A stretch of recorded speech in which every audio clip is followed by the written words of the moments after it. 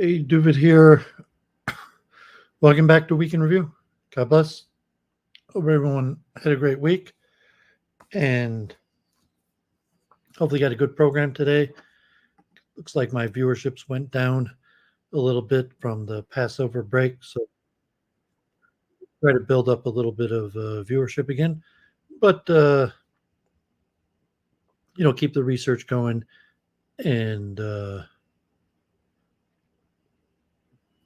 keep talking about the situation in Israel. And we'll see about conversations or anything. So I don't know, Spirit of New Orleans. I don't know if that's John Wolfe. The news, the helicopter crash in Iran. So big news: the Iranian president's missing. Helicopter crash. No one knows where he is, what's happening. So you will see what happens with that. I'm not sure if they'll have geopolitical implications. I think the president was thought to be a moderate relatively to some of the previous hardliners. And the president, how much power they have, or the replacement. But we'll see what happens with that. So I'm going to keep on moving forward with my research. I've had this research also all the way from last summer, almost a year, like 8 months, and I've been sitting on it because it was caught up with the war and other things. And it's pretty intense. So today we'll look at the nature of talent and genetic talent. So last week we looked at this paper of hereditarianism and the study of hereditarianism. Is there pushback for studying it? Mostly related to like IQ and racial differences. But this week we'll be looking at talent and what they call the multi-factorial approach, which means that there's multiple factors that influence how a person comes to expertise, and one of those factors is genetics. So I'll put the link in the chat if anyone wants to talk. And also, I went to Ilan Pape here in Detroit, and I ended up going all 3 nights, and there were big crowds. I spoke to a lot of people. There was a lot of mostly Arabs. So, God forbid, not too many Jews. The first night they claimed there was as many as 1,000 people, although, it's unclear whether it was actually 1,000, but definitely like over 500 people showed up to Ilan Pape in Dearborn, which is the Arab area. So it's not surprising that that was the most, the biggest place where people showed up. And then Detroit, maybe like 200 people showed up, and another 200-300 people showed up in Ferndale the last night. And probably less than 10% of the people who showed up were Jews. So you can see kind of the most important audience to reach is the most hesitant. Ilan Pape is known as a dissident, an extreme anti-Zionist, but one of the original new historians that reanalyzed what was happening in the Nakba 1948, 1967. And in terms of the conflict now, he's also kind of a full-fledged anti-Zionist activist. So I shook his hands. I got to chat with him a little bit. And so let me do the screen share. And when I start the Israel section, I'll talk a little bit more about Ilan Pape. So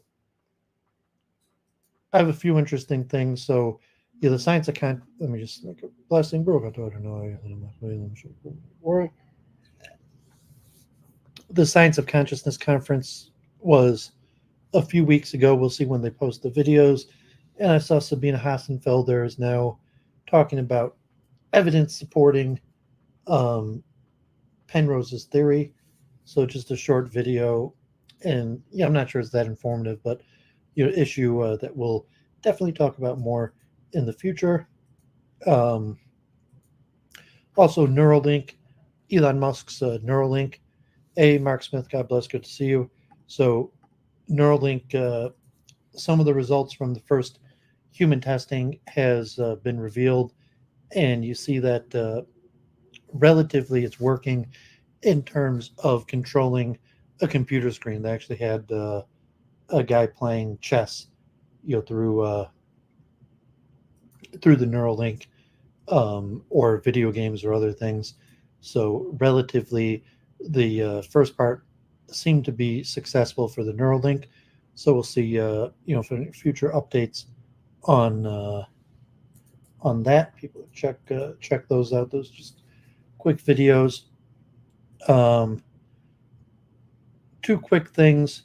One thing was this Media Matters study on Tradwifes, and you're basically saying that mostly men watch the Tradwife content, and then something about demographics in Metro Detroit, some racial data. So let's look at the Detroit one first. And I was up early in the morning today, so I had a little bit of a headache. And Eastern Market, uh, once a year, the weekend after Mother's Day, they have Eastern Market, the farmers market in Detroit, as what's called Flower Day, and hundreds of mega vendors from hundreds of miles away come in and have huge amounts of flowers, and good selections, and the price is substantially cheaper. So I bought like $250 worth of flowers and got some pots and a lot of begonias and some of the other stuff that are a tad bit more expensive.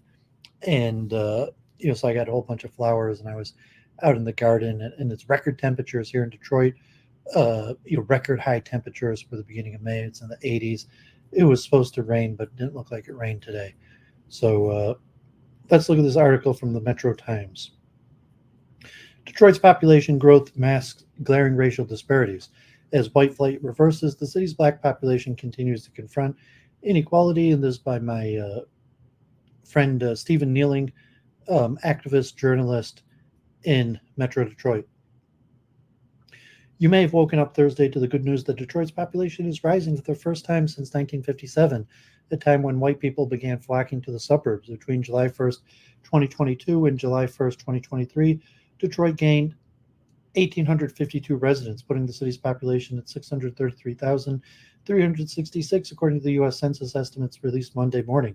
Detroit is now ranked the 26th most populated city in the U.S., leapfrogging Memphis, Louisville, and Portland. While population gains are a positive sign for any city, the growth in Detroit is far more nuanced and complicated than a single estimate can reveal. Between 2000 and 2020, Detroit lost about 295,000 black residents, or 37.4% of its African American population. No other city has lost more black residents. Meanwhile, Detroit's white population grew by more than 5,100 between 2010 and 2020. Black people now account for 77.2% of the city's overall population, compared to 82.2% in 2010, when Detroit had the highest percentage of black residents in the country. You can see the growth in the pricey lofts and condos that are now cropping up in Midtown, downtown Corktown, Brush Park, and Cas Corridor, and the riverfront. At the same time, the disproportionate number of black residents are living in neighborhoods dominated by blight, abandonment, and crime. The number of middle-class neighborhoods in Detroit shrunk from 22 in 2010 to 11 in 2020, leaving longtime residents with fewer options to find a decent place to live. The areas where white people are flocking are getting more expensive, displacing black businesses and residents. While the latest census information doesn't break down data by race, it is difficult to imagine that the black population suddenly began to rise. As part of the series Metro Time published last year about the growing racial and economic disparities in Detroit, we talked to black residents who fled the city and asked them why they left. Overwhelmingly, they said they couldn't find decent paying jobs in the city. By contrast, white newcomers are disproportionately getting employed by high paying businesses. Over the last decade, the median income of white Detroiters rose 60%. For black Detroiters, the increase was 8%, according to the Detroit Future City, a think tank that develops strategies for a more equitable city. The average income of a white Detroiter is $46,650, compared to $32,290 for a black resident. The unemployment rate for black Detroiters is 1.5 times higher than white residents. In a recent report, Detroit Future City found that Metro Detroit's fastest growing, well-paying jobs are disproportionately going to white workers. Around about 16% of black workers in the region are in so-called growth occupations, compared to 26% of white workers. Jobs are considered growth occupations if they are growing at the same or higher rate than the region as a whole, pay at least a middle class salary, have increased wages between 2014 and 2019, and employ at least 300 people. Most of the jobs pay more than $73,000 a year. What we're seeing pretty consistently, unfortunately, is that the highest growth for Detroiters in terms of a workforce is lower wage jobs, which means the jobs you would think of as middle wage or higher wage are not being occupied by Detroiters. Anika Gass, CEO of Detroit Future City, told Metro Times in May 2023 that jobs are either going to the people who are moving here from other places or suburbanites. They are not Detroiters. Black Detroiters are also more likely to be denied mortgages regardless of the income level. Higher income black residents, for example, were denied a loan at a higher rate than moderate income white applicants. In the news released Thursday morning, Mayor Mike Duggan tried to make the case that black Detroiters are getting more opportunities.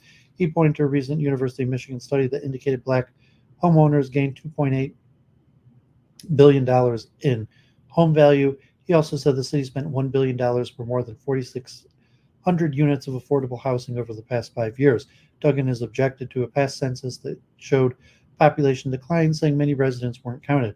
We have known for some time that Detroit's population has been growing, but this is the first time the U.S. Census Bureau has confirmed it in its official estimate. Duggan said Thursday, the day is for the Detroiters who stayed and for everyone who has put forward the hard work to make Detroit a great place to live. Despite the good news about Detroit's overall population growth, much work still needs to be done to address a future for black residents. As a result of the iniquities, many black children are facing long odds of succeeding later in life. More than half of the city's black children live in poverty. About 20% of the young adults who grow up in poverty end up poor in their 20s, according to the National Center for Children in Poverty. Detroit's black population grew exponentially in the early and mid-1900s, lured by the bustling auto industry, but those fleeing Jim Crow laws in the U.S. South found themselves in similar situations in Detroit, largely relegated to substandard homes and segregated overpopulated neighborhoods. In the 1950s, when Detroit's population peaked at nearly 2 million, Mayor Albert Cobo campaigned on the platform of Negro removal, a pledge to force black people out of predominantly white neighborhoods and deny federal funding for black housing projects. In the mid-1950s, the construction of highways decimated the city's historic black communities, Black Bottom and Paradise Valley. By the time the federal civil rights laws banned racial discrimination in the 1960s, white people were fleeing the city for the suburbs, and the jobs followed, leaving behind a majority black population that lacked the resources to thrive.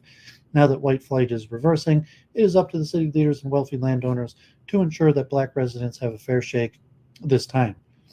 So props to Steve Neavling for that article. It's probably relatively common across the country. God forbid, important, so John Wolfe, we talked on MobTube about some of these factors, probably similar in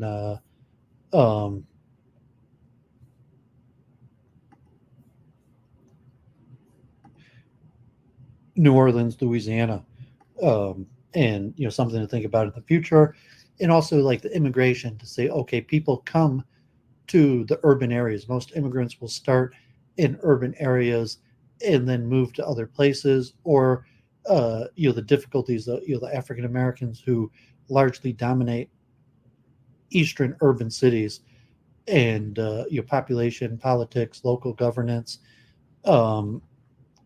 but still face some economic, educational difficulties. So topic we'll return to in the future. Okay, so here, there's an article about this in the New York Times, and it came from Media Matters, and this one was a little bit interesting thing too. If you think like the rise of Andrew Wilson, Nicholas Fuentes, and the search for Tradwife. So are the Tradwifes actually there? And the few people who are Tradwife influencers, are they actually like a repository of women wanting a traditional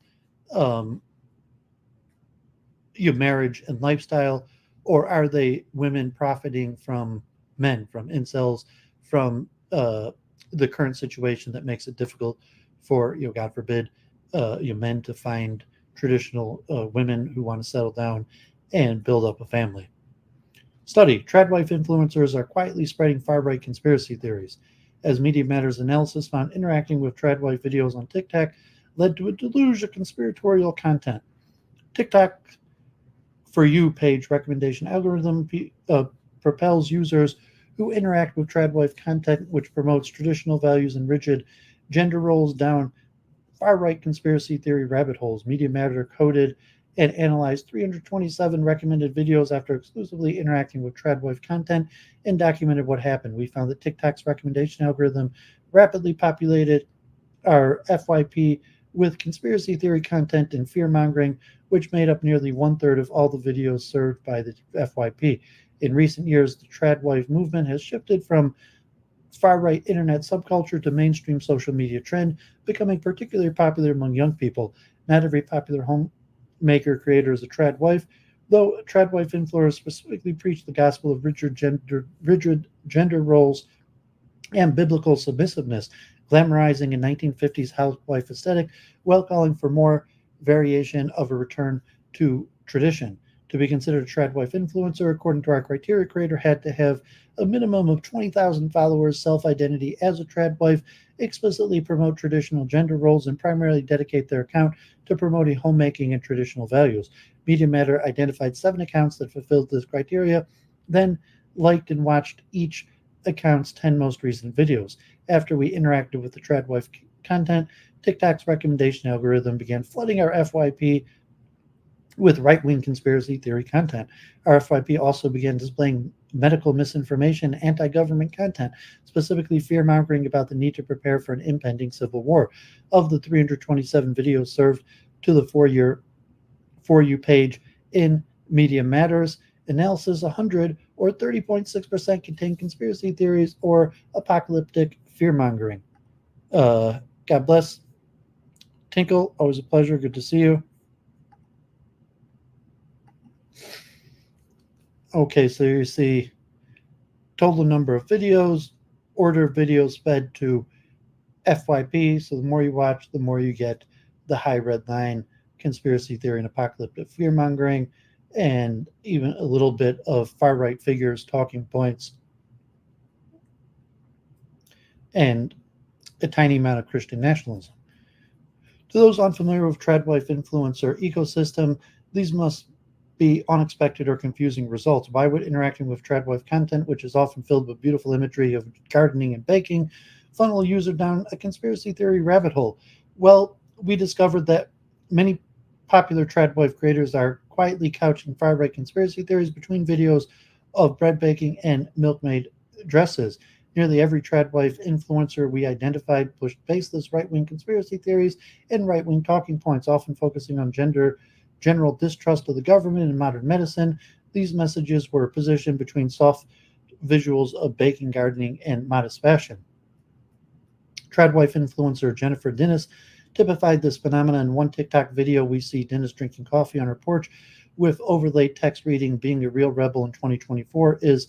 Several baking and gardening clips follow under more superimposed text that answers taking sovereignty over your health and food sources and not relying on the government for either. Dennis has uploaded a number of videos with similar messaging using hashtags such as conspiracy, raw milk, and off-grid. Her account on X, formerly Twitter, is more overtly extreme, with posts suggesting that the sun does not cause skin cancer, defending Andrew Tate, and blaming his arrest on the Matrix, and describing the worldwide pride festivals as full of mentally ill people and groomers. A social media landing page to Dennis's TikTok directs users to PragerU Kids, an offshoot of right-wing propaganda organization PragerU.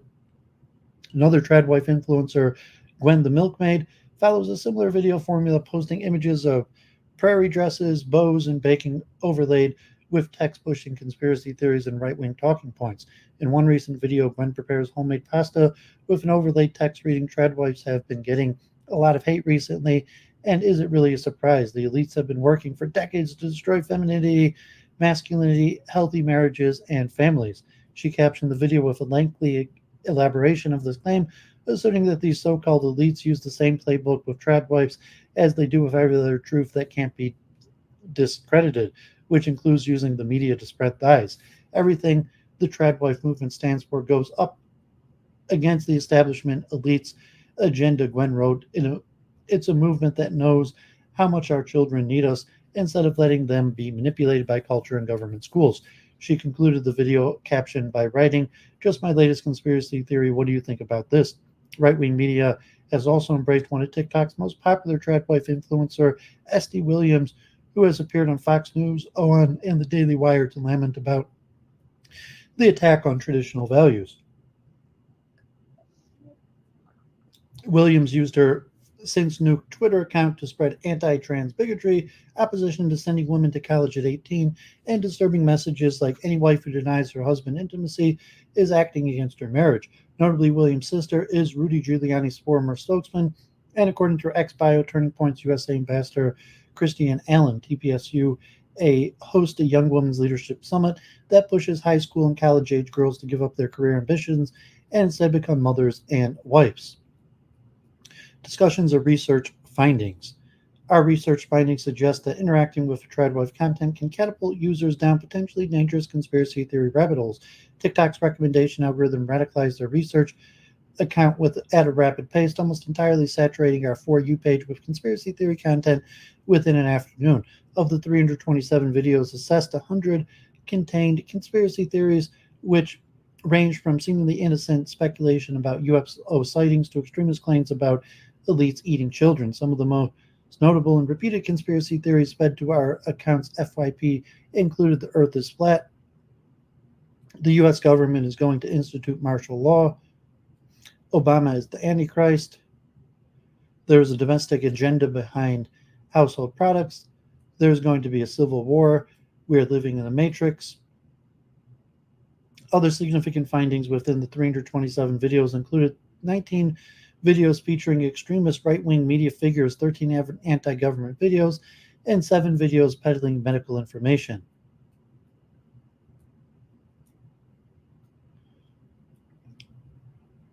Okay, so a little bit on the methodology. So I thought that was minorly interesting. And there was a book a few years ago about, kind of like former models becoming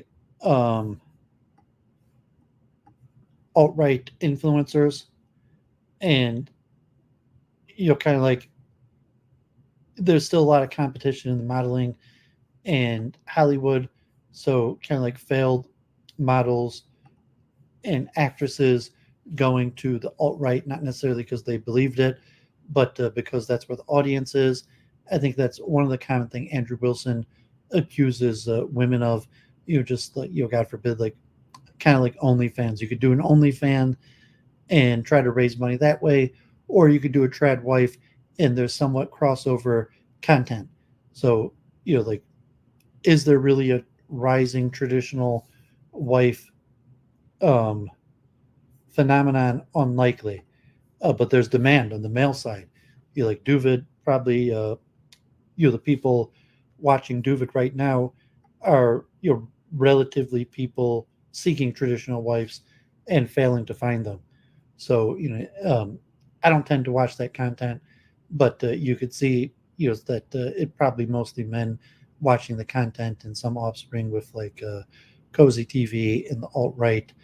And maybe some of the women are, so to say, legitimate, idealistic, and a lot of them are just capitalizing.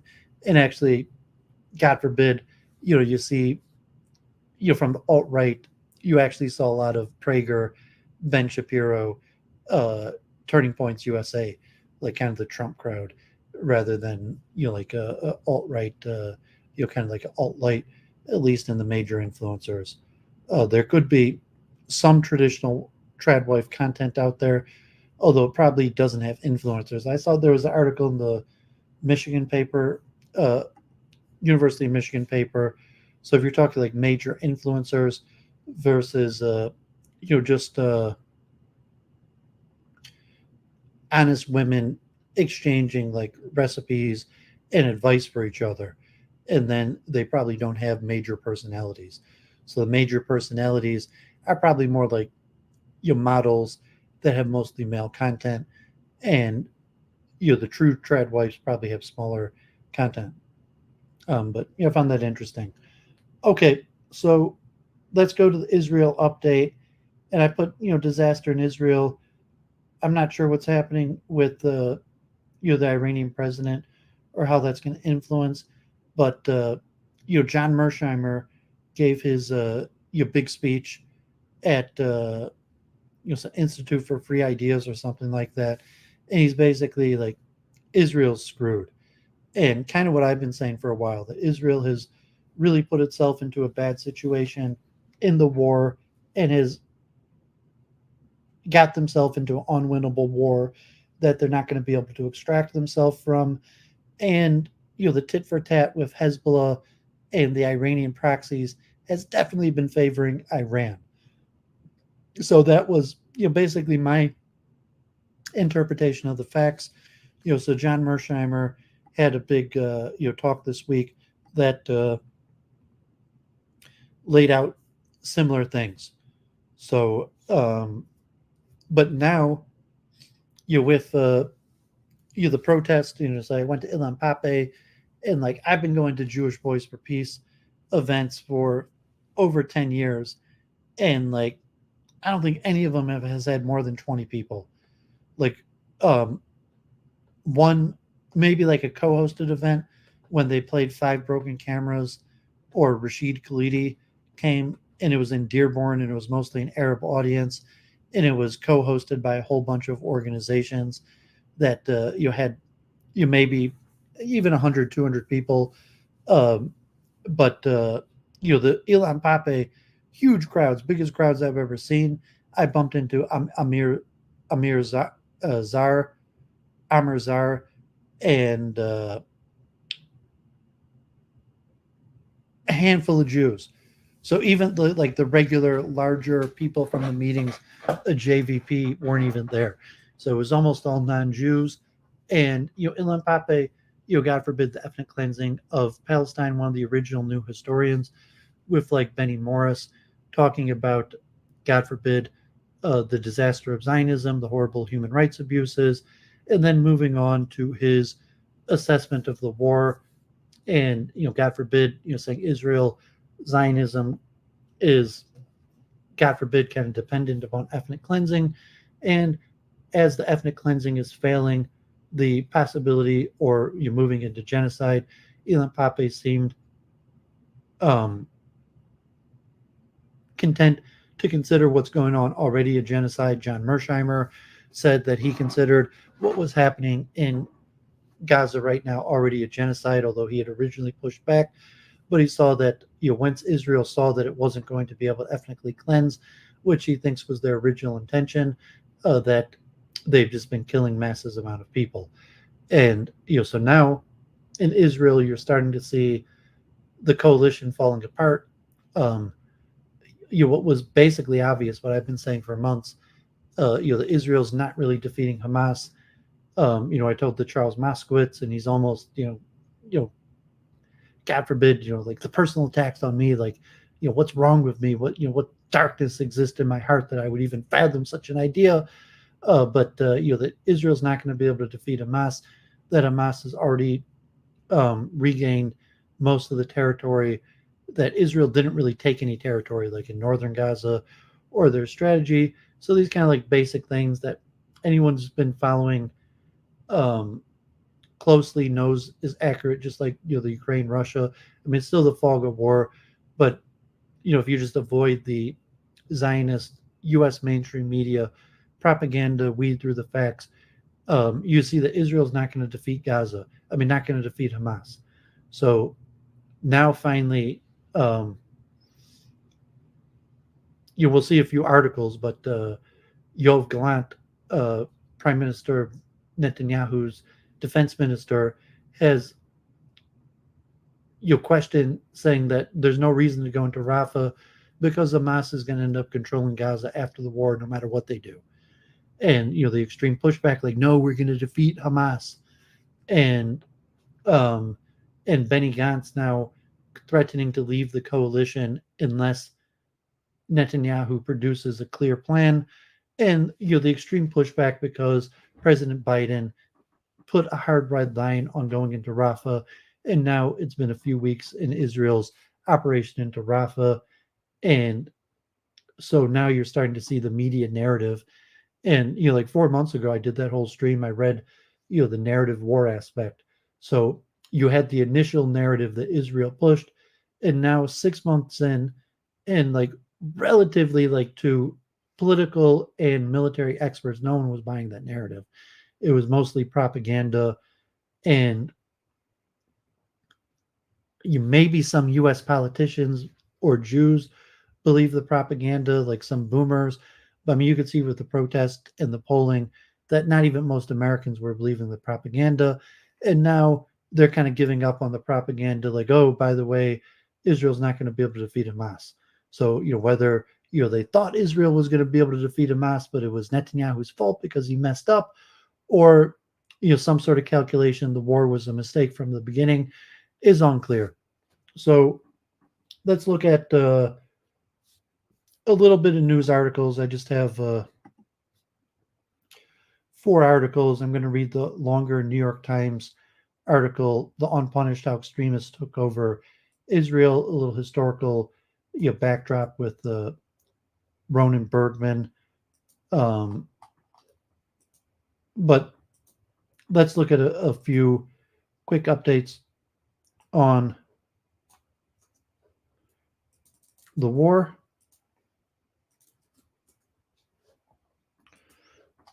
Political spat between Netanyahu and Gallant reflects their power struggle.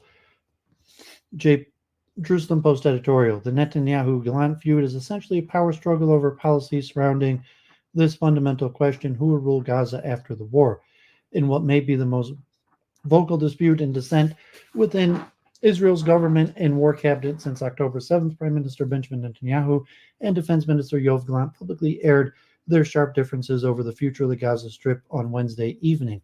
At a news conference in the Kiryat, Israel's military headquarters, broadcast on TV and radio channels, Gallant called on Netanyahu to publicly rule out future Israeli rule over Gaza and instead work to establish an alternative to Hamas with international support, while reiterating the government's goals of defeating Hamas and returning the hostages. Gallant said that these must be complemented by steps to lay the groundwork for post-war Gaza.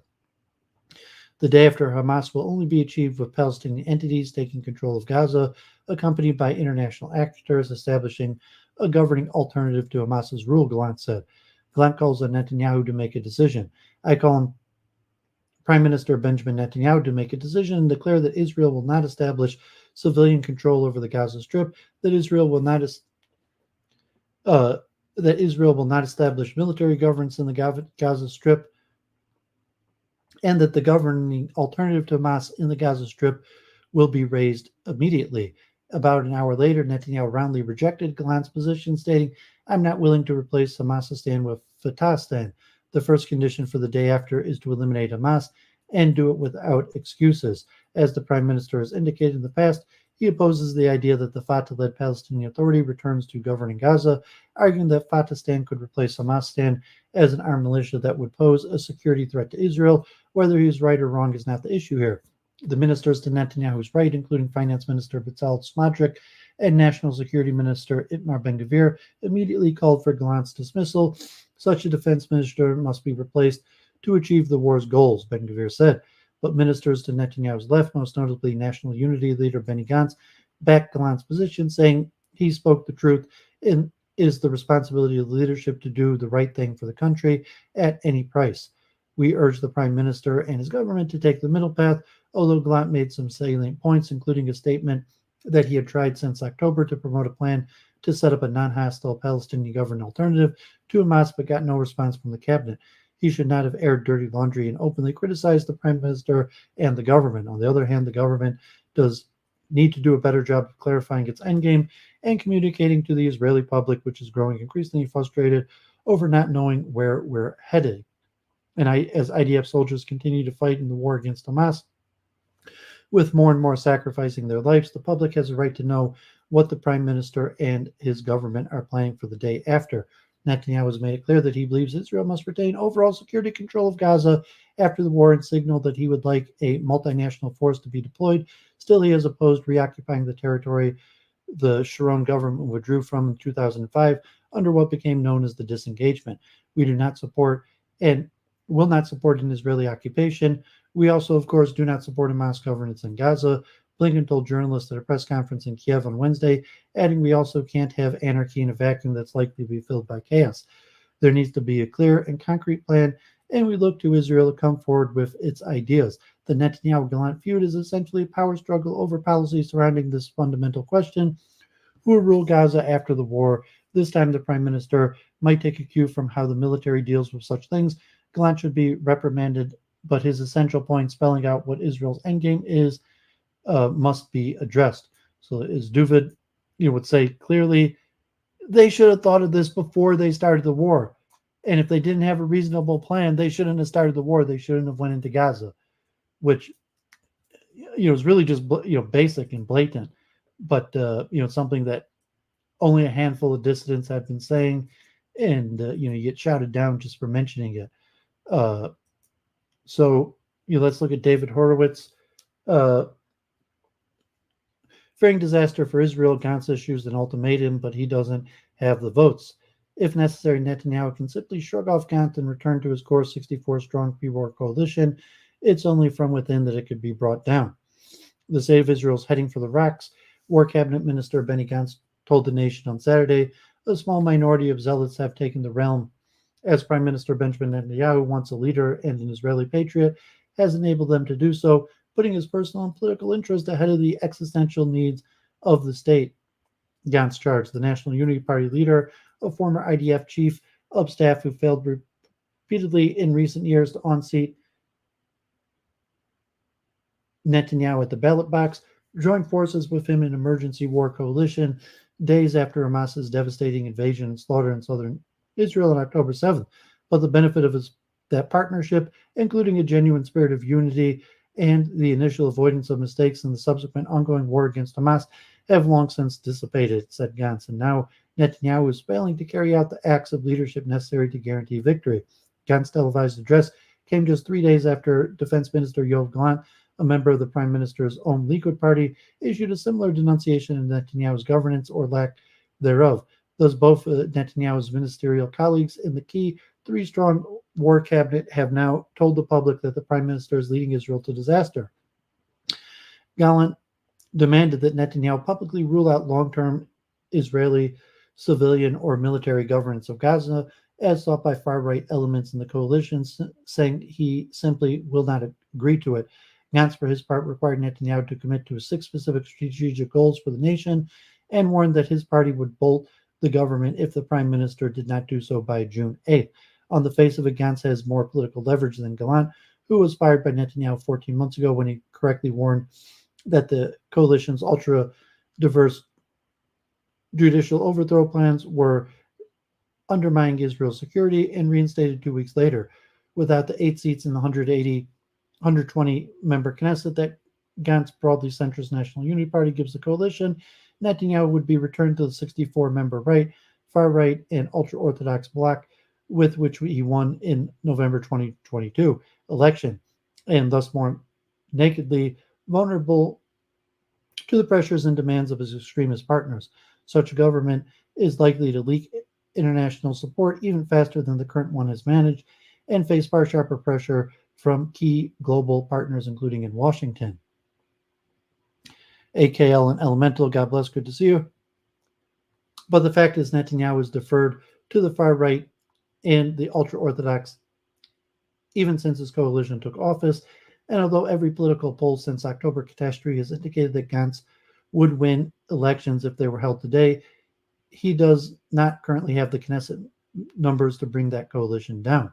Gantz's 6 strategic demands would be near impossible for Netanyahu to approve, even if he wanted to, and the prime minister has long made plain that he doesn't want to. Gantz requires him, for instance, to commit to a potential normalization with Saudi Arabia, but this is conditioned by the Saudis on at least some headway towards Palestinian statehood, and were Netanyahu to go along with it, he would lose the 2 far-right parties led by Itamar Ben-Gvir and Bezalel Smotrich.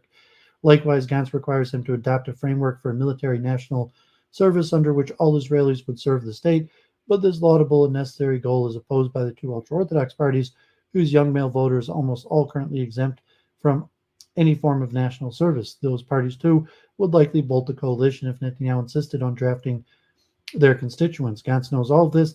He knows that Netanyahu can simply ignore his ultimatum and continue to favor the far right and ultra Orthodox parties. And thus, for the earnest sincerity and urgency with which he delivered his ultimatum and his genuine fears for the destiny of the nation, and Israel is deeply embroiled in Gaza with its hostages still in Hamas's hand, that is facing escalation with Hezbollah across the northern border, and that is hemorrhaging global empathy and partial support in almost every sphere. He gave Netanyahu 3 full weeks to try to sort things out. Otherwise, he'll be forced to leave the government, he said, with as much conviction as he could muster. Maybe he'll go through with the threat, maybe he won't. Netanyahu will depict him as undermining the war effort rather than seeking to save the country, can move on regardless. And thus, it could well be that Gantz's ostensibly dramatic ultimatum that Netanyahu can fix things by June 8th is, if anything, a less potent threat than Gallant's declaration that he personally won't accept the prime minister's insistent indecision and kowtowing to the coalition's extremists. Netanyahu will continue to hold Israel's destiny in his grasp until the Knesset arithmetic changes, and that won't happen unless somewhere in the core 64-strong coalition bloc, a handful of MKs heed the dire warnings issued first by Gallant, one of their own, and recognize that under Netanyahu, the ship of state is indeed heading for the rocks. Okay, God forbid. So, elemental, God bless. So, see, I titled this Disaster in Israel, and it really is impending disaster. The current situation of the war is unclear where it's going. John Mearsheimer, interpretation similar to Duvid, recommend people watching that if they're, interested. And how is Israel going to extract itself from the situation? So you hear the Allgemeyer, kind of right-wing, pro-Zionist religious paper. Is it possible to destroy Hamas? Experts weigh in as U.S. rhetoric shifts. So, relatively, like, God forbid it's 7 months into the war. It's almost 8 months into the war. God forbid the war. God forbid it's been going on for almost 8 months. And now Israel is just kind of, the experts are just saying, like, you're probably not actually going to be able to defeat Hamas. And, God forbid, so the narrative shift, God forbid. Is it possible to destroy Hamas? Experts weigh in on the U.S. rhetorical shifts. Amid a shift in rhetoric among U.S. officials regarding Israel's ability to destroy Hamas, there's been growing uncertainty about whether that war aim is feasible. According to the experts who spoke with Allgemeyer, Israel can remove the Palestinian terrorist group from power in Gaza, although efforts by the Biden administration and the international community more broadly to halt Israeli military operations have hurt that effort. However, the experts argued fully eradicating Hamas from the coastal enclave will be nearly impossible at this point. Recent comments from top officials in the U.S. State Department have suggested that the Biden administration has an evolving view of Israel's ability to destroy Hamas, which rules Gaza. On Monday, U.S. Deputy Secretary of State Kurt Campbell said that it does not seem likely Israel will be able to achieve total victory, in the parlance of Israeli Prime Minister Benjamin Netanyahu, over Hamas. In some respect, we are struggling over what their theory of victory is, he said. I don't think we believe that total victory is likely or possible, and that this looks a lot like a situation that we have found ourselves in after 9/11, where after civilian populations had been moved and lots of violence, insurrections continue.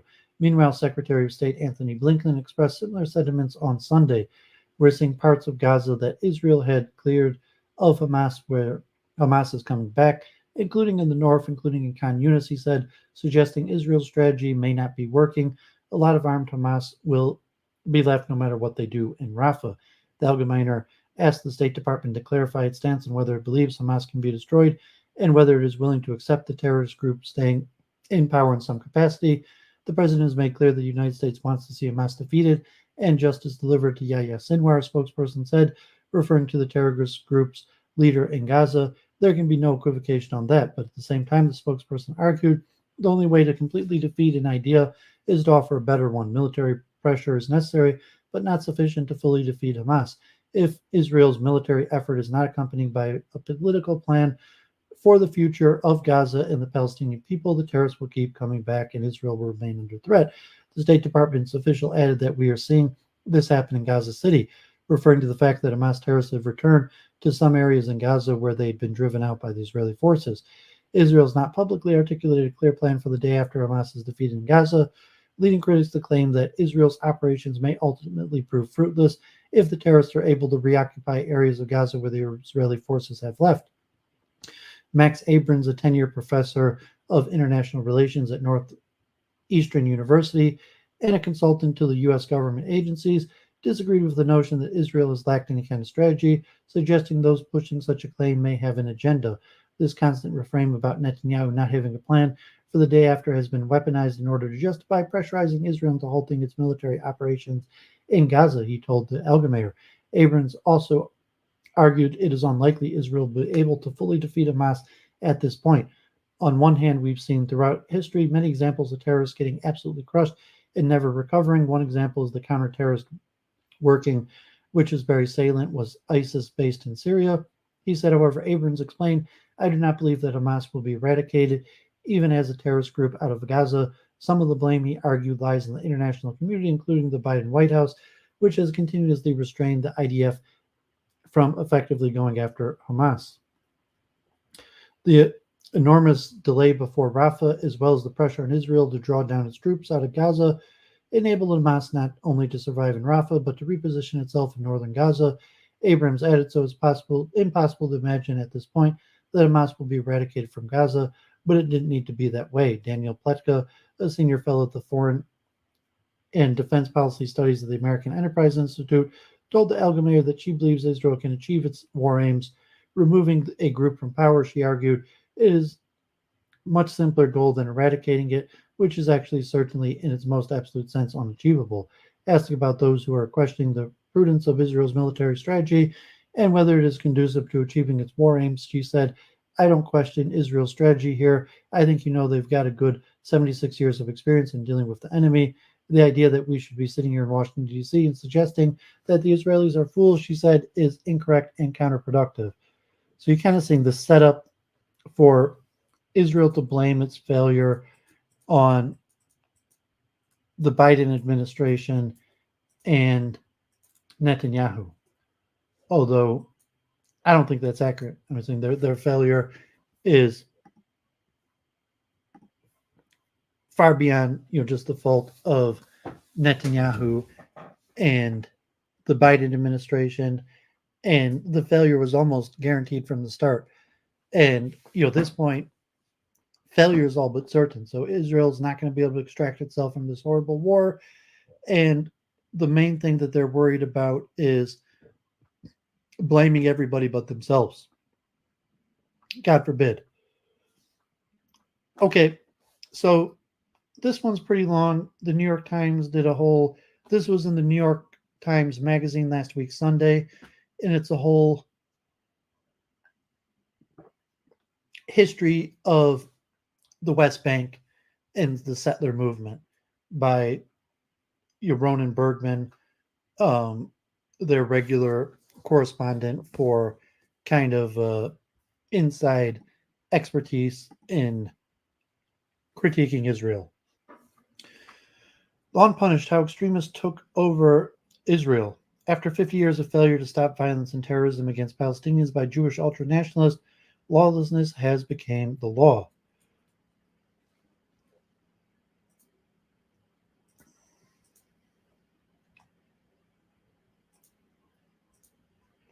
This story is told in three parts. The first documents the unequal system of justice that grew around Jewish settlements in Gaza and the West Bank. The second shows how extremists targeted not only Palestinians but also Israeli officials trying to make peace. The third explores how this movement gained control of the state itself. Taken together, they tell the story of how radical ideology moved from the fringes to the heart of Israeli political power. Part 1, Impunity. By the end of October, it was clear that no one was going to help the villagers of Kirbet Zanuda, a tiny Palestinian community, some 150 people perched on a windswept hill in the West Bank near Hebron. It had long faced threats from the Jewish settlers who had steadily encircled it, but occasionally harassment and vandalism in the days after October 7th Hamas attacks escalated into beatings and murder threats. The villagers made appeal after appeal to the Israeli police and to the ever-present Israeli military, but their calls for protection went largely unheeded, and the attack continued with no consequences. So one day the villagers packed what they could, loaded their families into trucks, and disappeared. So, God forbid, it took the Times an hour, 38 minutes to read this, but I'll probably read in 30 minutes.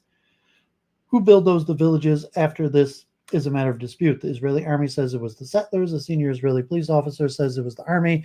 Either way, soon after the villagers left, little remained of Kirbet Zanuda besides the ruins of a clinic and an elementary school.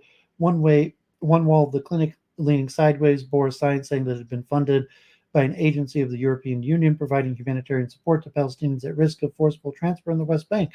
Near the school, someone had planted a flag of Israel and another kind of announcement, "This is Jewish land now." Such violence over the decades in places like Kirbet Zanuda is well documented, but protecting the people who carry out that violence is the dark secret of Israeli justice. The long arc of harassment, assault, and murder of Palestinians by Jewish settlers is twinned with a shadow history, one of silence, avoidance, and abatement by Israeli officials. For many of those officials, it is Palestinian terrorism that most threatens Israel. But in interviews with more than 100 people, current and former officers in the Israeli military, the National Israeli Police, and the Shin Bet Domestic Security Services, high-ranking Israeli political officials, including 4 former prime ministers, Palestinian leaders, and activist Israeli human rights lawyers, American officials charged with supporting the Israeli-Palestinian partnership, we found a different and perhaps even more deep stabilizing threat, a long history of crime without punishment. Many of those officials now say threatens not only Palestinians living in the occupied territories, but also the state of Israel itself. Many of the people we interviewed, some speaking anonymously, some speaking publicly for the first time, offered an account not only of Jewish violence against Palestinians dating back decades, but also an Israeli state that has systematically, increasingly ignored the violence. It is an account of sometimes criminal nationalistic movement that has been allowed to operate with impunity and gradually move from the fringes to the mainstream of Israeli society. It is an account of how voices within the government that objected to the condoning of settler violence were silenced and discredited, and it is a blunt account told for the first time by Israeli officials themselves of how the occupation came to threaten the integrity of this country's democracy. How we reported this article. The reporters spent years interviewing more than 100 former and current Israeli government officials, including 4 former prime ministers, scored secret government documents, and reported from Jerusalem, Tel Aviv, the West Bank, and Washington. Natan Odenheimer, who contributed reporting from Israel and the West Bank, also obtained documents about how ultra-nationalist crimes went unpunished. The interviews, along with classified documents written in recent months, reveal a government at war with itself. One document describes a meeting in March with Major General Yehuda Fox, the head of Israel's Central Command responsible for the West Bank, gave a withering account of the efforts by Bezalel Smotrich, an ultra-right leader, and the official and Prime Minister Benjamin Netanyahu's government with oversight over the West Bank to undermine law enforcement in the occupied territory. Since Smotrich took office, Fox wrote, the effort to clamp down on illegal settlement construction has dwindled to the point where it has disappeared. Moreover, Fox said Smotrich and his allies were thwarting the very measures to enforce the law that the government had promised Israeli courts it would take. This is a story pieced together and told in full for the first time that leads to the heart of Israel, but it begins in the West Bank in places like Kirbet Zanuda. From within the village's empty ruins, there is a clear view across the valley to a tiny Jewish outpost called Midtown Farm. Built in 2021, the farm has become a base of operations for settler attacks led by Yanon Levy, the farm's owner. Like so many of the Israeli outposts that have been set up throughout the West Bank in recent years, Midtown Farm is illegal. It is illegal under international law, which most experts say don't recognize Israeli settlements on occupied land. It is illegal under Israeli law, like most settlements built since the 1990s.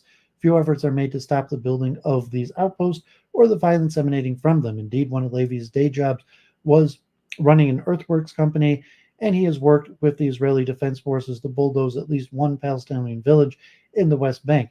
As for the victims of that violence, they face a confounding and defeating system when trying to get relief. Villagers seeking help from the police typically have to file a report in person in an Israeli police station, which in the West Bank are almost exclusively located inside the settlements themselves. After getting through security and to the station, they sometimes wait for hours for an Arabic translator only to be told that they don't have the right paperwork or sufficient evidence to submit a report. As one senior Israeli military official told us, the police exhaust Palestinians so they won't file complaints.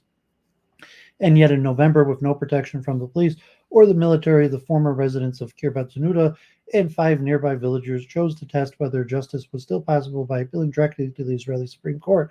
In a petition, lawyers for the village from Hakwel, an Israeli human rights organization, argued that days after the October 7th attack, a raiding party that included settlers and Israeli soldiers assaulted village residents, threatened murder, and destroyed property throughout the village. They stated that the raid was part of a mass transfer of ancient Palestinian communities, one in which settlers working hand in hand with soldiers are taking advantage of the current war in Gaza to achieve the long-standing goal of cleansing parts of the West Bank, aided by the sweeping and unprecedented disregard of the state and his de facto consent to the massive acts of deportation. The Supreme Court agreed to hear the case, and the relief of the villagers are seeking that the law be enforced might seem modest, but our reporting reveals the degree to which decades of history are stacked against them. After 50 years of crime without punishment, in many ways the violent settlers in the state have become one. Separate and unequal. The devastating Hamas attack on Israel on October 7th, ongoing crisis of the Israeli hostages, and the grinding Israeli invasion, the bombardment of the Gaza Strip that followed may have refocused the world's attention on Israel's ongoing inability to address the question of Palestinian autonomy, but it is in the West Bank where the corrosive long-term effects of the occupation on Israeli law and democracy are most apparent. A sample of 36 cases in the months since October 7th showed the startling degree to which the legal system has decayed. In all the cases involving misdeeds as diverse as stealing livestock in assault or in arson, not a single suspect was charged with a crime. In one case, a settler shot a Palestinian in the stomach while an Israeli Defense Forces soldier looked on, yet the police questioned the shooter for only 20 minutes and never as a criminal suspect, according to an internal Israeli military memo. During our review of the case, we listened to the recordings of Israeli human rights activists calling the police to report various crimes against Palestinians. In some of these recordings, the police refused to come to the scene, claiming they didn't know where the villages were. In one case, they mocked the activists as anarchists. A spokesman for the Israeli National Police declined to respond to the repeated queries about our findings. The violence and impunity in these cases demonstrate existed long before October 7th, and nearly every month before October, the rate of violent incidents was higher than during the same month in the previous year. And Yesh Den, an Israeli human rights group looking at more than 1,600 cases of settler violence in the West Bank between 2005 and 2023, found that just 3% ended in a conviction. Ami Ayalon, the head of the Shin Bet from 1996 to 2000, speaking out now because of his concern about Israel's systematic failure to enforce the law, says this singular lack of consequences reflects the indifference of the Israeli leadership going back years. The cabinet, the prime minister, he says, they signal to the Shin Bet that if a Jew is killed, that's terrible. If an Arab is killed, that's not good, but it's not the end of the world. Ayalon's assessment was echoed by many other officials. We interviewed Mark Schwartz, a retired American three-star general, was the top military official working at the United States Embassy in Jerusalem from 2019 to 21, overseeing international support efforts and the partnership between the Israel and Palestinian Authority. There's no accountability, he says, now of the long history of the settler crimes and heavy-handed Israeli operations in the West Bank. These things eat away at trust and ultimately the stability and security of Israel and the Palestinian territories. It's undeniable. So after the Arab-Israeli War of 1967, Israel controlled new territory in the West Bank, the Gaza Strip, the Sinai Peninsula, the Golan Heights, and East Jerusalem. In 1979, it agreed to return the Sinai Peninsula to Egypt. Hey, Mr. Boston, God bless.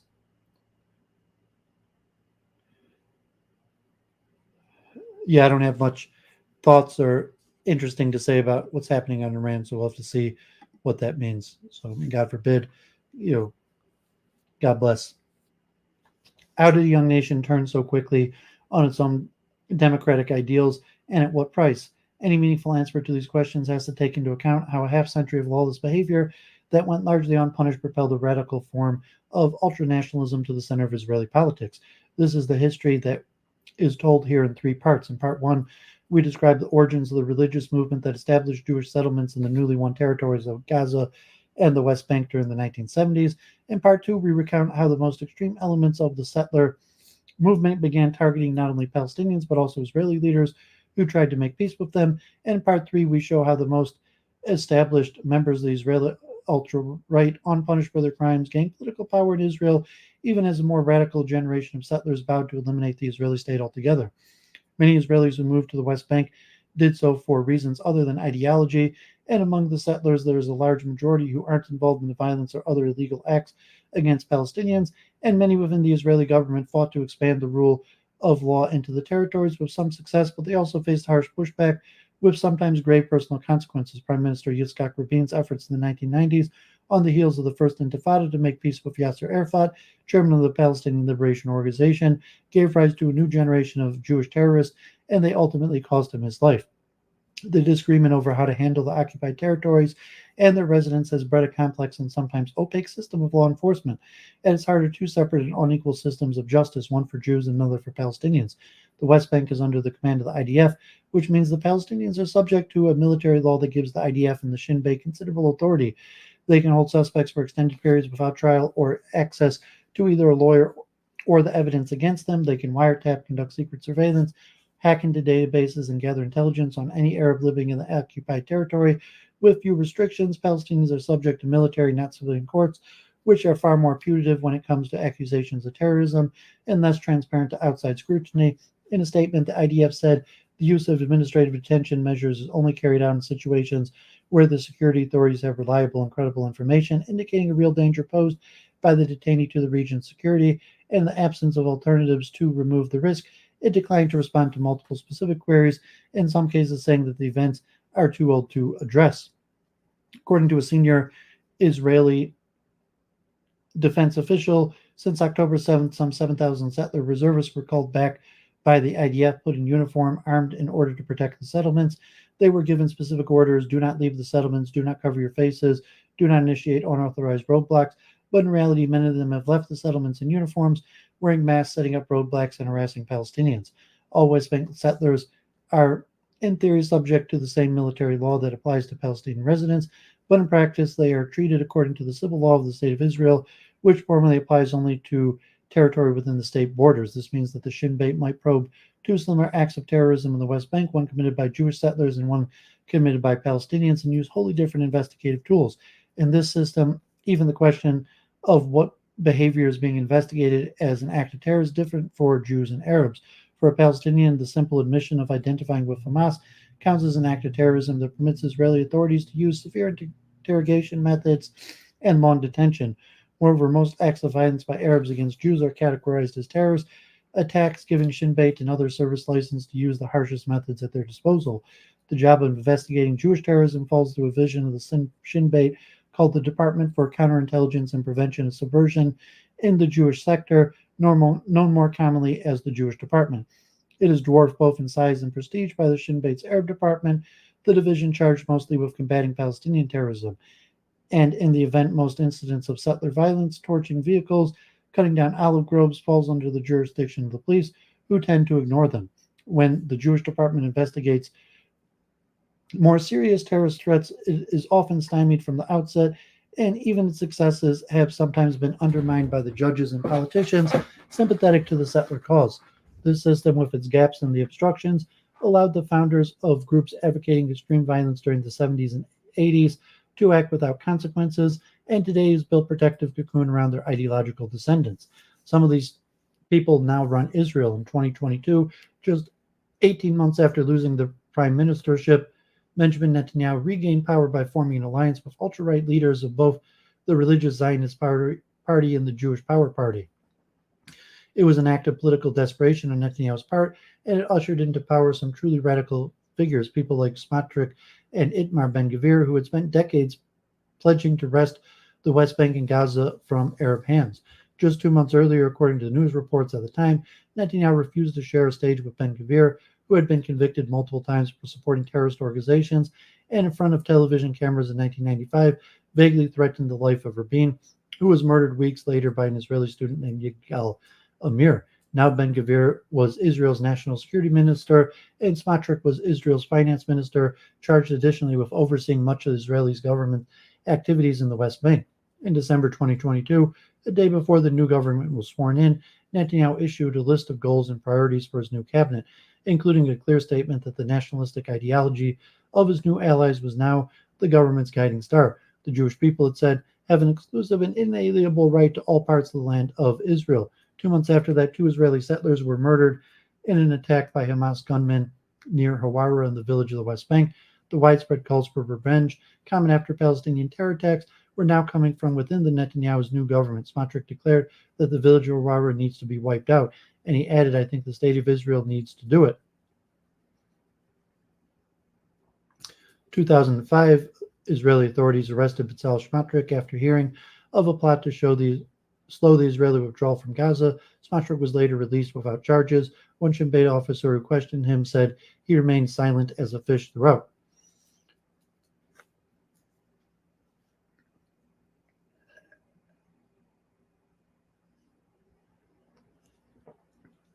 Okay, yeah, thanks for the updates, Mr. Boston. Feel free to update us in the chat. I'm going to continue reading. Birth of a movement.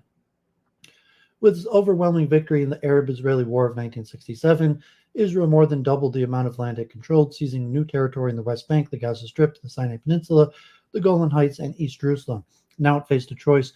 Would the new land become part of Israel or be bargained away as part of the future Palestinian state? To a cadre of young Israelis imbued with messianic zeal, the answer was obvious.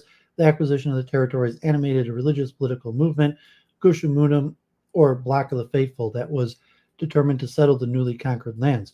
Gush Emunim followers believed that the coming of the Messiah would be hastened if, rather than studying holy books from morning to night, Jews settled the newly occupied territory. This was the land of Greater Israel, they believed, and there was a pioneering spirit among the early settlers. They saw themselves as direct descendants of the early Zionists who built farms and kibbutzim near Palestinian villages during the first part of the 20th century when the land was under British control.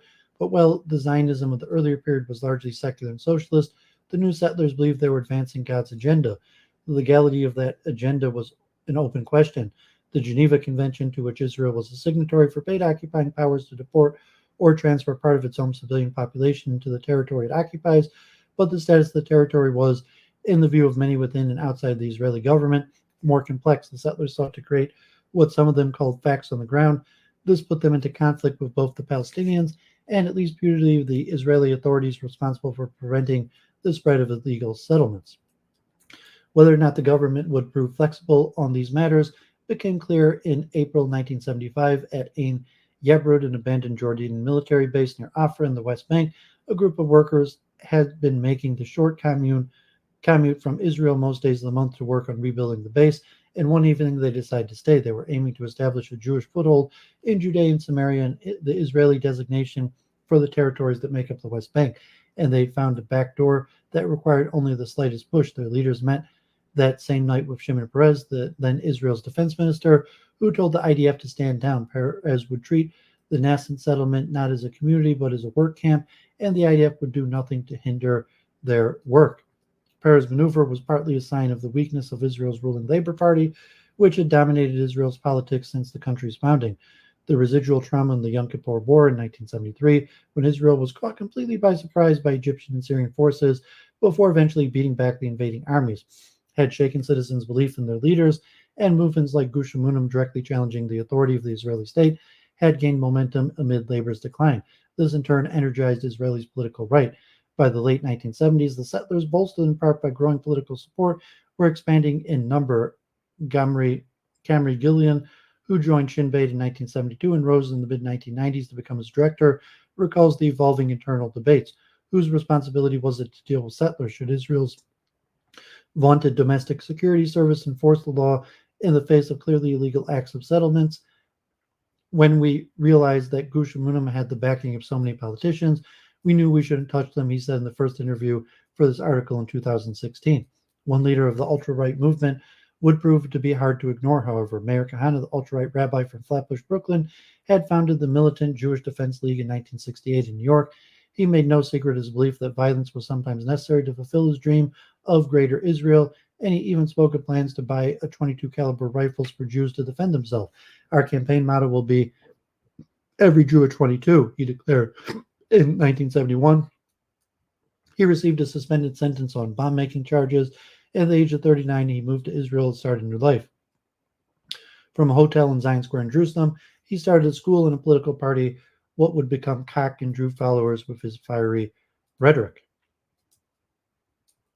Kana said he wanted to rewrite the stereotype of Jews as victims, and he argued in often vivid terms that Zionism and democracy are in fundamental tension. Zionism came into being to create a Jewish state. Kana said in an interview with the Times in 1985, 5 years before he was assassinated by a gunman in New York. Zionism declares that it's going to be a Jewish state with a majority of Jews, come what may. Democracy says no, if the Arabs are the majority, then they have the right to decide their own fate. So Zionism and democracy are at odds. I say clearly that I stand with Zionism. A buried report. In 1977, the Likud party led a coalition that, for the first time in Israeli history, secured a right-wing majority in the country's parliament. The Knesset, the party was headed by Menachem Begin, a veteran of the Irgun, a paramilitary organization that carried out attacks against Arabs and British authorities in Mandatory Palestine. The British colonial entity that preceded the creation of Israel, Likud, Hebrew for the alliance, was itself an amalgam of several political parties. Koch itself was still on the outside and would always remain so, but its radical ideas and ambitions were moving closer to the mainstream. Likud's victory came 10 years after the war that brought Israel vast amounts of new land, but the issue of what to do with the occupied territories is yet to be resolved. As the new prime minister, Begin knew that addressing the question would mean addressing the settlements. Could there be a legal basis for taking the land?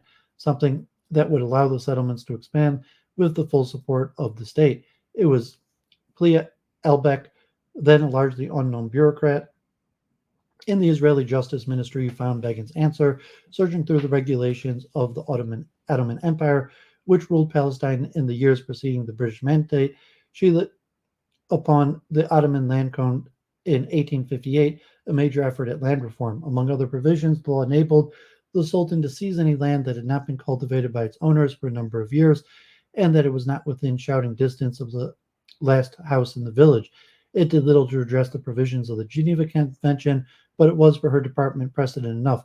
Soon Elbeck was riding in an army helicopter, mapping the West Bank and identifying plots of land that might meet the criteria of the Ottoman law.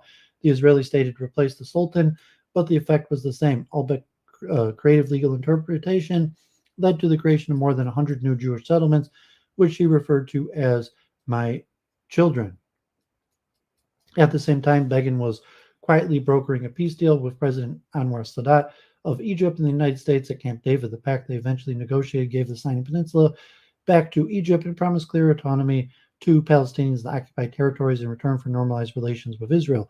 It would eventually win the two leaders a joint Nobel Peace Prize, but Gush Emunim and the other right-wing groups saw the accords as a shocking reversal. From this well of anger sprang a new campaign of intimidation.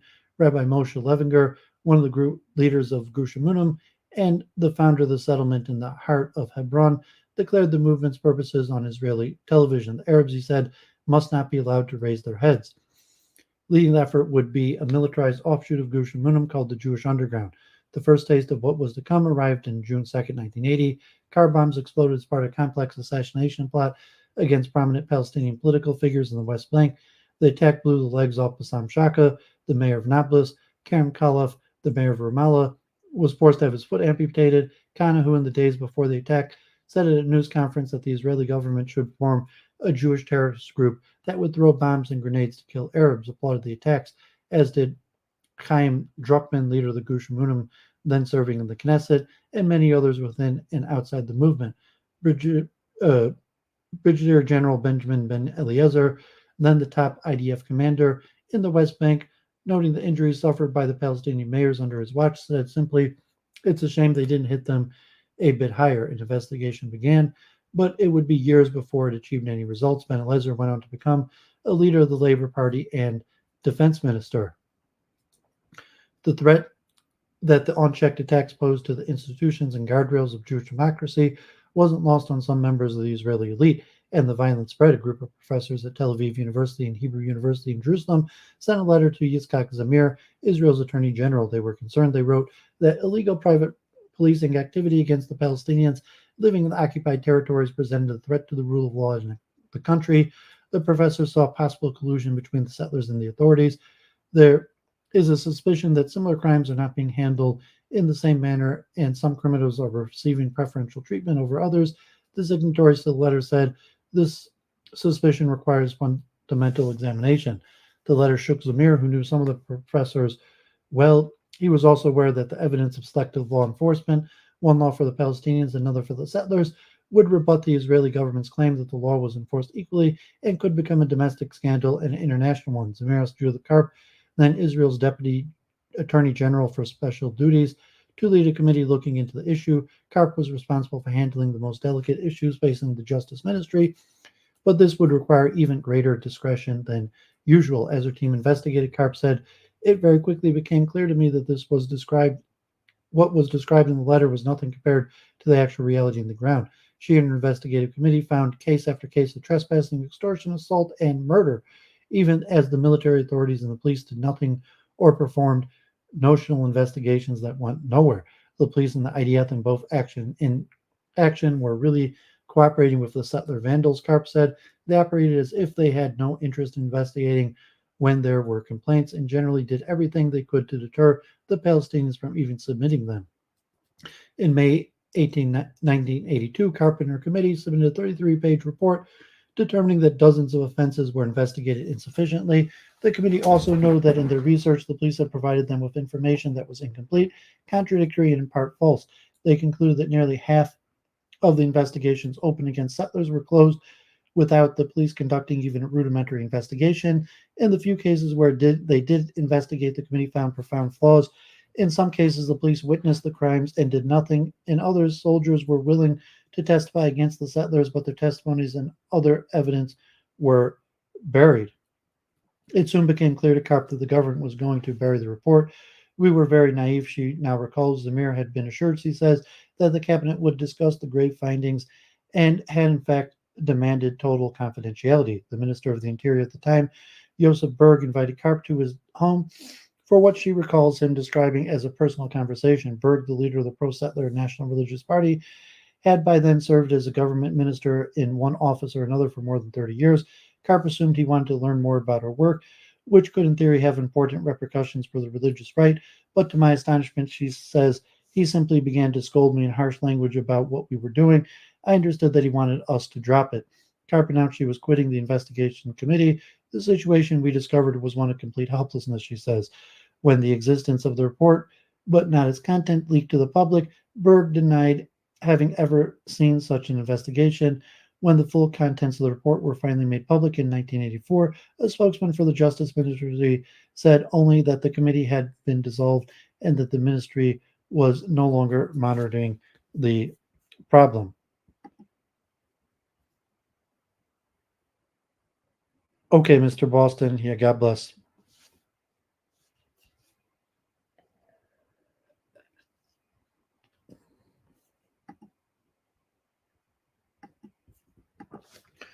A wave of violence.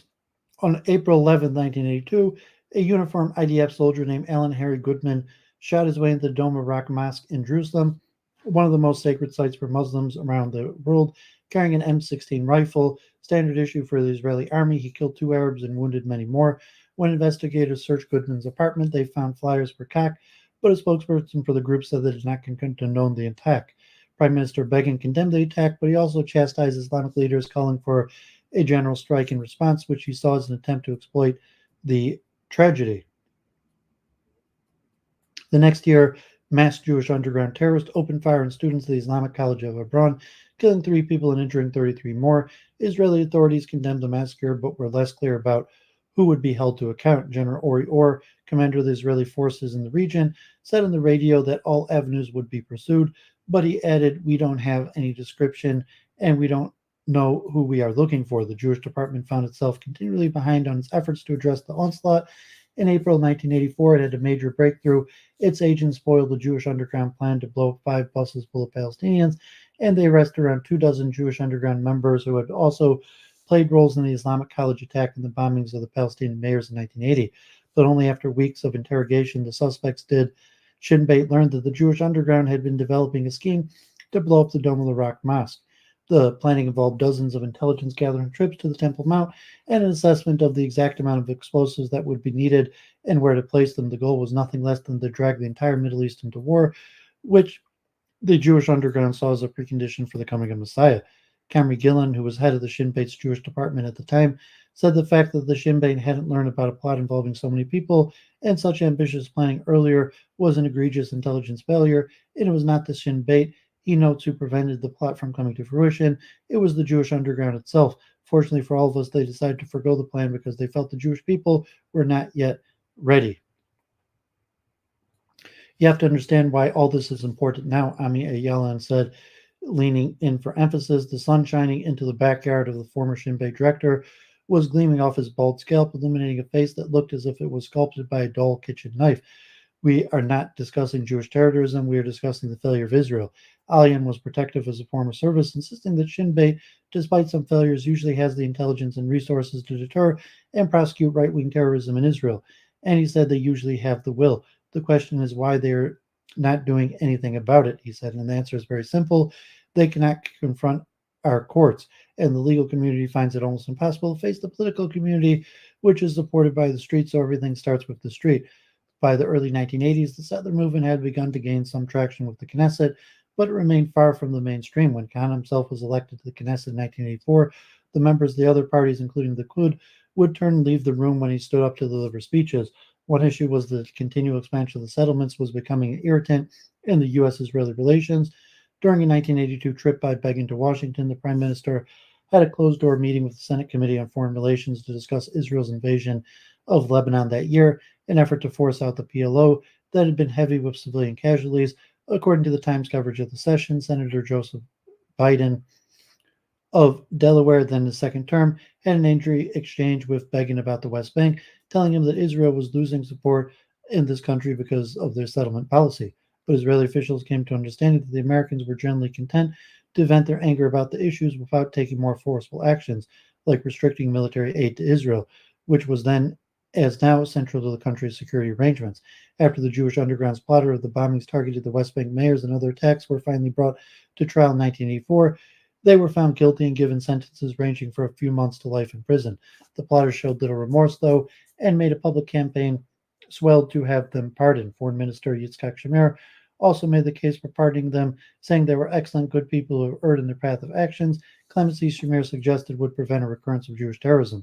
In the end, President Chaim Herzog, against the recommendation of Sinn Féin and the Justice Ministry, signed an extraordinary series of pardons and commutations for the plotters. They were released and greeted as heroes by the settler community, and some rose to prominent positions in the government and Israeli media. One of them, Uri Sharbov, now a leader in the settlement movement, was a speaker at a recent conference promoting the return of settlers to Gaza. In fact, nearly all of the Jews involved in the terror attacks against Arabs over the past decades have received substantial reductions in their prison time. Gillian, the head of the Jewish department, when some of these people were arrested, recalls the profound sense of injustice that he felt when they were released. But even more important, he says, was the question of what message the pardons conveyed to the public and to anyone who thinks about carrying out acts of terror against Arabs. Operational failure.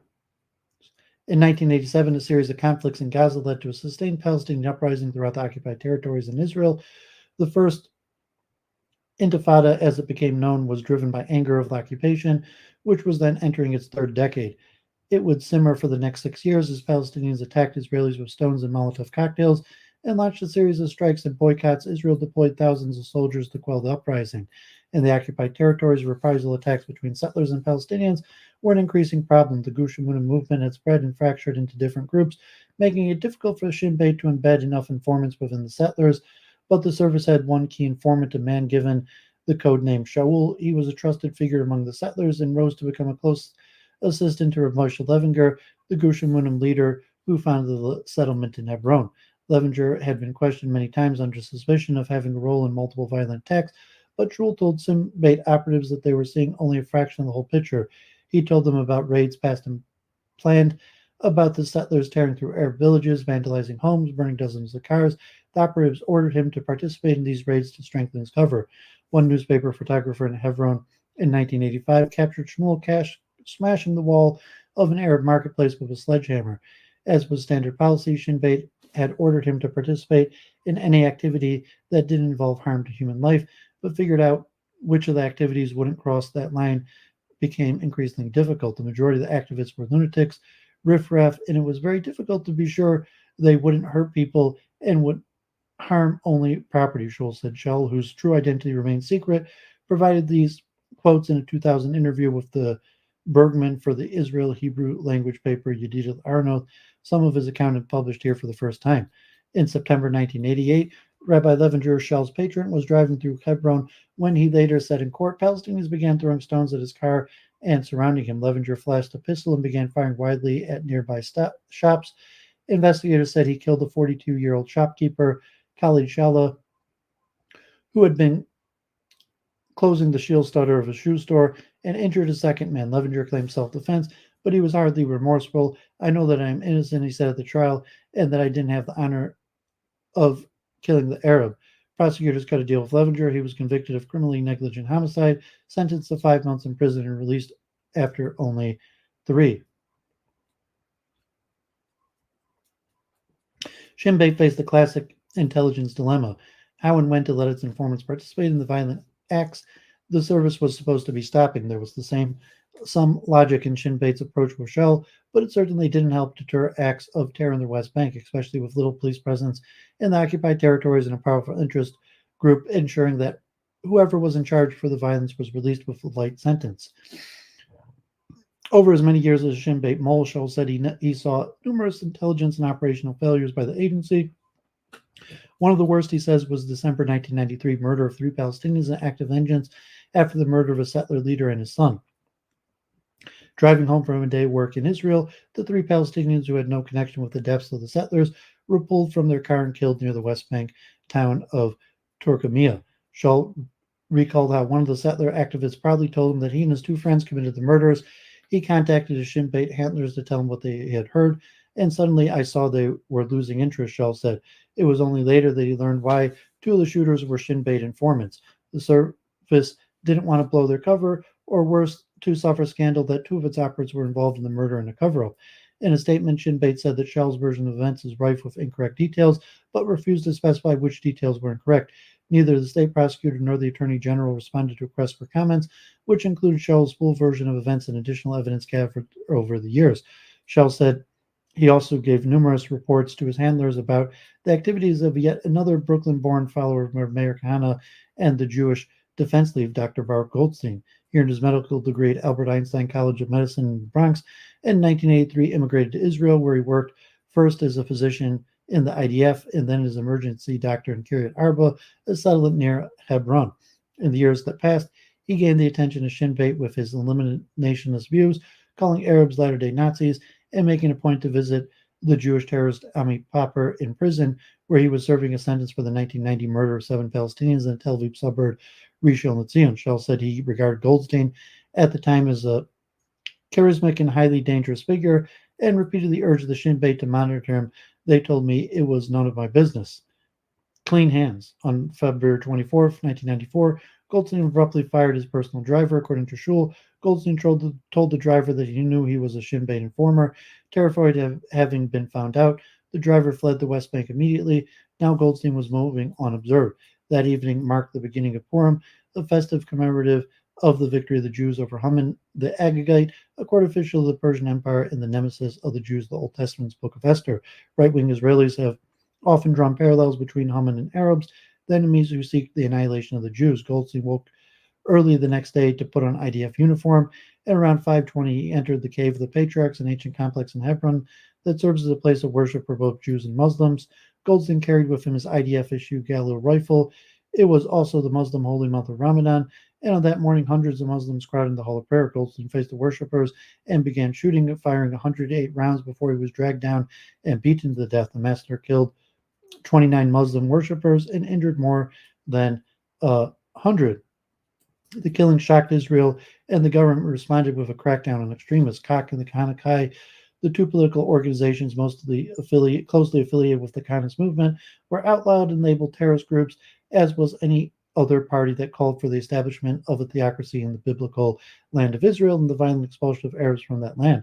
Rabin, in an address to the Knesset, spoke directly to his followers of Goldstein Kahane, who he said were the product of a malicious foreign influence on Israel. You are not part of this community of Israel, he said. You are not partners in the Zionist enterprise. You are a foreign implant. You are an errant weed. Sensible Judaism spits on you. You placed yourself outside the wall of Jewish law. Following the massacre A state commission of inquiry was appointed, headed by Judge Meir Shamgar, the president of the Supreme Court. The commission's report, made public in June 1994, strongly criticized the security arrangements of the Caves of the Patriarch and examined law enforcement practices regarding settlers in the extreme right in Israel. The secret appendix to the report, containing material deemed too sensitive for the public consumption, included a December 1992 letter from the Israeli Commissioner of Police, essentially admitting that the police could not enforce the law. The situation in the districts is extremely bleak, he wrote, using the administrative nomenclature for the occupied territory. The ability of the police to function is far from the required minimum. This is as a result of the lack of essential resources. In its conclusion, the Commission, tracing the lines of the previous decade CARP report, confirmed claims the human rights organization had made for years, but that had been ignored by the Israeli establishment. The Commission found that Israeli law enforcement was in fact ineffective in handling complaints that decayed the filing of indictments and that restraining orders against chronic criminals among the hardcore of the settlers were rarely issued. The IDF refused to allow Goldstein to be buried in the Jewish cemetery in Hebron. He was buried instead in the Kiryat Arba settlement, a park named for Meir Kahane, and his gravesite has become an enduring place of pilgrimage for Jews who wanted to celebrate. At his epithet reads, "The saint who died for Israel with clean hands and a pure heart."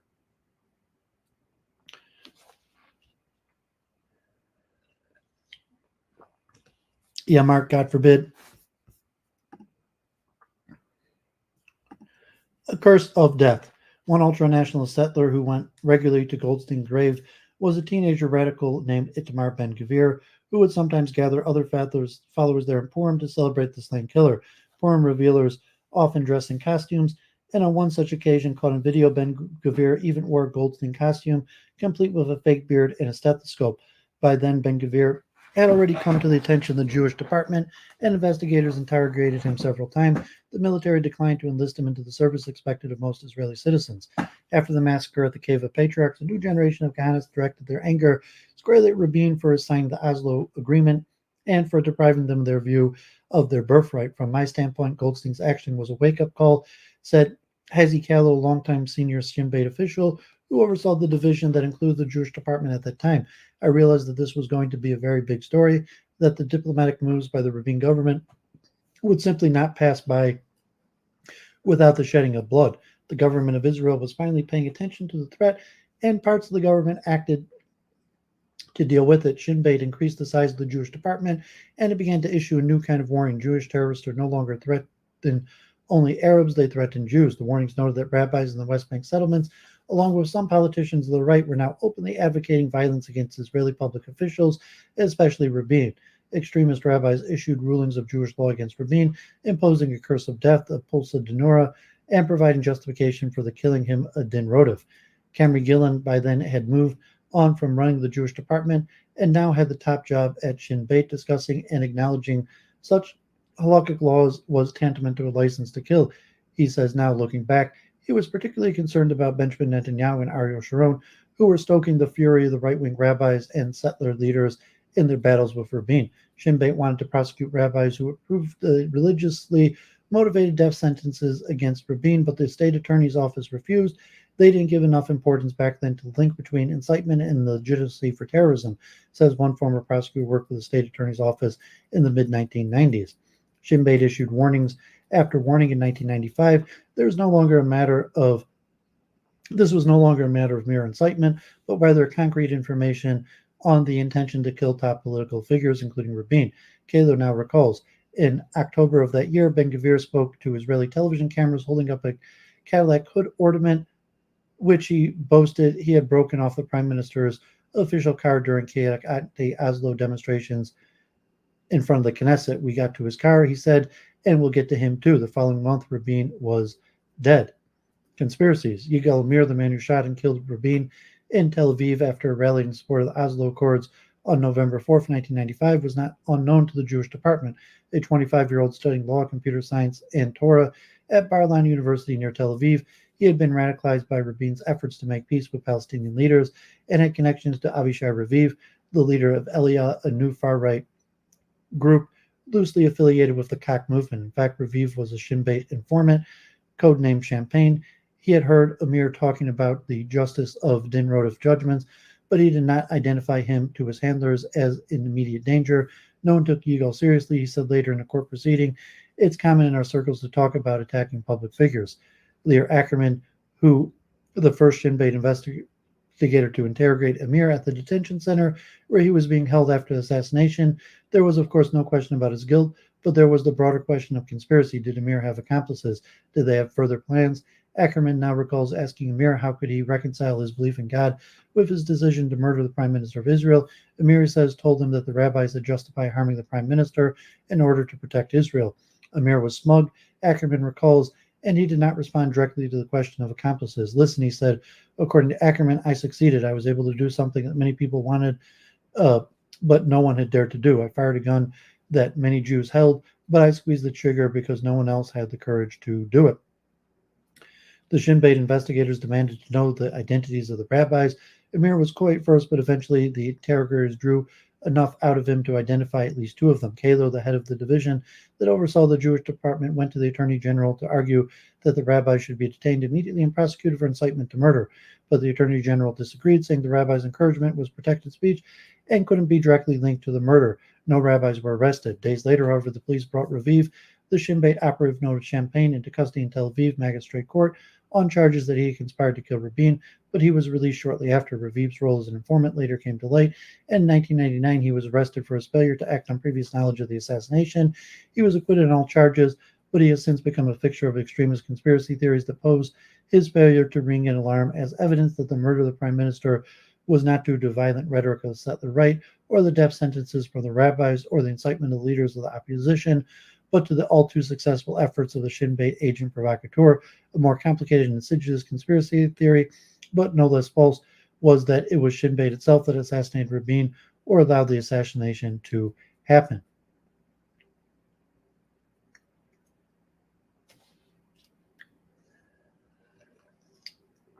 Gillen, the head of the services at the time, resigned, and ongoing inquiries, charges, and countercharges would continue for years until October 7, 2023. The killing of the Prime Minister was considered the greatest failure in the history of the Shin Bet. Kalo tried to sum up what went wrong with Israeli security. The only answer my friends and I could give for the failures was complacency. He wrote in his 2021 memoir, they simply couldn't believe that such a thing could happen, definitely not at the hands of another Jew. The Sassoon Report. In 2001, the Second Intifada unleashed a wave of Palestinian suicide bombings against Israeli civilians. Ariel Sharon took office as prime minister. The struggling peace process had come to a complete halt amid the violence, and Sharon's rise at first appeared to mark another victory for the settlers. But in 2003, in one of the more surprising reversals in Israeli political history, Sharon announced what he called Israel's disengagement from Gaza, with a plan to remove settlers forcibly if necessary over the next 2 years. The motivations were complex and the subject of considerable debate. For Sharon, at least, it appeared to be a tactical move. The significance of the disengagement plan is the freezing of the peace process, his senior advisor, Dov Weisglass, told the Oretz at the time. And when you freeze the process, you prevent the establishment of the Palestinian state. But Sharon was also facing considerable pressure from President George Bush to do something about the ever-expanding illegal settlements in the West Bank, which were a growing impediment to any regional security deals. In July 2004, he asked Talia Sassoon, who had recently retired as the head of the Special Task Division of the State Attorney's Office, to draw up a legal opinion on the subject of unauthorized outposts in the West Bank. His instructions were clear: investigate which Israeli government agencies and authorities were secretly involved in building the outpost. Sharon never interfered in my work, and neither was he surprised by the conclusions. Sassoon said in an interview 2 decades later, after all, he knew better than anyone what the situation was on the ground, and he was expecting only grave conclusions. It was a simple enough question: just how it had happened that hundreds of outposts had been built in the decades since Yitzhak Rabin ordered a halt in most new settlements, but Sassoon's effort to find an answer was met with few delays, avoidance, and outright lies. Her final report used careful but pointed language. Not everyone I turned to agreed to talk with me. One claimed that he was too busy to meet, while another came to the meeting but refused to meaningfully engage with most of my questions. If that was you, Reb Judas, I saw you there for a second. I'll be done reading this in like 15 minutes. If you want to chat a few minutes, it'll be another 15 minutes of reading this. Sassoon found that between January 2000 and June 2003, a division of Israel's Construction and Housing Ministry issued 75 contacts for the establishment of 33 sites in the West Bank, all of which were illegal. In some cases, the ministry even paid for the paving of roads or the construction of buildings and settlements for which the Defense Ministry had issued demolition orders. Several government ministries concealed the fact that funds were being diverted to the West Bank, reporting them under budgetary clauses such as miscellaneous general development, just as in the case of the Karp report 2 decades earlier. So soon her Justice Ministry colleagues discovered that the West Bank was being administered under completely separate laws, and those laws, she said, appeared to me utterly insane. Sassoon's report took special note of Avi Moaz, who ran the construction and housing ministry during most of this period, a political activist who's early in his career spoke openly of pushing all Arabs out of the West Bank. Moaz helped found the settlements of south of Jerusalem during the 1990s and began building a professional alliance with Benjamin Netanyahu, who was then the Israeli ambassador to the United States and would soon go on to be for his first term as prime minister. Years later, Moaz would be instrumental in ensuring Netanyahu's political survival. The picture that emerges in the eye of the beholder is severe, Sassoon wrote in the report. Instead of the government of Israel deciding on the establishment of settlements in the territories of Judea and Samaria, its place had been taken from the mid-1990s and onwards by others. The settlers, she wrote, were the moving force, but they could not have succeeded without the assistance of various ministers of construction and housing in the relevant period, some of them with a blind eye and some of them support encouragement. The clandestine network was operating, Sassoon wrote, with massive funding from the state of Israel, with appropriate public transparency, without obligatory criteria. The erection of the unauthorized outpost is being done with violation of the proper procedures and general administrative rules, and in particular flagrant and ongoing violations of the law. These violations, Sassoon warned, were coming from the government. It was state and public agencies that broke the law, the rules, the procedures the state itself had determined. It was a conflict, she argued, that effectively neutered Israel's internal checks and balances and posed a grave threat to the nation's integrity. The law enforcement agencies were unable to act against government departments that are themselves breaking the law. But an echo of Judith Karp's secret report decades earlier, the Sassoon report, made publicly available in March 2005, had almost no impact because she had a mandate directly from the Prime Minister. Sassoon could have believed that an investigation might lead to the dismantling of the illegal outposts that had metastasized throughout the Palestinian territories, but even Sharon, with his high office, found himself powerless against the machine now in place to protect and expand the settlements in the West Bank, the very machine that he had helped to build. All of this was against the backdrop of the Gaza pullout. Sharon, who began overseeing the removal of the settlements from Gaza in August 2005, was the third Israeli prime minister to threaten the settler dream of a greater Israel, and the effort drew bitter opposition not only from the settlers but also from a growing part of the political establishment.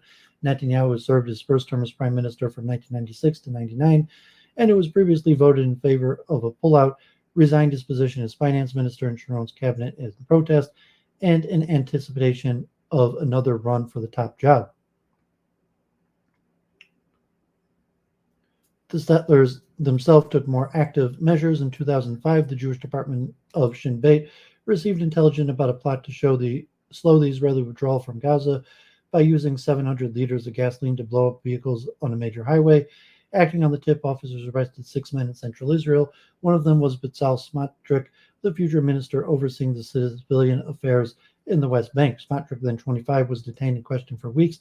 Yitzhak Alon, one of the Shin Bet officers present at the interrogations, says he remained silent as a fish throughout. Like an experienced criminal, he was released without charge. Elon says, in part because Shin Bet knew putting him on trial might expose the service's agents inside Jewish extremist groups, and in part because they believed Smotrich was likely to receive little punishment in any case. Shin Bet was very comfortable with the court when we fought Palestinian terrorism and when we got the heavy punishment we wanted, he said. With the Jewish terrorists, it was exactly the opposite. When Netanyahu made his triumphant return as prime minister in 2009, he set out to undermine Talia Sassoon's report, which he and his allies saw as an obstacle to accelerating the settlement campaign. He appointed his own investigative committee, led by Judge Edmund Levy of the Supreme Court, who was known to support the settler cause. But the Levy report, completed in 2012, did not undermine the findings of the Sassoon report. In some ways, it reinforced them. Senior Israeli officials, the committee found, were fully aware of what was happening in the territories, and they were simply denying it for the sake of political expediency. The behavior, they wrote, was not befitting of a country that proclaimed the rule of law as its goal. Netanyahu moved on. Part 3, A New Generation.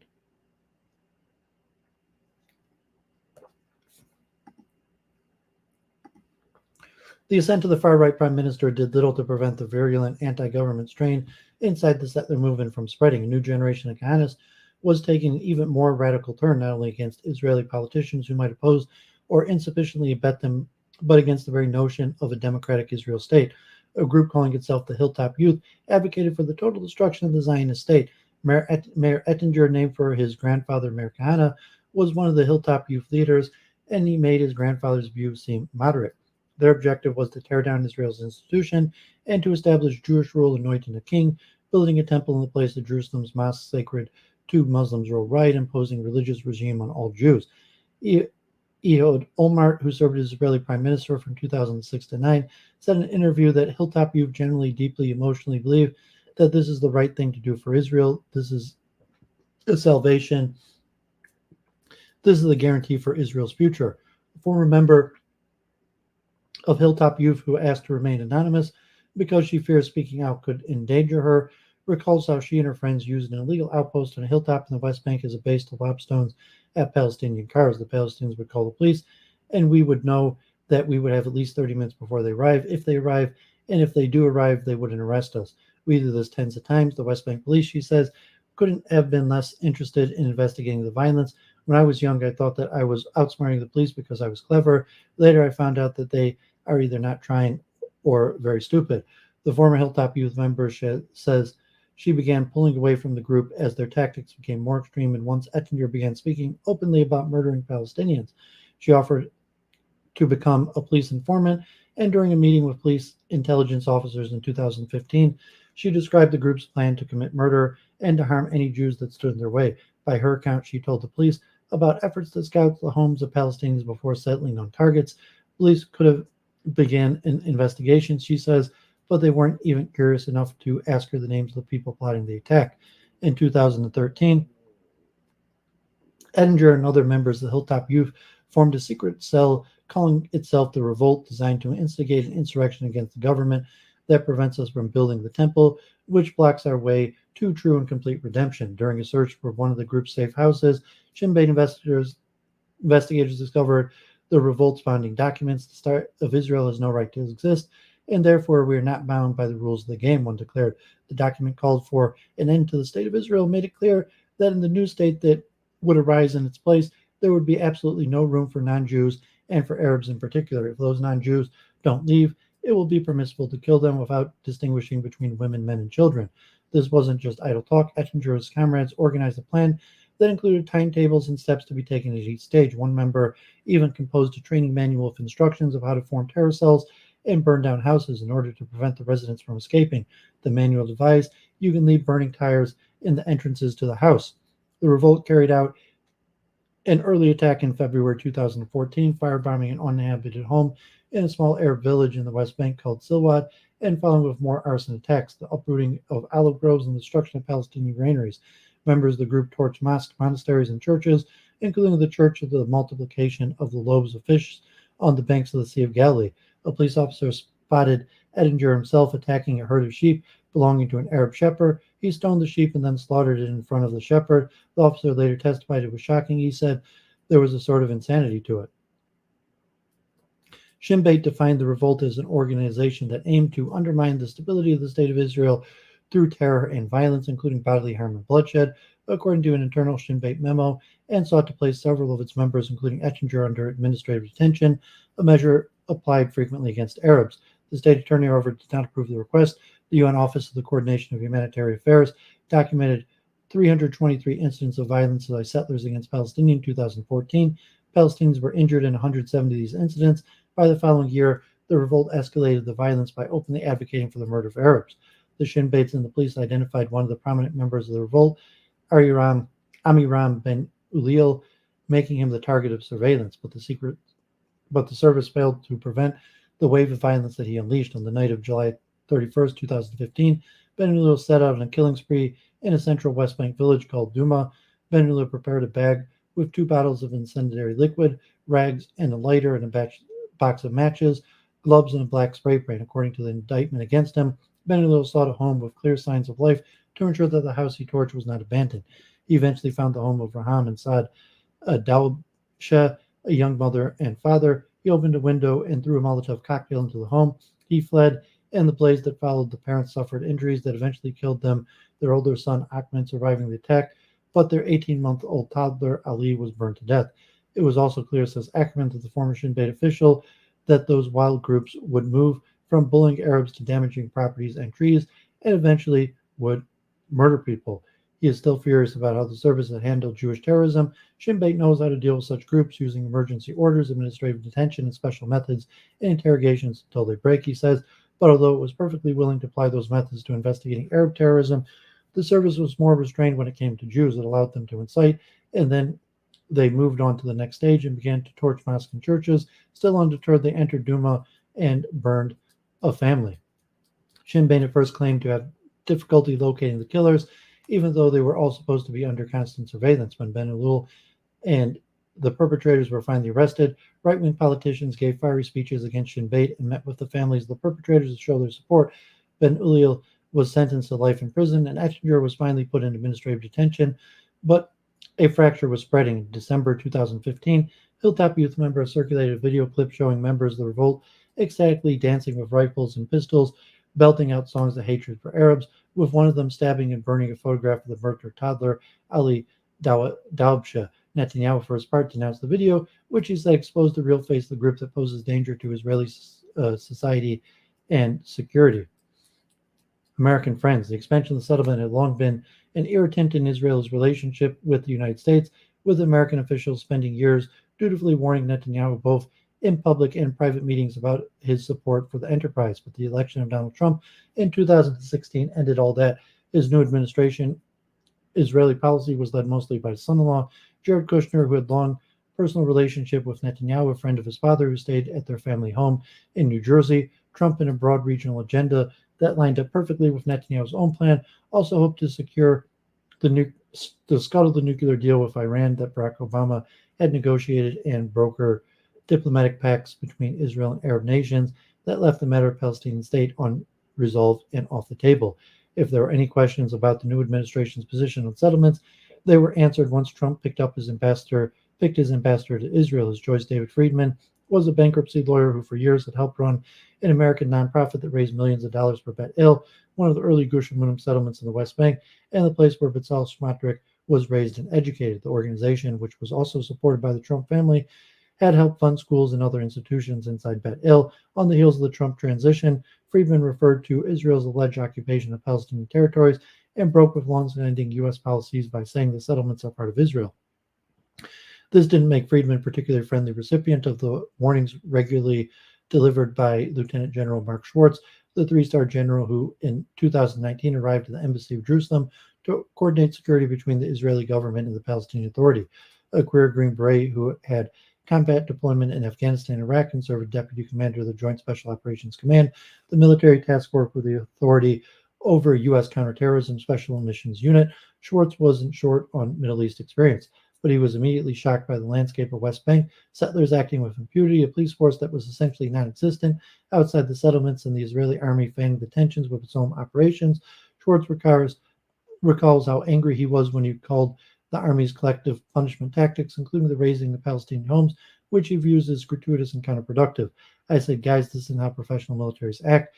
As Schwartz saw it, the West Bank was in some ways the American South of the 1960s, but at any moment the situation could become even more volatile, resulting in the next intifada.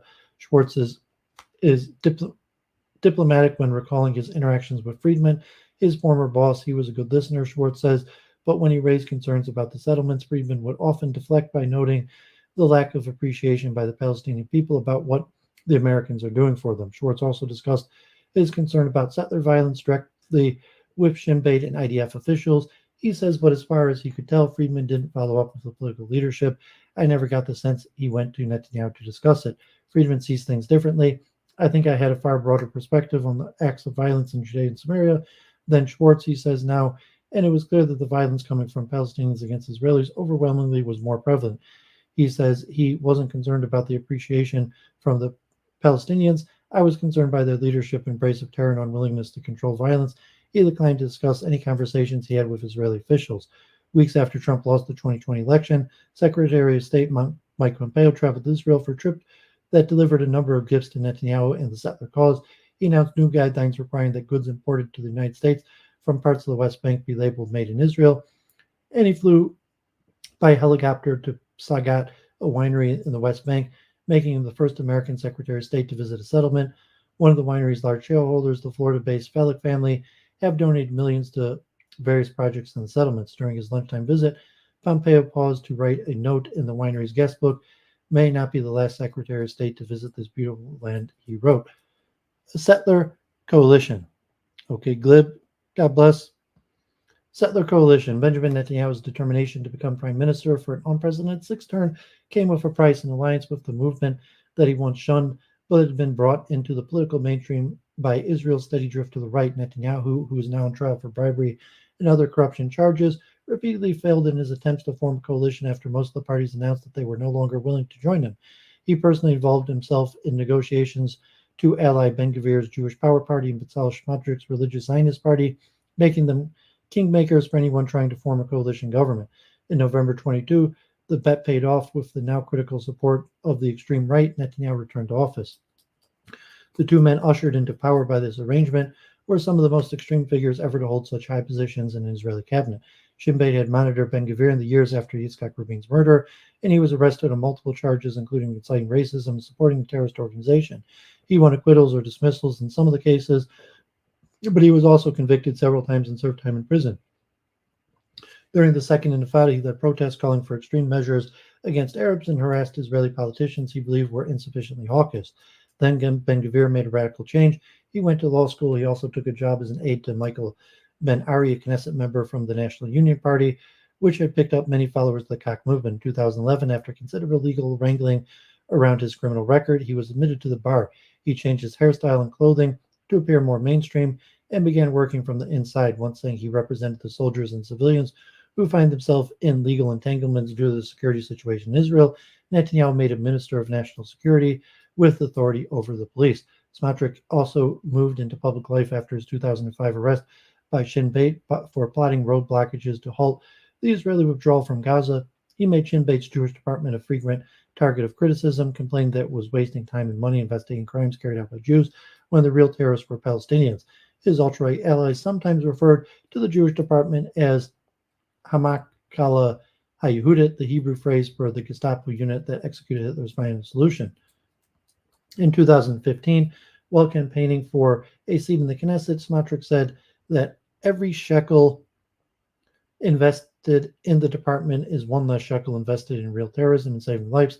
7 years later, Netanyahu made him both Minister of Finance and Minister in the Ministry of Defense, in charge of overseeing civilian affairs in the West Bank, and he has steadily pushed to seize authority over the territory from the military. As part of the coalition deal with Netanyahu, Smotrich now has the authority to appoint one of the senior administrative figures in the West Bank who help oversee the building of roads and enforcement of construction laws. The 2022 election also brought Avi Mose to the Knesset, the former housing minister official whom Tali Sassoon once marked as the hidden hand of Israeli government support for illegal settlements.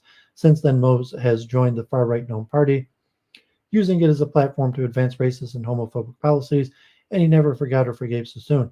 On International Anti-Corruption Day in 2022, Mose took the lectern of the Knesset and denounced Sassoon's report of nearly 2 decades earlier, saying it was written with a hatred of the settlements and desire to harm them. This, he said, was a public corruption of the highest order for which people like Tali Sassoon should be prosecuted. Days after assuming his own new position, Ben-Gvir ordered the police to remove Palestinian flags from public spaces in Israel, saying they incite and encourage terrorism. Smotrich, for his part, ordered drastic cuts in payments to the Palestinian Authority, a move that led Shin Bet and the IDF Intelligence Division to raise concerns that the cuts would interfere with the Palestinian Authority's own efforts to police and prevent Palestinian terrorism.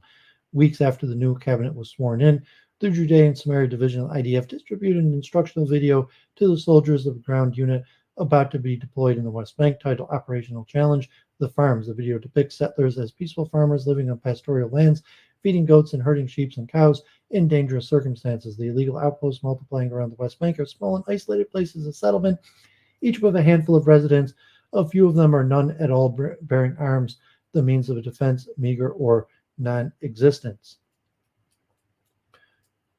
It is the settlers, according to the video, who are under constant threat of attack, whether it be penetration of the farm by a terrorist, an attack against the shepherd in the pastures, arson, destruction of property, threats from which the soldiers of the IDF must protect them. The commander of each army company guarding each farm must, the video says, link up with the person in charge of security and maintain communications. Soldiers and officers are encouraged to cultivate a close and intimate relationship with the settlers. The informal, viewers are told, is much more important than the formal.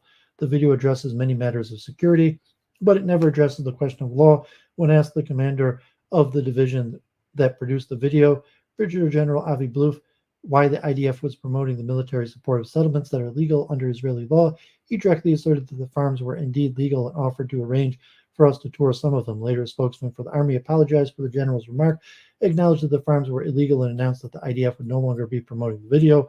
This May, Bluf was nonetheless subsequently promoted to head Israel's Central Command, responsible for all Israeli troops in central Israel and the West Bank.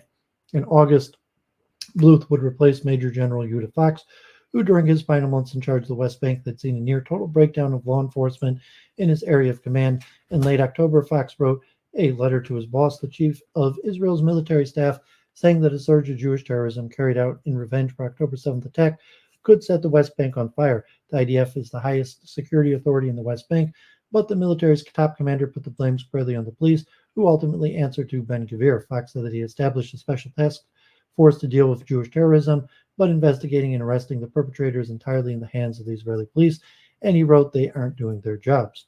Only one way forward. When the day came early this January for a Supreme Court to hear the case brought by the people of Kiryat Zenuta, the displaced villagers arrived an hour late. They had received entry permits from the district coordination office to attend the hearing, but were delayed by security forces before reaching the checkpoint separating Israel from the West Bank. Their lawyer, Kumar Mishikra Assad, noting that their struggle to attend their own hearing, spoke to the essence of their petition, insisting that the hearing couldn't proceed without him. The judges agreed to wait. The villagers finally were led into the courtroom, and Mishikra Assad began presenting the case. The proceedings were in Hebrew, so most of the villagers were unable to follow the arguments that described the daily terrors inflicted on the settlers and the glaring absence of any law enforcement efforts to stop them. The lawyers representing the military and the police denied the claims of abuse and failure to enforce the law. When a judge asked what operational steps would be in place if villagers wanted to return, one of the lawyers for the state said they could already. There was no order preventing them from doing so. The next to speak was Colonel Roy Zweig Lavi, the Central Command's Operation Directorate officer. He said that many of these incidents involve false claims. In fact, he said some of the villagers had probably destroyed their own homes because of an internal issue. Now they were blaming the settlers to escape the consequence of their own action. Colonel Zweig Lavi's own views about the settlements and his role in protecting them were well known. In a 2022 speech, he told a group of yeshiva students in the West Bank that the army and the settlements are one and the same. In early May, the court ordered the state to explain why the police failed to stop the attacks and declared that the villagers have a right to return to their homes. The court also ordered the state to provide details for how they would ensure the safe return of the villagers. It is now the state's turn to decide how it will comply or if it will comply. By the time the Supreme Court issued its ruling, the United States had finally taken action to directly pressure the Netanyahu government about the violent settlers. On February 1st, the White House issued an executive order imposing sanctions on 4 settlers for engaging in terrorist activity. Among other things, in the West Bank, one of the 4 was Yunan Levy, the owner of the Maiden Farm near Hebron, and the man, American and Israeli fishers, believed orchestrated the campaign of violence and intimidation against the villagers of Kiryat Zenuta. The British government issued its own sanctions shortly after, saying in a statement that Israel's government had created an environment of near total impunity for settler extremists in the West Bank. The White House move against individual settlers, a first by an American administration, was met with a combination of anger and ridicule by ministers in the Netanyahu government. Smotrich called the Biden administration's allegations against Levy and others utterly specious and said he would work with Israeli banks to resist complying with the sanctions. One message that circulated in an open Hilltop Youth WhatsApp channel said that Levy and his family would not be abandoned. The people of Israel are mobilizing for them. American officials bristle when confronted with the question of whether the government's actions are just token measures taken by an embattled American president, hemorrhaging support at home for his Israeli policy. They won't end the violence, they said, but they are a signal to the Netanyahu government about the position of the United States that the West Bank could boil over, and it could soon be the latest front in expanding regional Middle East war since October 7th. But war might just be the goal. Ehud Olmert, the former Israeli prime minister, said he believes that many members of the ultra-right in Israel want war. They want intifada. He says because it's ultimate proof that there is no way in making peace with the Palestinians, and there's only one way forward to destroy them. Okay, God forbid, that was really long, over an hour, but a lot of information there. Um, Marcus, if you're there, I'll try to put the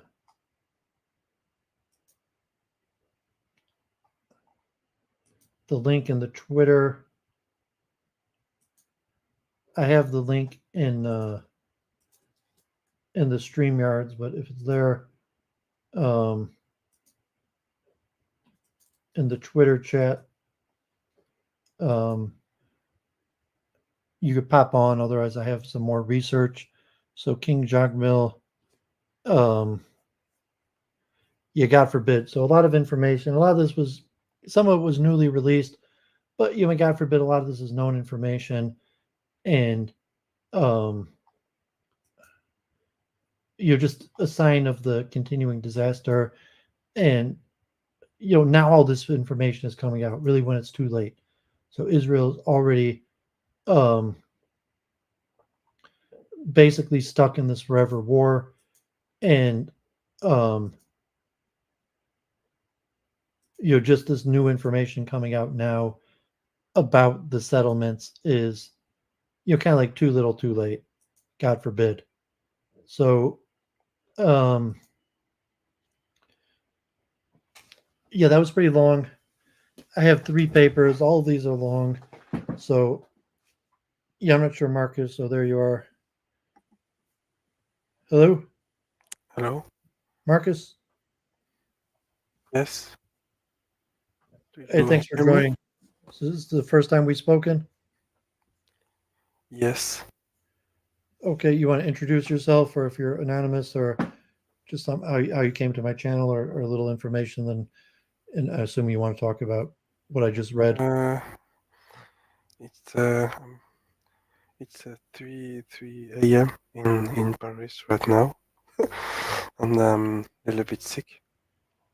I got the flu, you know. Okay, man. But Sorry about I was that. listening to you. I have some free question if I can ask you. Okay, yeah. If, you, Uh, if there's something you could do to make your sound a little bit better, okay. you're like mum. Hold on. I'm not sure if you're using a cell phone or a microphone, but Is it okay now? yeah. Okay.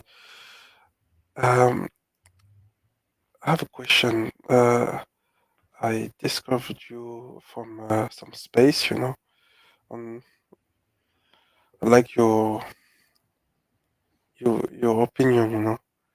On my first of all, I just want to say that I'm a French, so my English, I'm doing my best, you know. I haven't spoken English for a little while, you know, probably like 3 years now, but I understand you, so it's okay. Okay, yeah. My old streaming partner, Church of Entropy, was from Quebec and French speaking. Quebec is a bit different. Quebec, they have their own But accent, their own words, their own, you know, French on Quebec. it's, we spoke both French, but okay, well, okay. you try your best, because I don't know what type of technology you're using, but that coupled with the like tech issues, and I don't know if you use a cell phone or microphone, but it's a little hard to understand you. Ah, I don't speak very loudly because some people are, there's people that sleeping Okay, yeah, right okay, now. But I have a question about the Bedouin, you know, in the desert of Israel. On, you know, since 7th of October, my view of the state of Israel completely changed, you know. When I said it completely changed, I mean, I've seen some horrible image from both sides. But what Israel is doing, like, I just watched a video, a photo today from people in a truck, you know, even women in a truck. almost naked. You know, I don't know how a country that's supposed to be like Judeo-Christian country, we supposed to be sharing a value. It's not normal, you know. For my Yeah, I mean, God forbid, he was saying there was mostly propaganda. So I mean, just like reading that long New York Times article, you see that like really this stuff was going on the whole time, and the like the propaganda was getting through. And obviously, there's different factions. Like there are good elements of Israel, and there's a lot of Jews in the West that give Jews a good reputation. While at the same time, there's factions that were doing these horrible things, and some level of nepotism where the good Jews were turning a blind eye to these atrocities, or even possibly complicit in it. And now at this point, it's reached a brink where basically all supporters of Israel are complicit in these atrocities. I mean, even Jews, like I mean, there's really even Americans. I mean, it's almost. but I mean, I have a friend from Canada, Jews from Canada, who moved to Australia. I met him. I know him for like 10 years now. He never been in Israel. He know he is a Jew. He don't practice any religion. You know, he never been in Israel. I don't think he practicing any Judaism. And he told me that Israel is they an occupation in the West Bank. He said that Israel is occupying another land, and there's a huge gap between Israeli and the Jews who live like in North America or Europe. A huge gap. I mean, it's different two people, two different mentality. You know, yeah, I and mean, most Jews weren't aware of it, and saying at least believe the propaganda. So, like, I lived in Jerusalem 3 years, and I didn't really know about it. I didn't think about it. And if you told me about it, like, I'd probably be like, nah, like that can't be.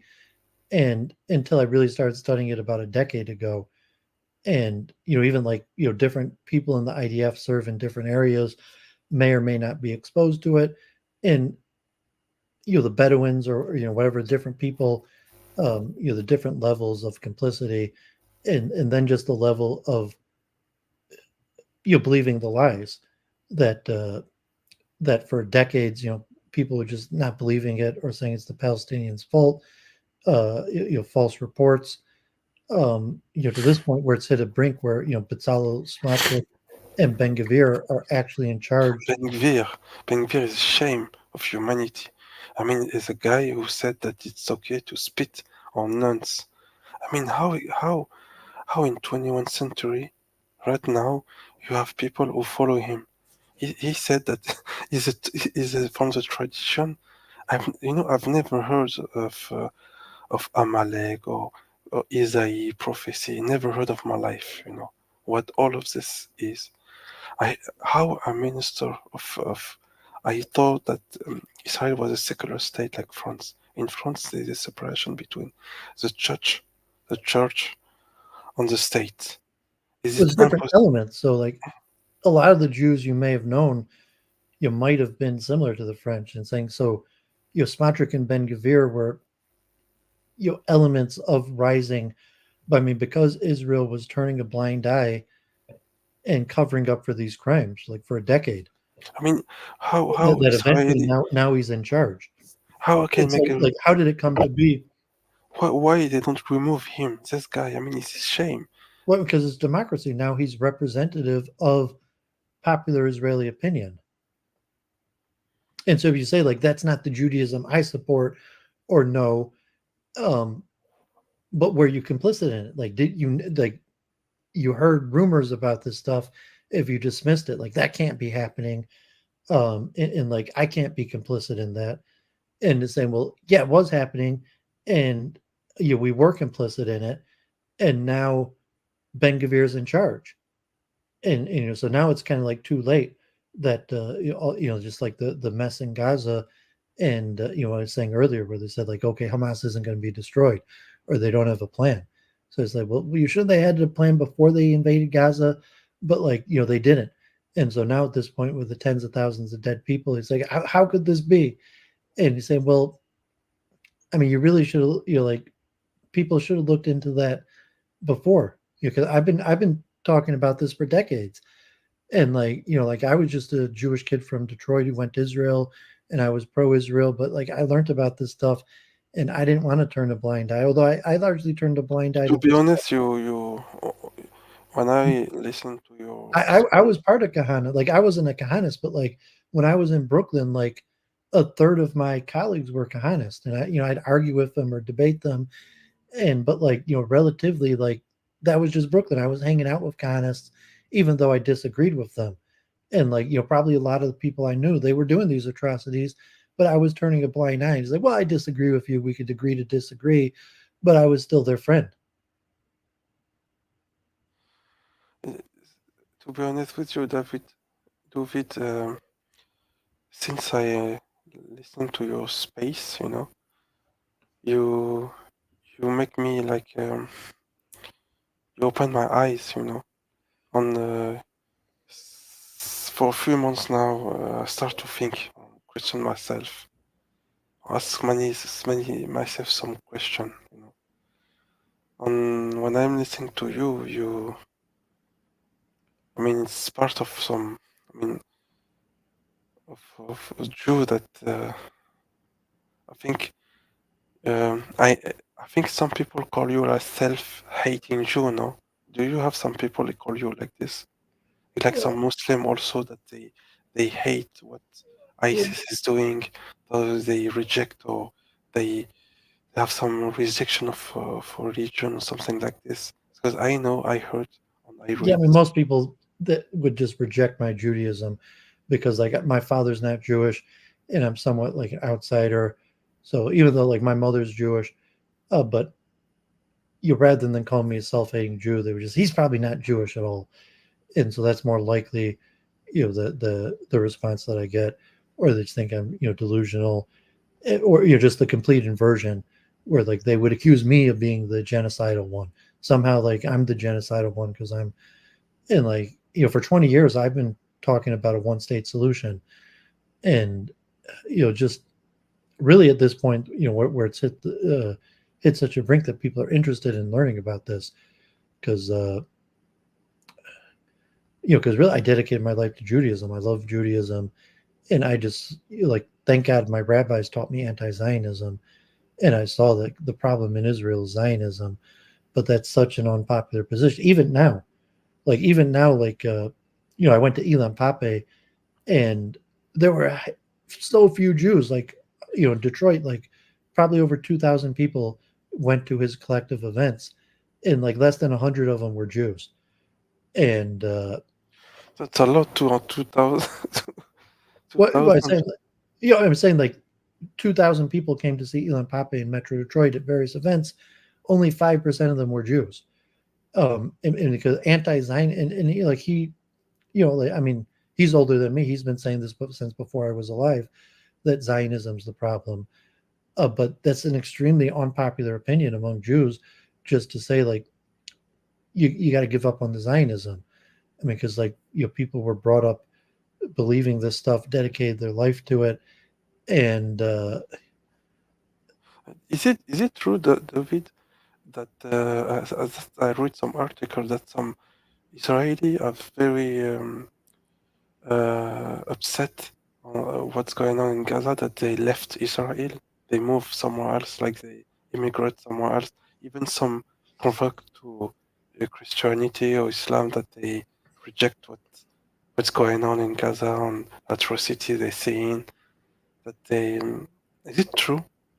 I mean, Some there's some, like, unfortunately, like, I mean, they, I think this number is over 500,000 Israelis have left Israel since the war started, but my guess is probably less than 5-10% of those are because they disapprove. Like they're just, figure they want to be out of the way, and it's not good to be in Israel when it's at war, so they're in another country, not because they're uh, moral objection, but just for their own prosperity.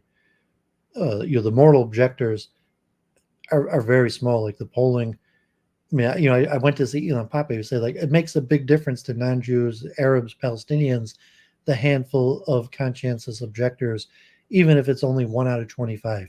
So like, God forbid, like in Israel, like only about 1 out of 25 people are conscientious objectors. And so if you're looking at 500,000 people fled Israel, um, it can't be more than 1 out of 10 of them because they're conscientious objectors. They just fled Israel for their own, peace and prosperity and hope to go back after Israel wins the war. And they're probably supporting the war from outside of Israel. But do you think one day Israel is gonna be a secular state? It just seems a disaster. Like I think, I pray for like like the Notori Karta said, like a peaceful dismantlement. Well, That's my point of view because I was I born. mean, say like how does Israel transition from this endless bloodshed and war, like apartheid, moving I mean, towards genocide, I to didn't know, like a peaceful one state secular state that has equal citizenship between Israelis and Arabs and all people, and say like, well, there's really no good path for how that happens. And I mean, like Elon Pape said, like, most people in South Africa, they all said like they opposed apartheid, even though statistically, less than 1 out of 10 South Africans actually opposed apartheid. But after it was over, they're like, yeah, of course I opposed it. So how the transition occurs, especially without increased bloodshed. You're saying like because violence begets violence, and at this point, there's a lot of dead people, and so it'd take a miracle for this to de-escalate and to peacefully resolve. Um, that's Elon Pape was saying how it's going to get worse before it gets better.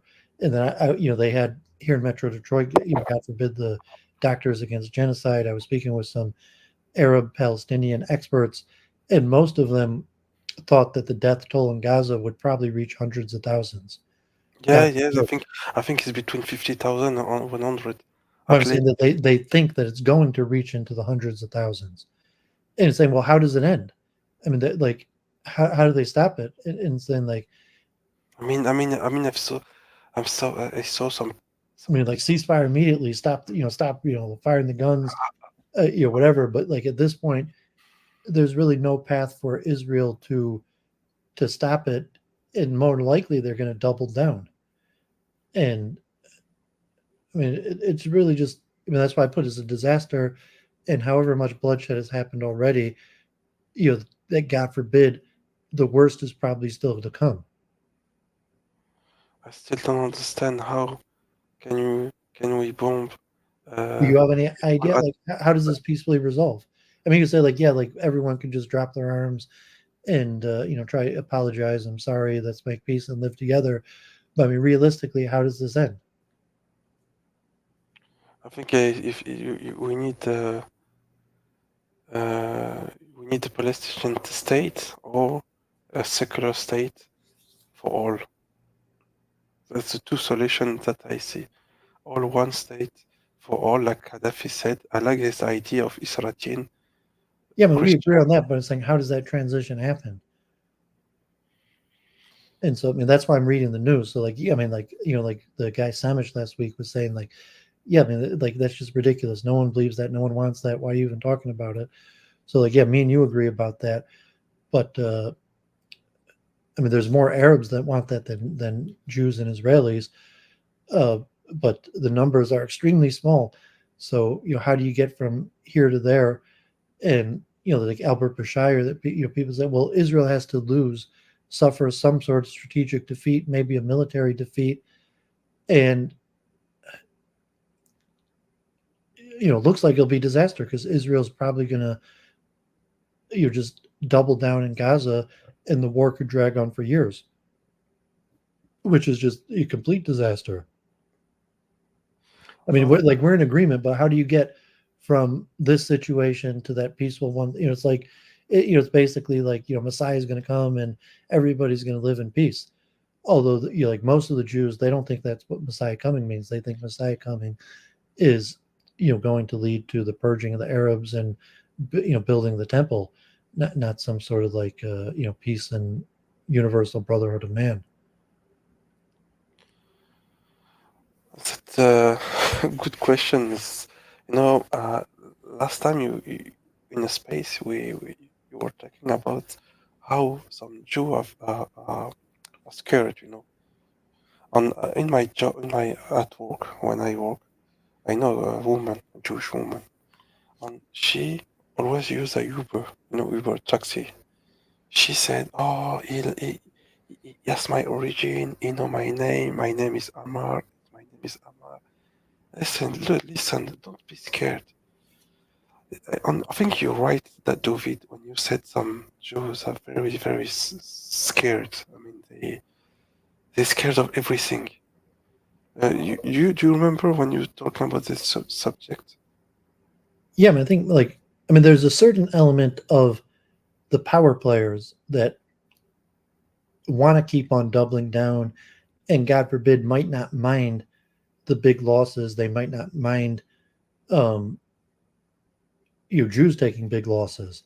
And it's in a bad situation for Jews in that situation because, Israel's a military state. Organizational Jewry in America is top down. And as a dissident, you basically have no power. Like, oh, look, I could be on social media, I could talk to a handful of people, but I have no power to change the course of events. Um, so, the fear among Jews, The fear, yeah, the fear. Even my there's the sister. hope also. So, like, there's the hope, like, you just trust the plan. Like, we're going to win. And that's like the day after, everyone, like, after we defeat Hamas. And then, that's what I was reading earlier. Now it's just coming out that, like, nobody thinks they're going to defeat Hamas. So, like, 6 months of, like, all this, like, fantasy after they defeat Hamas. Now it's like, oh, by the way, we're not going to be able to defeat Hamas. And, with all the protests, and unfortunately, like, that's what we're reading, like, the New York Times articles, the extremists, they wanted this situation. They wanted a no way out. And, like, you're really Jews who, God forbid, like, they were ignoring the facts, and now they're complicit. They can't get out of it. So, like, even like if you were just like, like an average Jew who, like, would have never supported this stuff, but believed the propaganda and, like, no way Israel's doing this. And now it's just coming to light that Israel was actually doing this. It's too late, and they're complicit because they were, even the liberal Jews were, running cover for the war, the first the first few months of the war. And so, how do they come like, oh, I'm sorry, I was wrong. I changed my mind. It was a bad idea. Like, oh, I'm sorry, 30,000 dead people for nothing. They I said mean, that over 50,000 dead people for nothing. 50 over 10,000 children. Yeah, but so how do you just say sorry? I was wrong. I'm sorry. And so then you have, that's the situation the extremists wanted the Jewish people in, and put us into this Some all or some nothing. some French. Basically all or nothing. Like, at this point, it's basically become ethnic cleansing, all or nothing, because there's no way to extract the situation. That's what Ilan Pappé was saying. Like, I mean, he doesn't want to believe that genocide was ever the goal, but it's leaning towards genocide because the ethnic cleansing is failing. And, at this point, Jews are kind of stuck into this, well, because I can't extract myself from the situation, we have to support the doubling down. And then the fear of, because, I mean, some people, like, just ethnocentrism, nepotism, like, we can't be the bad guy. If the people in Israel are doing this, it's probably because the Palestinians are that bad and deserve it. Or the lie, the lies, like, like, no, it's Hamas's fault. All the dead children, that's not our fault. It's Hamas's fault. And That's this kind of speech that I don't agree with. That I can't support such. I mean, yeah, I don't see how Jews are going to be able to get away with that. You're like, oh, it wasn't me. It was Hamas. You're like, sorry, I supported the war, but it wasn't my fault. All these dead children, it was Hamas's fault, not my fault. And especially when they see that they gain nothing from it. That, now we're in this situation 6 months after the war's not going to be won. We can't get out of the war. And so if you're the average Jew that was just believing what you were told, I'm saying people, even just trying to be forgiving to average Jews that, they wanted to be good people. They wanted to believe their leadership. They wanted to believe that they were the good guys. At this point, what could they do 6 months into the war that they were complicit in? Some French Even me, like, I intellectuals, admit I'm complicit in this war, even though I spoke out against it. Like, I know I'm complicit in this, and I hate that I was complicit in it. some French intellectuals said that Netanyahu is a fascist. They call Netanyahu a fascist, a man that want to stay in power, or he Yeah, want it. people are going to blame everybody but themselves. So it wasn't my fault that tens of thousands of people are dead. It was just Netanyahu, and saying, but I mean, I don't think that's going to work. I mean, at some point, Netanyahu gets removed. Who knows what happens after that? But I don't think that's going to work. Like all the dead people, the disaster, and just like it's like, oh, Netanyahu's gone. It was all his fault. Let's move on. I don't see. I don't think that's going to work. I mean, that's why I see people moving towards is just blaming it all on Netanyahu. Netanyahu, I think is every president, or that it seems like every president of prime minister of Israel, they all gone bad. Look at Sharon, he died. One went to prison. Every time prime minister of Israel, they end bad. Yeah, I mean, Netanyahu is 75 years old. He has a pacemaker in. He's had surgery. I mean, like he's definitely on his way out. And so the setup will be to just blame it on him and the failure. But the problem is Israel is isn't there's nothing that Israel could do to extract itself from the situation. And so I say, like, if Israel's just gonna, I'm sorry, we were wrong, and offer the Palestinians full Israeli citizenship. That's what I would do. But like, no one is saying that.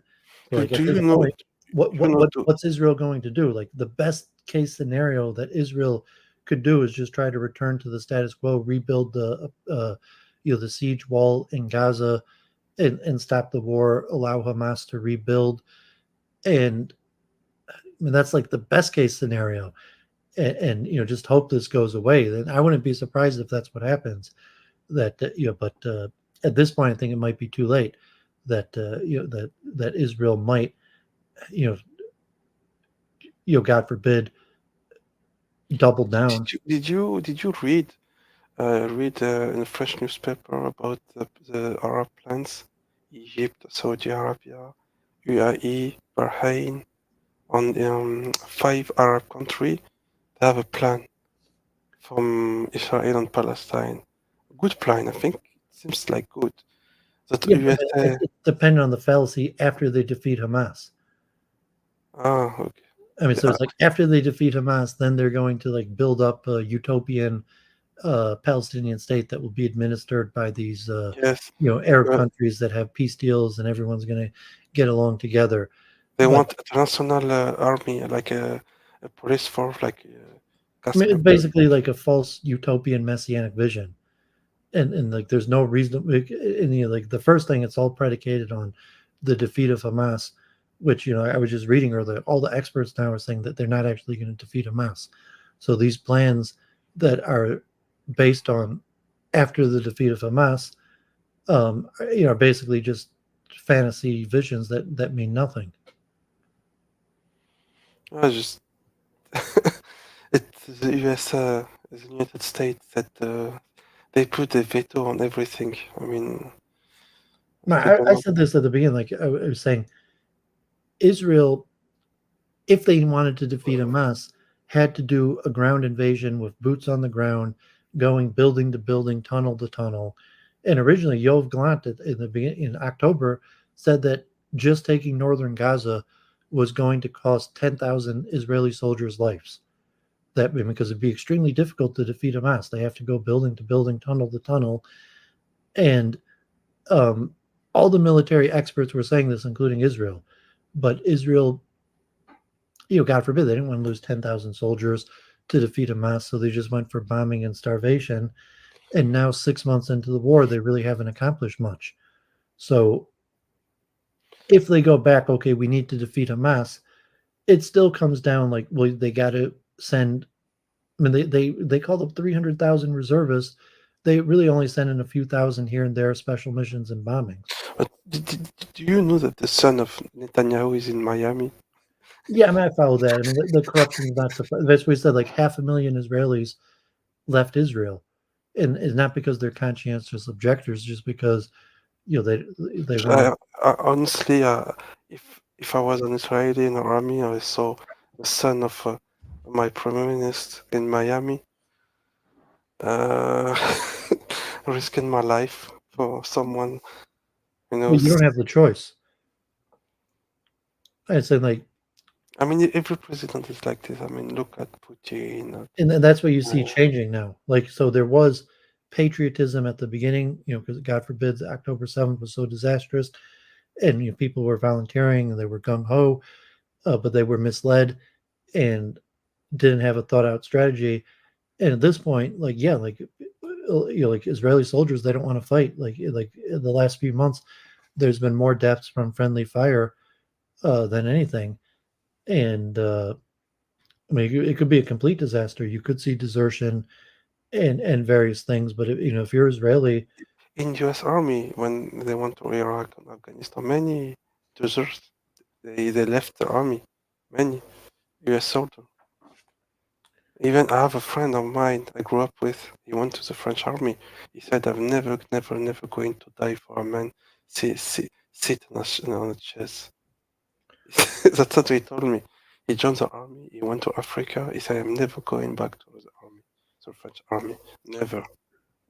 It's yeah, I mean, Israel, you can't really get away with that. I mean, one thing, like just the law, you could be put in prison, military detention, and because Israel has national service and military service is such a large part of being Israeli, there would have to be mass unrest that you would be shunned. Like even the far leftist, even like, gay, Tel Aviv, labor. Um, the military is such a strong part of the Israeli identity that you can't get away with being a dissident. I mean, there could be some corruption, like you could just run to the U.S., uh, but you're like at some point, like okay, now the war is 7 months, been going on over 7 months, and at some point there might be some form of defection, but you haven't seen that much. is it true the non-Jews are accept non-accept in a EDF army or not? I mean, Arabs can join the EDF army, Christian, Muslim, I think no, I mean or Arabs. So the Bedouin joined the army, but the other Arabs, some Arabs like can't even join the army if they want to. So even like Israeli Arabs, like there's certain. but not. I know 3 people in Arab that could join the Israeli army. Not all. Even the between. I think Druze, some Druze too. Yeah, the Druze, like actually, I'm not sure about the Bedouin, but the Druze, there's certain Arab groups that do join the army, but the general, like, they're not considered Palestinians. So the Palestinian Ah, ones, okay, okay, okay. they can't even join the army if they want to. Even like I told you, David, um, I start to learn about this conflict at the beginning, from Ben Gurion, from the Camp David Hotel bombing. I mean, from the beginning, a lot of things from both sides, Arabs and Jews, Israeli and Palestinian. But today in Israel, there's something that I can agree. I don't agree. I don't understand. How the two things that I don't understand is one is how in the West Bank you have separate roads. It's I mean it's like it's apartheid for me. And the second one is how in the between in the desert. Yeah, I mean, it's unfathomable. I mean, that's It, what I say. Like, if you're a Jew or Westerner, like, you knew about this. Like, you knew that there was no defense of it, and like the only real defense of it was some form of like racism. Like, oh, because like they're beasts, they can't be civilized, or it's their fault that they're being treated like this. Um, What So Galland, excuse me, either you became a dissident or were against it, or basically you fell into racism, or somehow you just tried to turn a blind eye. You say, okay, like, well, like, I can't help them. There's no benefit to me even thinking about it. Try to move on with your life. But I mean, really, like, I mean, decades. You see, even like the 1980s. Like, people knew about this for my whole lifetime. Um, and like, if you investigated, you knew how bad it was, and you knew there was no justification, and you knew that most of the people who justify it largely just justify it off of some form of racist ideology. Um, and that's how it, God forbid, like, it happened for decades like that, and now it's at that. That's why it's at the point it's at. no, I am a, You knew you how'd you like, you knew. I mean, how did you say you never looked into it? You didn't think about the conditions, or you looked the propaganda. You had a Jewish friend that's like, no, that's not true. That's not the case. And um, some of these, I mean, the see, the I mean, word games, like, oh, it's not apartheid because of this or that, but just some looking and say, like, there's no defense for I this. start to learn. I start to watch video. I start to listen to you also. You explain me a lot of things. I start to read books, to watch video, film, and I couldn't believe it. I am an universalist. You know what is? I am a Universal humanist. yes, I am a universalist. What Gallant, you Minister of Defense, who said human animals? Excuse me, there is no justification to call a group of human like this. So when Netanyahu called the Amalek, I didn't know what Amalek is in my life. What prophecy of Isaiah? I don't know who is Isaiah is. Never heard of him. You know, I grew up. I was born in a secular state. Uh, I mean, I can't support such a how they talk. It's not okay. There's no justification to talk like this. We should condemn a talk like this. You don't call people human animals. I don't And call it's very you. concerning in saying, but like, that talk has been like that for decades. So that's why you say, like, like, now it's at the brink where I mean, in front we're, of the we're world, David, the we're in world, this, the or world. that case you would call it genocide. Like, now it's too late. Like, the genocide has already started. It's like the warning signs were there for decades, and even if you heeded the warning signs and tried to stop, like, God forbid, think, okay, like in Nazi Germany, eventually the dissidents had to give up their life. Like, if you tried to help a Jew in Germany, like during World War, at the height, like, the punishment was death. And so, I mean, it's very concerning that it could be this type situation too, where it's like, you want to be on the right side, stand up for human rights. That's why it's just a disaster, and it's almost messianic. Just like the looking to for peace or to get out of it is almost like waiting for Messiah. Like I told you, like I said, uh, I just watched today a photo. I can share you this photo on Twitter.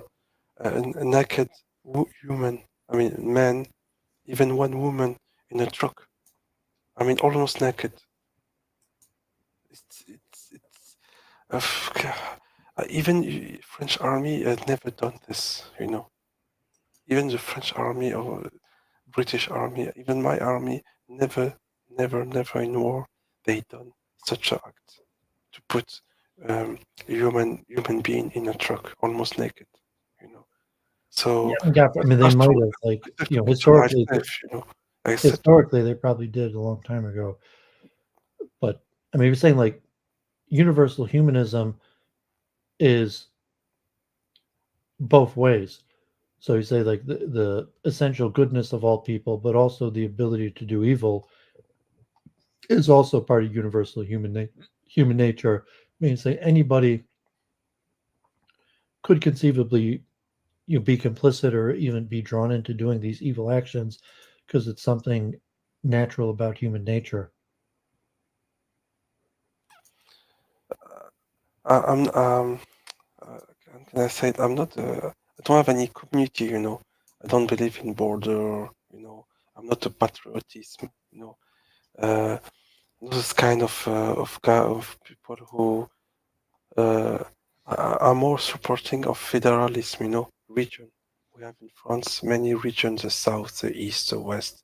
If you know about Europe, how Europe is, Bretagne, the south, Corsican, Catalonia, you know, I'm more supporting of like um, region parts of Europe. I'm not a nationalistic guy. Yeah, I agree, but so if you're dissident, so if you're going to vow yourself to the system or democracy, like I know the polling, so I know my views, and then I know the relative popularity of my views. So if you think practically, okay, like I've thought things through, and I have my views, but then practical that there's reality, and the path to power is through forming majorities of coalition, and there's not even close to wide support or even minimal support. Like if you're talking like there's probably not even a party for you to vote for that has that as their platform, like let alone a chance that that would take power. And I don't mean to like gaslight you that you shouldn't think about these things or have views, but just try to be a little bit practical in how power is acquired and actualized.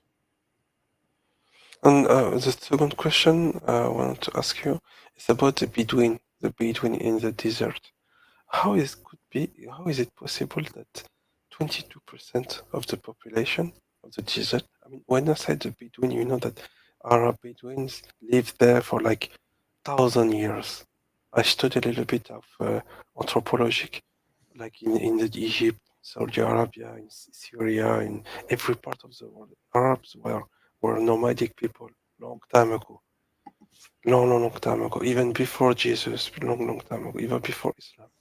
How it could be that 22% of the land they only own 3%, you Well, I know? mentioned, the New York Times article mentioned like the legal measures, like in the West Bank, they used the old Ottoman law from the 1850s to appropriate land. Um, but I mean, God forbid that, like, even the Zionist project appropriated their land and legally. I mean, so they had a method that they did it. They bought the land, they drove some off during war. They used legal measures. Then you even see like the settlements, even though the settlements were illegal, the Israeli government was still backing it. So I mean, just constant, like apartheid system where they kept on taking more and more land from the Arabs. Say the goal of a certain element is ethnic cleansing, and like God forbid the ethnic cleansing fails, it becomes genocide. Uh, but yeah, I mean, you could look into the history. Like, there's a process. Some of the land was bought, some of it was won Yes, through I know that. war, I know some. and then some once the occupation started, they used legal measures to take the land. And then even like the whole article, I read like the whole hour article that kind of explained how it happened, where like they basically illegally took the land, but once they illegally took the land, Israel basically recognized the people who stole the land as the rightful landowners. And that's why like, well, Ben Gavir and Smotrich right now are in charge of the West Bank. So like, they could steal land, push people off the land, and then the Israeli government gives the people who stole the land. God forbid. I mean, so like that's why I read the whole hour article to kind of go through the history of how this happened. I mean, it's not pretty. You're saying, well, how did God allow it? You're saying, well, how did the righteous suffer or the wicked prosper? How is it possible? Like, okay, I believe in God, and God is slow to anger, and God's ways aren't our ways. So I mean, you're just asking, how is it possible that they got away with it? From like a God's eye perspective and justice, that I don't have answers for you. Besides, God's ways aren't our ways, but I believe justice. God will ultimately restore justice. we if you put yourself to it like someone who's not is not from this part of the world, when you see a nomadic person like a Mongol or Tuareg, Tuareg in Sahara, in Africa. When you see a group of people come here who claim that that land belonged to them like 1,000 years ago, that they have to move out. It's a bit like, not say funny, but strange, bizarre, in my opinion. Well, I mean, you I don't question God. understand, I'm a Cartesian, I read Descartes. Are you an atheist? No, I know atheism is very popular in France, but no. I mean, you're just looking like, okay, like, how did God allow this to happen? And like most people are atheists because usually their own suffering is saying, well, I suffered once and I cried out to God, and my suffering didn't end. So I know that there is no God because like I was suffering and I don't think I deserved the suffering, and I cried out to God and no one answered and I kept on suffering. Therefore, I know as a fact there is no God. I mean, that's like, I mean, there's philosophical reasons for atheism, but like emotionally, that's why most people are atheists, because even believers like like, okay, like I got a headache now, I occasionally don't feel good and I pray to God and sometimes my prayers aren't answered. So I'm just looking like, how do all these injustices happen? You said like God's ways aren't our ways. So believe God is just, but you look at the world and try to stand up to injustice, but you can't understand. You come into things like reincarnation or other complicated things. But let me just say, like, the direct nature of the reward of the righteous and the punishment of the wicked is not always readily apparent to our eyes. So you're looking at this, it appears that the wicked are winning and the righteous are losing. But most of Or I the mean, maybe not righteous, but the innocent, that there's bad people that are doing bad things, they're getting away with it, they're drunk with their power, and there's basically innocent people that did nothing wrong that are going through horrible suffering on behalf of these evil, if you want to use the word, but just these self-indulgent people that are trying to get ahead at the expense of other people. And you say, well, how did that happen? Like, well, I mean, you got to ask God, because like me and you don't have any power over it. We could complain on YouTube, we could agree that it's horrible, but you're saying you got to pray to God, or you know, ultimately I don't have answers to these questions, and nor do I show them. David, I have a friend from Croatia. I've been twice into Croatia, and you know what's happening. What happened in the Yugoslavia war, like in the 90s. And now there's peace between Croatia, Serbia, and Kosovo or Albania. You still have people who, yeah, my friend from Croatia, still have some, not hate, but some uh, uh, cliche about the Serbian. And do you think this kind of peace could happen between Israeli and Palestinian, like I in hope it does. Yugoslavia? I'm going to say eventually, you say, well, the essential problem is free will and human nature. So saying like, saying like, so what the Talmud says, like, when we die and stand judgment before God, and God's like, well, why'd you mess up? Everybody answers the same question, the same way. Like, okay, like I was, the Jewish theology, the evil inclination, like I failed, I was taking the counsel of my evil inclination, and so what's the cause of all these conflicts? Uh, the free will and the dark side of human nature. So you believe that, like, okay, like the good side of human nature can win out, but yet there's free will. So you hope, but I think it was Adam King that was in a space who was saying, yeah, I mean, from like the theological perspective of a lot of the Jewish philosophers, especially Maimonides, free will is, and even in Islam, free will is such a is one of the key pillars of the philosophical belief system. And so like people have the negative side of human nature, and they have the free will to follow uh, the dictates of the negative side of human nature. Let's see. Uh, I hope it. It does because Eventually, God is just and will restore things.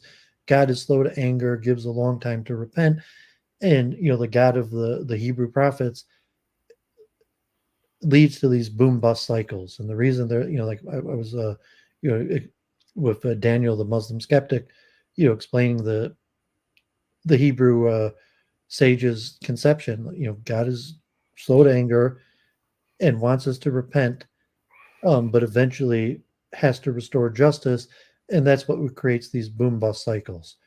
So we could voluntarily change and become better people, but if we don't, there has to be a cleansing, and there'll be however bad that bust cycle has to be for a cleansing to allow us to start anew. But I mean, my sister. I don't know if you agree with that worldview, or you have some other conception.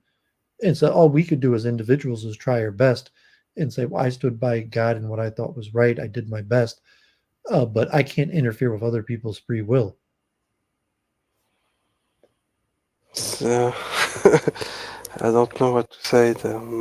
Well, it's just basic theology. It's saying, like, if you've thought through, certainly like in Islamo, certainly like the Judeo-Islamic view, um, ah, this is just like how the world works. Like, it's like you God, do. that's just how God created the system, and we could only operate within the system. So I mean, it's good that you're upset. It's good that you're speaking out, um, but you have to recognize our power is limited, and I'm upset about the human rights. It's we'd not be about. upset at our own bad character. So I say, mean, I know some Muslim too that but I would were. say you take this as like the Andrew Tateism. Take this to you rather than being upset at other people, be upset with ourselves, and take this to try, say, well, at least I could become a better person. Do you know that what Hamas did in Israel? Do you know is some scholar, some imam? I just read that even it's non-Islamic.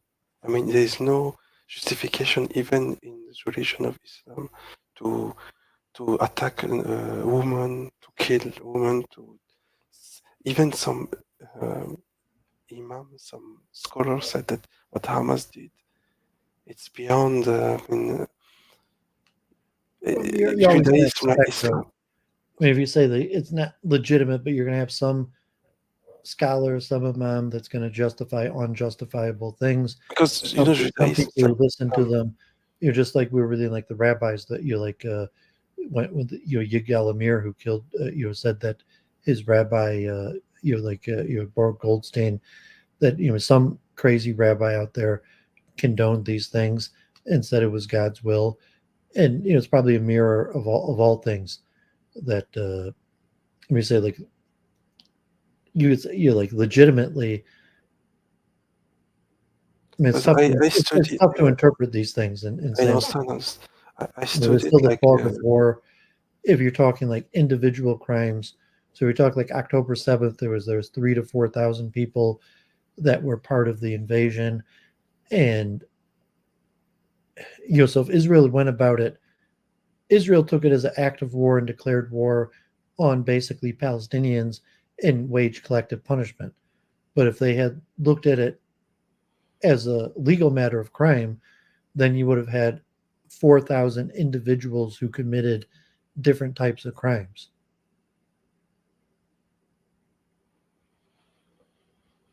but like you said, that Judaism and Islam, both of them are religion of law and are very similar.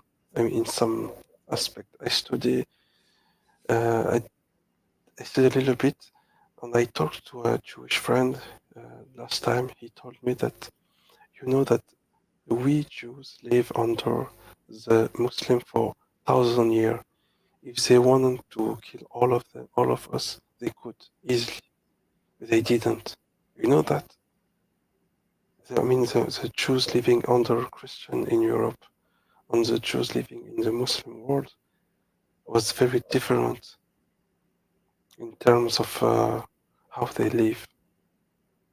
and I said, even Maimonides, one of the great scholars of Middle Age, he recognized that Islam was close to Judaism in terms of monotheism. Yeah, I mean, but people wanted to be at a center of power. So even today, like even Jews recognizing that, like Judaism's kind of. Do you know that the grandson of the prophet died? I mean, the two grandsons of the prophet of Islam, one of the companions, they killed them, both of them. Do you think that if they could kill all the Jews, they could do it easily? They didn't do it, They, Yeah, I that's mean, why. I'm familiar with some of the basics. I've heard a lot of these stories. Um, I mean, generally, like to me, it's not surprising. It's like, well, how could this happen? That's why I say you have to accept the basic theological tenet of free will and the dark side of human nature. So, and then saying mentally people could justify it. So, the mind has a tendency to justify our actions and even the worst actions to try to come up with explanations for how the worst actions could have been good.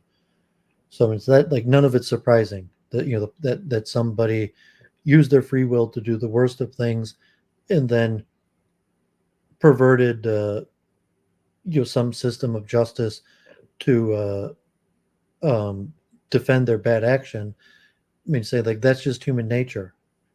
Like of course, like that's how human nature works. That's why we have to be constantly on guard to to stop ourselves from falling into the counsel of our baser nature. Free will means in French le libre arbitre. Libre arbitre means uh,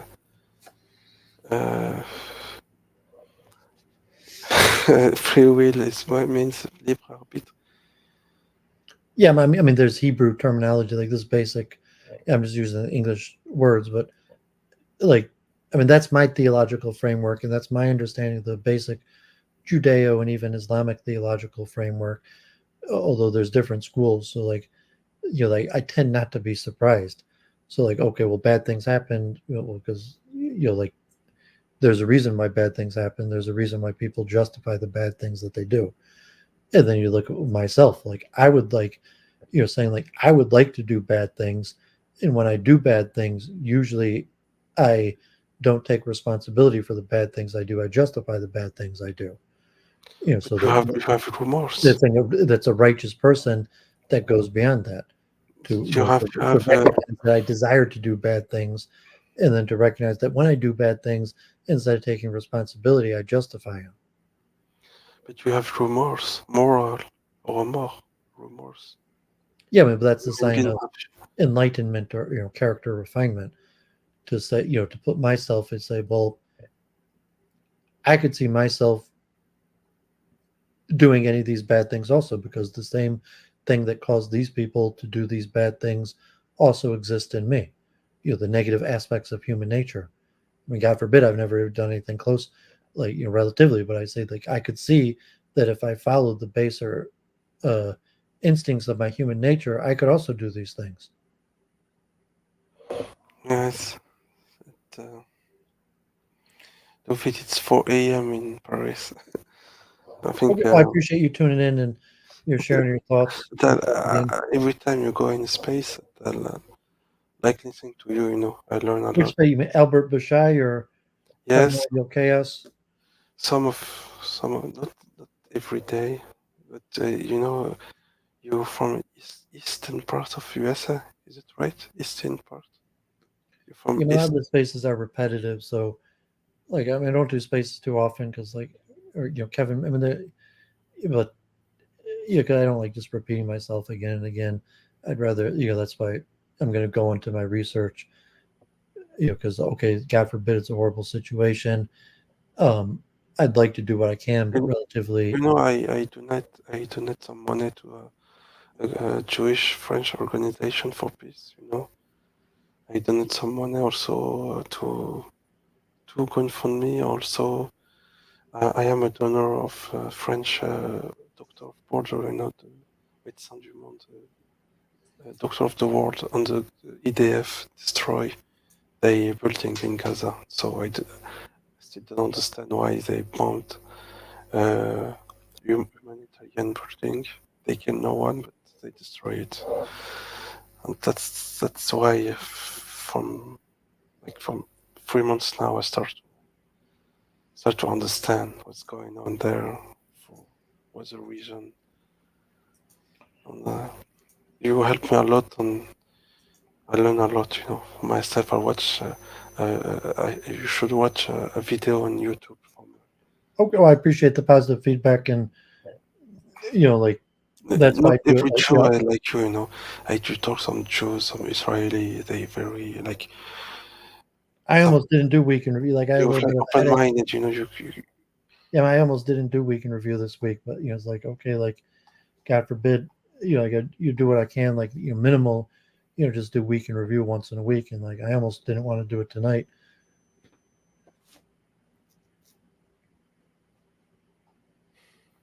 But so I appreciate the positive feedback. Not every Israeli or Jew are like you. Some are very close mind, esprit fermé. They don't want to listen. Every time you talk to them, every time they don't want to listen to you, even in polite manner. So Yeah, I mean, it's cognitive distance. Like like the most natural thing is to stay on the path you're on. So the distant voices become echo chambers, where like the handful of people agree with you, and you just keep on saying the same thing, and then the other people that like I mean, so it's tough to I mean, like I said, I was listening to you in some space. I think Judaism, like Islam, like Christianity, there's a lot. There's no Islam. There's many Islam, Sunni, Shiite, many group of Sunni Christianity to on Judaism. And I learn from you, David, that there is no one Judaism. There's many group, and even in Islam, Islam has many group. Many organization, many group, even sect. I don't know that Judaism was very diverse, diverse, many group. I mean, that's why I like your space. I like your audio. I did not know that Judaism was very diverse, like Islam and Christianity, in terms of beliefs. okay. Well, You glad to know be what of I mean? use.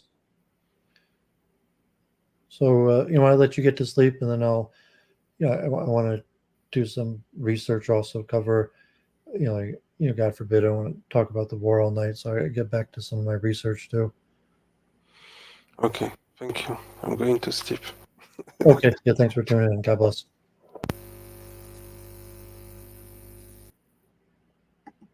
Okay, so appreciate Marcus coming on. Good to hear a new voice. And the sound quality wasn't that good. Sorry about that, but you get add a new voice, and you're not everybody's a regular streamer to have like their sound equipment, or if he's there in France late at night. So if people had a hard time hearing that, I apologize, but it was good to hear a new voice. I appreciate Marcus tuning in. So let me jump right in. We'll put a bookmark in the war, and God forbid the disaster in Israel. I might go to another Jewish Voice for Peace event tomorrow here in Metro Detroit. Um, just because of the seriousness of the situation, but just kind of being depressed about things you can't change. Um, you got to move on with your life, do productive things. So let me continue my research. So I've had these articles I mentioned for quite a long time, and I've been meaning, like I talked a lot about expertise and the various theories, and I mentioned that um,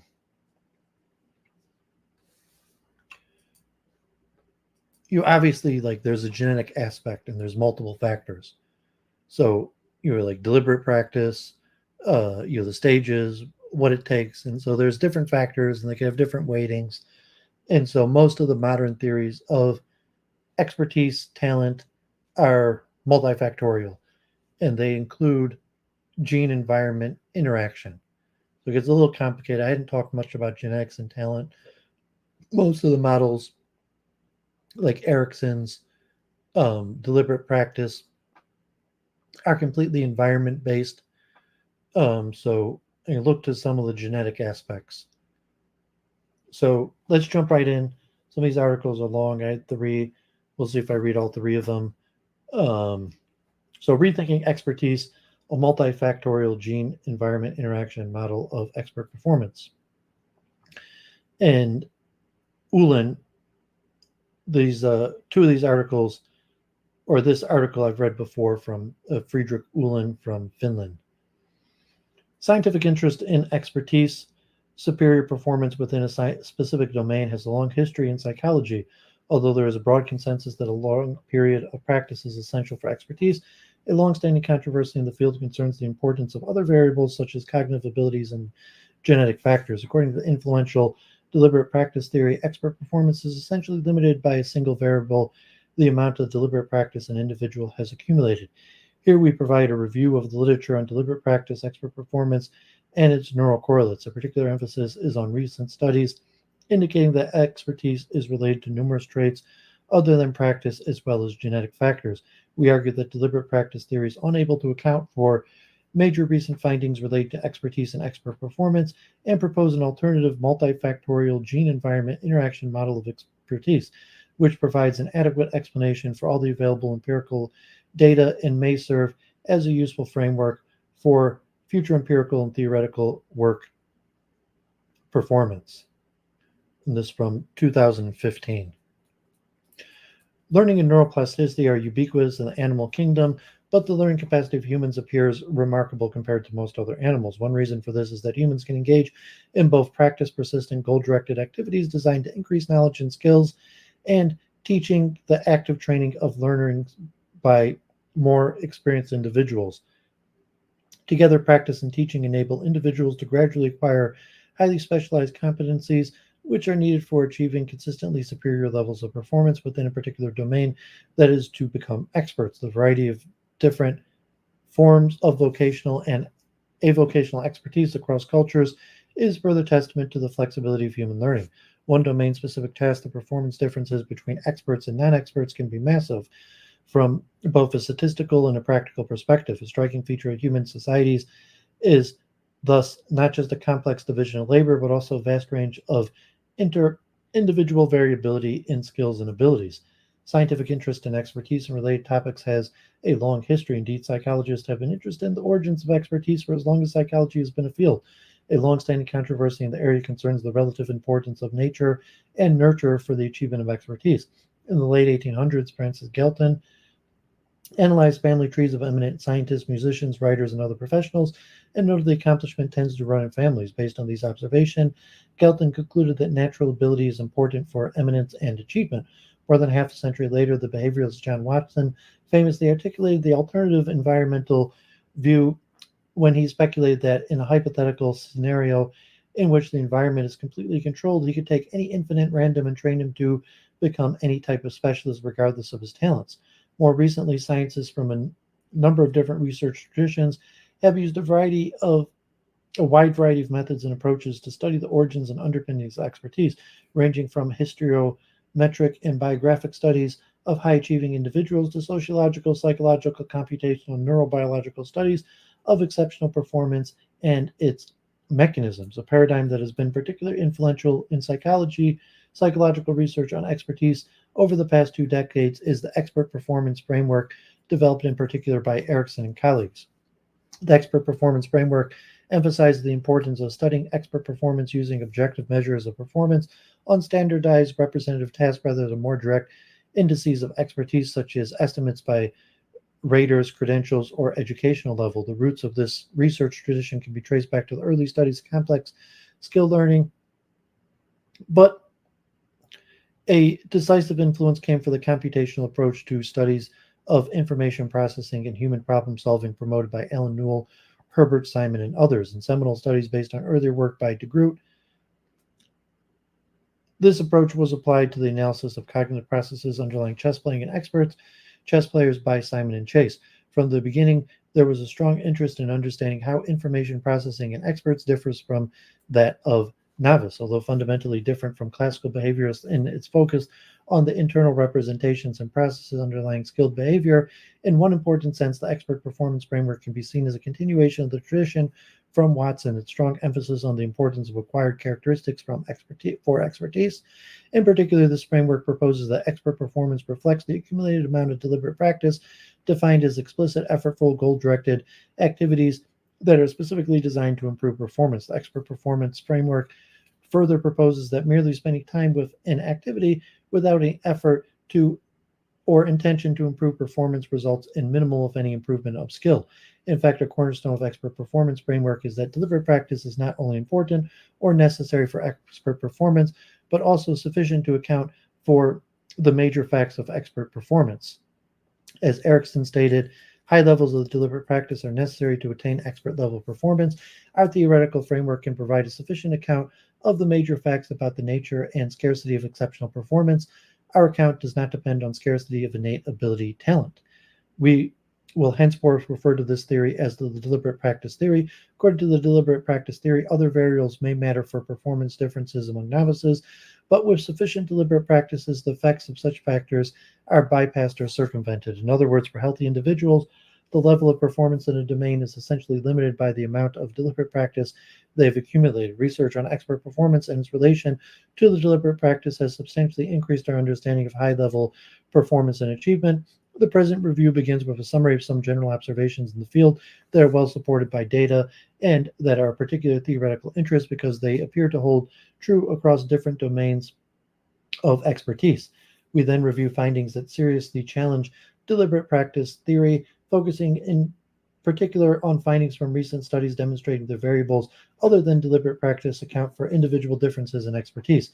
In the final section, we argue that deliberate practice theory fails to account for major recent findings relating to expertise and expert performance, and propose an alternative framework for understanding and investigating expertise, the multifactorial gene environment interaction model, MGIM. Multifactorial gene environment interaction model. The literature considered in the present review includes studies on expertise and deliberate practice identified from earlier reviews and books, as well as from systematic literature researches in Web of Science using search terms expertise or expert performance, imaging, and transfer, and the Web of Science's categories neuroscience, neuroimaging, psychology, behavioral science, and genetic heredity. Details on the literature searched are provided as online supplemental materials. The breadth of the field makes it impossible to perform an exhaustive review of all original studies in a single review article. Our main focus is therefore on studies in the last few decades. Finally, it should be stressed that we primarily consider a number of expertise domains that have been extensively studied in the deliberate practice literature, including music, dance, board games, video games, and sports. Other forms of expertise, such as academic expertise, will only be discussed more tangentially. The neuropsychology of expertise, practice expertise in brain anatomy. A large amount of empirical data supports the cumulative estimates of lifetime deliberate practice are positively associated with measures of expertise. A meta-analysis of 88 published studies corroborates the basic finding. For a comprehensive bibliography, we refer the reader to the supplementary material of that article. Correlations between practice and expertise have been demonstrated using various measures of both practice, interview data, questionnaires, logs, and expertise, objective measures of expert performance ratings, professional status. The literature covers a wide range of domains, including art, sports, games, education, and professions. McNamara and colleagues, 2014, found an overall meta-analytic average correlation between deliberate practice and expert performance of 0.35 across domains. However, the effect size of the relation varied between domains. The percentage of variance in expert performance explained by deliberate practice was 1% for professions, 4% for education, 18% for sports, 21% for music, and 26% for games. In other meta-analysis, Platts and colleagues found that deliberate practice could account for 36% of the variance in musical expertise. For further discussion of these association, see the challenges to deliberate practice theory section. Common sense and everyday experience make it tempting to assume that correlations between deliberate practice and expert performance reflect causal effects of the former and the latter. At the same time, correlation findings are often consistent with many underlying causal mechanisms, and recent findings suggest that alternative scenarios also have to be considered. Evidence has emerged that at least some components of expert performance are not causally influenced by deliberate practice. However, studies investigating the acquisition of expertise longitudinally based on single cases or observational and randomized group designs suggest that, as expected, long-term deliberate practice is an essential causal factor behind many aspects of expert performance. Many studies have also investigated expertise using neuroimaging techniques. This literature, which mainly consists of correlation studies, further adds that the evidence that deliberate practice is an important predictor of expertise and suggests that individual differences in regional brain anatomy may in part mediate associations found between deliberate practice and expert performance on a behavioral level. One of the most frequently studied domains in the literature is musicians. Correlations between musical expertise and regional brain anatomy have been reported for motor and premotor areas. Broca's area, auditory areas, the cerebellum, and white matter pathways implicated in musical performance, such as the corpus callosum, the superior longitudinal facilis, and the pyramidal tracts. Several studies have also reported significant correlations between measures of practice in regional brain anatomy in brain regions that show group differences in anatomy between musicians and non-musicians. Accounts Amotz and colleagues found a Spearman correlation of negative 0.63 to negative 0.6 between the size of motor cortex and age of commencement of music training. Sluming and colleagues found a correlation of 0.39 between years of musical training and gray matter volume in Broca's areas in younger adult musicians, and Abdul Karim reported a correlation of 0.7 between gray matter volume of this region years of performance in orchestral musicians. Another example, Hutchinson found a correlation of 0.6 between cerebellum volume and lifelong intensity of training in male musicians. Correlation data also supported the brain adaptations in musicians are functionally important. Hyde and colleagues used the longitudinal design and studies associations between performance improvements on relevant behavioral tasks and challenges in regional anatomy after 15 months of musical training. Performance on a manual motor sequence task correlated with anatomical changes in primary motor cortex as well as the corpus callosum. Performance of an auditory musical discrimination task correlated with anatomical changes in primary auditory cortex. Schneider found a correlation of 0.7 between the gray matter volume of the auditory cortex and auditory musical discrimination in a mixed sample of amateur professional musicians. Similar associations between expertise and regional neuroanatomy have been found for other groups, including taxi drivers, jugglers, dancers, professional simultaneous interpreters, painters, chess players, professional car drivers, karate experts, perfumers, and athletes. Furthermore, longitudinal studies provide support for a causal effect of practice. Overall, then, there is substantial evidence that deliberate practice is associated with higher levels of expertise, and that this association at least partly reflects causal influences of deliberate practice on expert performance and its underlying neural substrates. Expert novice differences in information processing and functional brain properties. The literature on complex skill learning is vast. However, much of this research has used relatively short training periods, hours to days. A central finding of the expertise literature is that prolonged deliberate practice, continuing over months and years, may lead to the acquisition of qualitatively different performance strategies, which enable experts to perform at levels that baffle beginners. A dramatic illustration of this is Erickson and colleagues' longitudinal case study of a participant who engaged in regular practice of digit memory span tasks for more than 1.5 years. During this period, the memory span increased from 7 to almost 80 digits, an increase of more than an order of magnitude. Verbal reports and analysis of temporal response patterns showed that this remarkable improvement relied on gradual mastery of more and more complex memorization strategies. In particular, subject used extensive knowledge of track and running times to chunk sequences of digits and represents number sequences hierarchically as groups and supergroups of shorter sequences. There is evidence for extremely efficient processing of domain-specific information in many forms of expertise. One well-documented phenomenon uh, is that experts can represent large, complex structures as integrated units or chunks. Pioneering studies on expert performance demonstrate such chunking in chess experts who display superior memories for chess game positions compared with novices. Similar phenomena have been demonstrated in many other expert groups, including bridge players, Othello players, computer programmers, taxi drivers, electronic technicians, and musicians. Importantly, chunk formation in experts reflects functional properties and relations between the elements in a chunk. Expert superior memory is typically most pronounced for ecologically valid patterns as opposed to constellations that are unlikely to appear in real life expert performance. Chess experts display superior memory for game positions from real games, but to a much lower degree for random positions, and the grouping of pieces into chunks is based on the strategic relation between pieces. In bridge, experts have superior memory for structured, ecological, but not for unstructured bridge chains. Experienced programmers chunk computer code efficiently based on its functional organization. Beginners utilize common language associations. Taxi drivers show exceptional memory for street names when these are organized according to driving groups, but not for randomly organized lists. Musicians display superior processing of well-formed as opposed to random musical structures, and process musical materials using larger units than novices.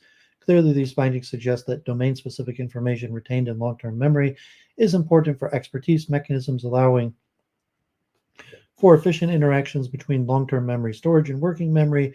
Increase the functional capacity of working memory for domain specific information could be the key to expert performance. Chase and Simon proposed a chunking theory to account for expert performance in chess. This theory proposes that players store patterns of pieces that occur frequently in games as chunks in long-term memory. Game positions can then be presented in working memory as chunks rather than single pieces. Even if experts and novices have the same general working memory span, the experts will in this way display a higher effective working memory capacity for game positions in chess. This may not just boost memory performance, but could also result in higher playing skills by making the search among possible moves and their evaluation much more selective and efficient. Later works have resulted in revisions and developments in these ideas. Two influential current models on information processing in experts is the long-term working memory theory of Erickson and Kinch, 1995, and the template theory of Gobe and Simon. Long-term working memory theory assumes that experts acquire the ability to rapidly encode and retrieve domain-specific information through extensive deliberate practice and the use of retrieval structures in which sets of cues that are associated with the encoding information are used to access it during expert performance. A central concept in template theory is a template, a flexible high-level pattern that, unlike a fixed chunk, can have both fixed and variable components and can include associative links, for example, to action plans and other templates. At present, there's little data on how the dramatic changes in information processing implied by these theories may be implemented on a neural level. Notably, efficient use of information in long-term memory is a central feature of all the models that have been discussed. One possibility would thus be that the medial temporal cortex and other brain areas implicated in long-term memory active in aspects of expert performance involving online manipulation of information and working memory. This idea was recently developed in a review by Guida, Gobe, Tardo, and Nicholas in 2012, who have found support for activation of long-term memory regions during expert performance in mental calculators, mnemonicists, and chess experts. One specific temporal region, the fusiform face area, has been the focus of several studies on expertise. The fusiform face area is involved in the processing of faces. In some expert groups, the fusiform face area appears to have adapted so that it also implicated in holistic processing of domain-specific visual stimuli, such as chess game positions in chess players, cars and car experts, and radiological images in radiologists. Furthermore, Bialik and colleagues found that in chess experts, but not in novices, the fusiform face area responses to random and ecological chess positions differed.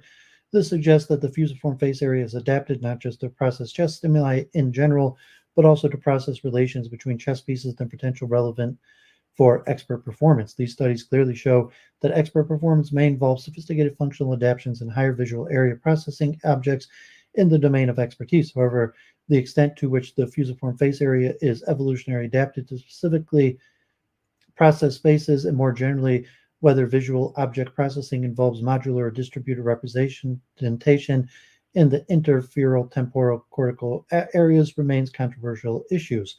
Perceptual processing of domain-specific stimuli in experts can also induce extensive activations of brain regions involved in motor control and the analysis of actions in general areas reliably activated during action. Observations include the motor and premotor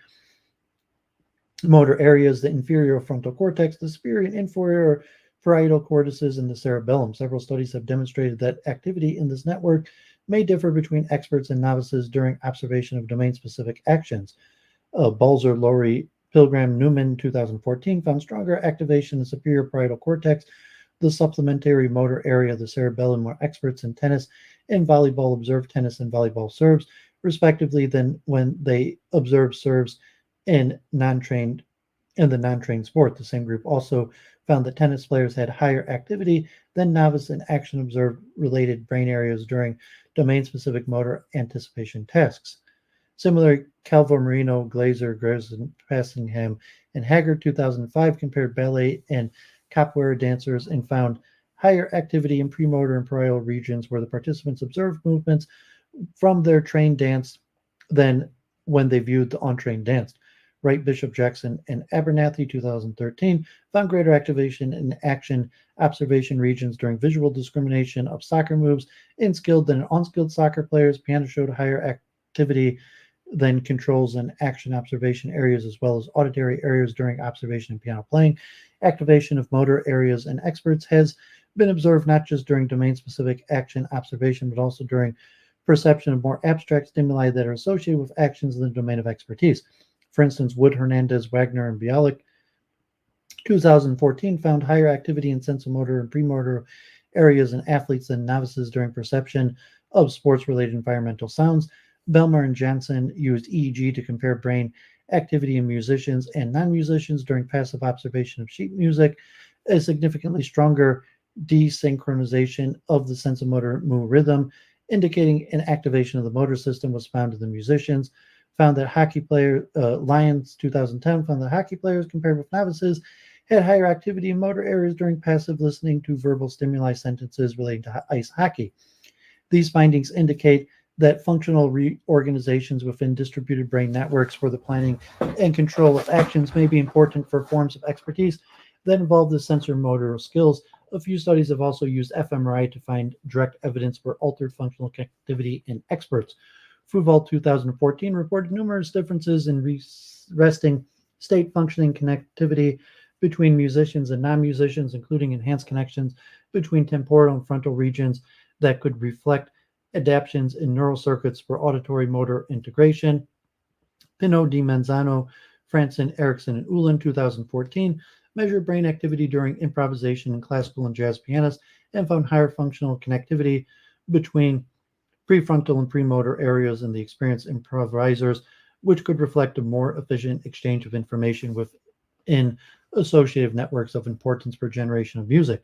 The high domain specificity of many of the effects discussed above would make it plausible that causal effects of deliberate practice are involved in the observed expert-novice differences. However, the literature essentially consists of correlation data and observational longitudinal designs, and is therefore also possible that other causal mechanisms such as genetic pleiotropy are involved.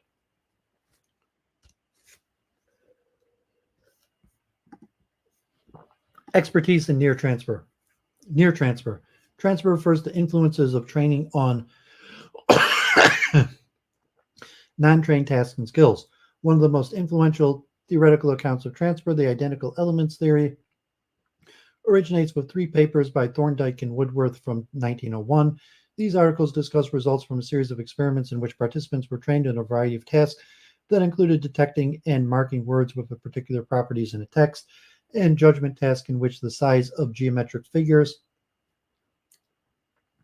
and weights of objects should be estimated. Participants improved on the trained task, but transfer effects to a highly similar controlled task, marking words with other properties than those trained, estimating the size of figures with new shapes or sizes or weights of novel objects, appeared to be remarkably small or negligible. However, the authors found indications of some transfer, in particular when the trained task and the transfer task shared elements, like marking words that contain S and P, at transfer after training to mark words that contain S and E. The overall conclusions were that transfer skills essentially occur when the trained skill and the transfer task contain identical elements, and in more general terms, that the mind is a machine for making particular reactions to particular situations, which work in great detail, adapting itself to the special data of which it has had experience. Many later staters in both sensomotor and cognitive skills have confirmed that transfer is limited and strongly dependent on the amount of shared material between training and transfer tasks. For example, Bovair, Kierses, and Polson used a modern operationalization of the identical elements theory in which procedural knowledge was quantified using production systems models to successfully predict transfer effects as a function of pre-existing knowledge in participants learning to handle text editing software. In line with the identical elements theory, there is also a large body of literature demonstrating part-whole transfer, in which a complex skill is mastered by training its components in isolation, and inter-manual transfer, in which sensor-motor skill trained with one hand is rapidly learned with the opposite hand. The psychological and neurobiological literature reviewed in the previous section suggested that the acquisition of expertise is a process of specialization in which an individual invests time, effort, and neural resources in order to optimize the performance of a limited set of tasks. This implies that there will be a few shared elements, to use Thorndike's terminology, between expert performance and other skills, and that the specific adaptations that allow for extremely efficient domain-specific information processing will often be useless in tasks outside the domain of expertise. A reasonable prediction is thus that transfer of expertise to non-domain relevant tasks should be small. This prediction is confirmed by empirical data. In fact, even minor changes in the material or structure of a task can lead to dramatic performance drops, pointing to a specialization of the specialized, that is, a differentiation of experts within domains. In Erickson and colleagues' case study of memory span training, the participants had a digit memory span of close to 80 digits at the end of the training, but virtually no increase in letter memory span. Bialik, McLeod, and Goybit studied subgroups of chess players who had specialized in certain chess openings and compared their performance in memory and problem-solving tasks based on chess position taken either from the opening they'd specialized or another opening. Large reductions in performance were found in trials based on the chess openings that were less familiar to the participants. As already summarized, large performance differences between the perceptual processing of familiar and unfamiliar patterns have been reported for many forms of expertise, including chess, bridge, and music. Nevertheless, several studies suggest that expertise may show a certain amount of near transfer to similar tasks. Strong chess players have a somewhat better memory for random chess positions than weaker players, although the effect size is much lower than for positions from real games. Goba and Simon found that an increase in chess skill of 400 ELO points yielded an increase in memory capacity of about 5 pieces per real game positions, compared with only about 1 piece per random position. Expert athletes may show superior performance in related sports. Such findings are certainly consistent with the possibility of near transfer, which in part could be a consequence of shared elements between the study tasks. However, many studies reporting near transfer rely on cross-sectional data. Thus, it is possible that the correlation between expert performance and performance of non-trained tasks also depend on basic abilities that influence performance in both tasks, rather than narrow transfer. In line with this possibility, Mosing, Madison, Pedersen, Kuja, Hokula, and Ulan 2014 found the correlation between musical practice and musical perceptual ability was essentially caused by genetic pleiotropy rather than causal influences on long-term musical training on musical discrimination. Far transfer. The possibility of far transfer to tasks that are different from the trained task is obviously of larger practical interest, especially in education. And long-term deliberate practice would improve attention and working memory, or even general intelligence. One could conceivably also see broad transfer, that is, far transfer to a wide range of cognitive tasks in general scholastic achievement. However, the empirical support for broad transfer of expertise is weak. This could be seen as unsurprising, given that even near transfer effects are small and that the neural underpinnings of expertise and general intelligence appear to be very different, the latter apparently being more related to global brain properties, such as, for example, total gray and white matter, volume, cortical thickness, and general topological properties of white matter connection. Here we will briefly summarize findings from 4 domains that have been extensively studied in this context: music, chess, video games, and special brain games designed to improve working memory. The literature on music and cognitive ability is extensive and has recently been the subject of a comprehensive review by Schellenberg and Weiss 2013. Many studies report positive association between long-term musical practice and performance on a wide range of cognitive tasks, musical, verbal, mathematical, including tests of general IQ. Correlations between amount of musical training and intelligence are typically small to modest. A large majority of studies use cross-sectional or observational longitudinal designs and thus are ambiguous with respect to causal nature of the association. The correlation between musical practice and IQ was recently analyzed in a large Swedish twin cohort when controlling for all genetic and shared environmental influences. In a monozygotic interpair difference design, the association disappeared. In a bivariate classical twin modeling, indicated that the correlation was largely driven by genetic pleiotropy. These results speak strongly against causal influence of musical practice on IQ and highlight that genetic factors are important to consider in any study finding associations between practice and intelligence. Some randomized and quasi-randomized intervention studies have found indications of causal effects of music training on cognitive abilities. However, other investigations, including one with no less than 3 years of piano training, have found no evidence for far transfer. Studies of cognitive benefits of chess training have likewise yielded mixed results. As discussed, superior processing of visual information in chess players is highly limited to ecological stimuli. Unterreiner, Kaller, Lionheart, and Rahm 2011 found no indication that chess skill transfers to the Tower of London task, which also requires planning and executive control. The literature on video game expertise and cognitive abilities is relatively large.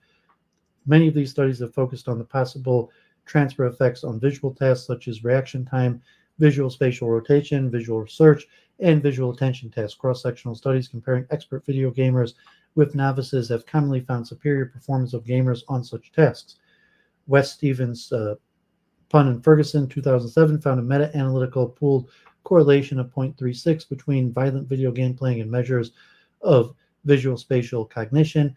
As per chess and music, results of longitudinal studies are inconsistent, with both positive findings and null effects of interventions.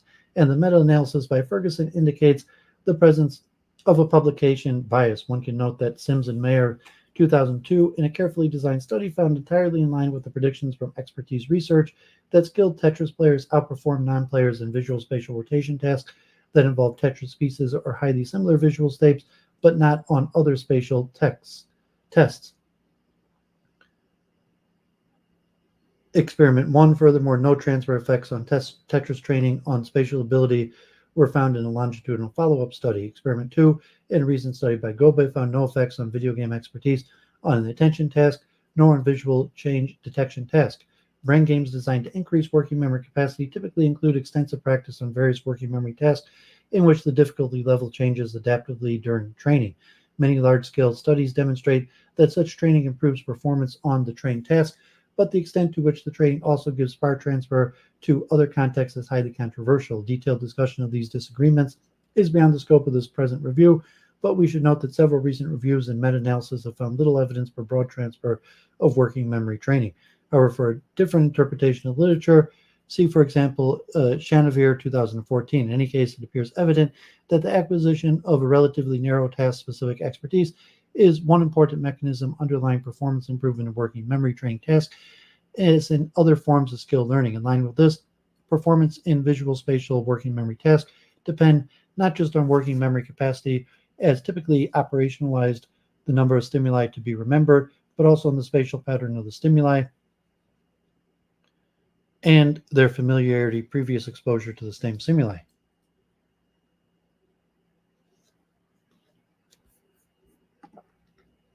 Okay, thanks, Elemental.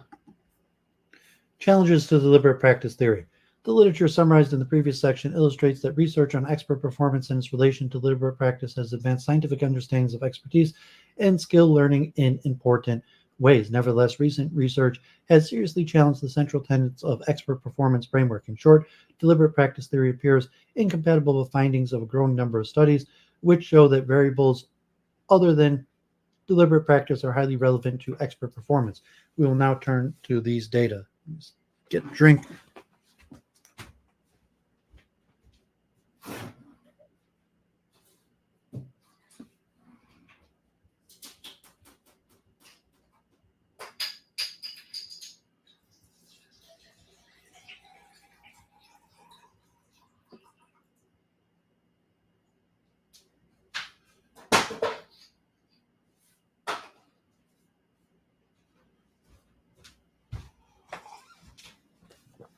Practice traits and expertise, phenotypic studies. How much variance in expert performance is actually explained by deliberate practice? An obvious prediction of deliberate practice theory is that individual differences in deliberate practice should be highly correlated with measures of expert performance. Indeed, Erickson, 1993, claimed that individual differences in ultimate performance can largely be accounted for in differential amounts of past and current levels of practice, because the theory actually implies that, with the exception of certain sports in which height and body size play an obvious role, deliberate practice is the only variable of importance for expert performance.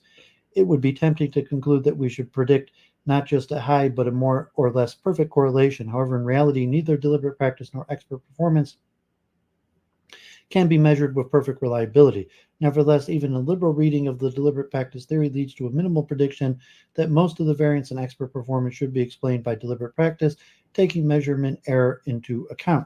The available evidence does not support this prediction. A number of recent reviews and meta-analysis have provided estimates of the proportion of variance in expert performance explained by deliberate practice in different domains. The estimates range from less than 1% for professional expertise in McNamara to 36% in music and Platts.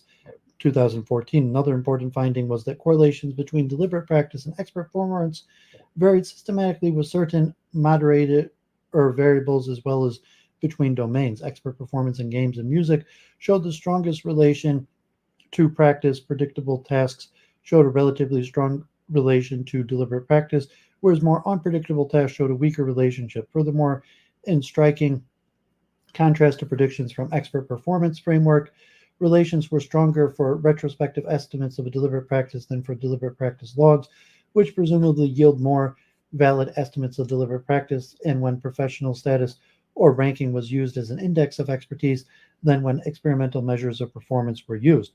This evidence converges on two conclusions. First, relations between retrospective practice estimates and expertise may be inflated. For example, because participants' perceptions of their current ability and achievement influences their estimates of earlier practice. Second, experimental measures of inevitably limited aspects of expert performance may not be more valid measures than ratings or group memberships, which could be based on more global and balanced assessments of the totality of skills needed in a domain. Taken together, these observations strongly suggest that expert performance depends on other factors than deliberate practice. In the next section, we review the literature on what some of these factors may be. Expert performance and physical traits. Even the staunchest proponents of deliberate practice have consistently allowed for one exception to the deliberate practice theory, namely that in certain sports, the physical traits of body size and height may influence expert performance over the above deliberate practice. The importance of height for sports like high jumping and basketball is indeed self-evident. In reality, however, there are many anthropometric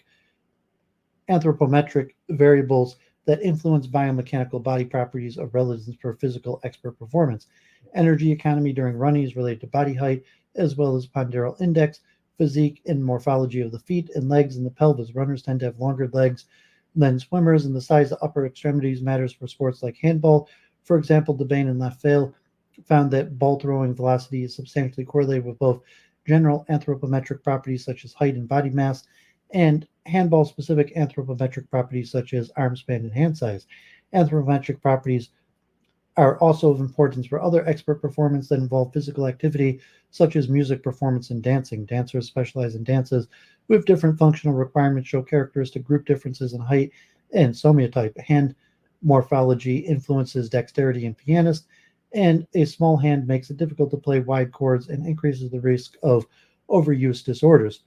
Critically, from the standpoint of evaluating deliberate practice theory, anthropometric variables are strongly influenced by a genetic factor, with heritabilities typically in the range of 70 to 90% for measures like body height, arm and finger length, length of the eyes, and head size. In particular, high heritability does not imply that a trait cannot be modified by environmental interventions, but we are aware of no empirical demonstrations that deliberate practice has significant effects on physical traits that reflect the dimensions of hard tissue, such as height or the length and proportions of the extremities. Expert performance and cognitive ability.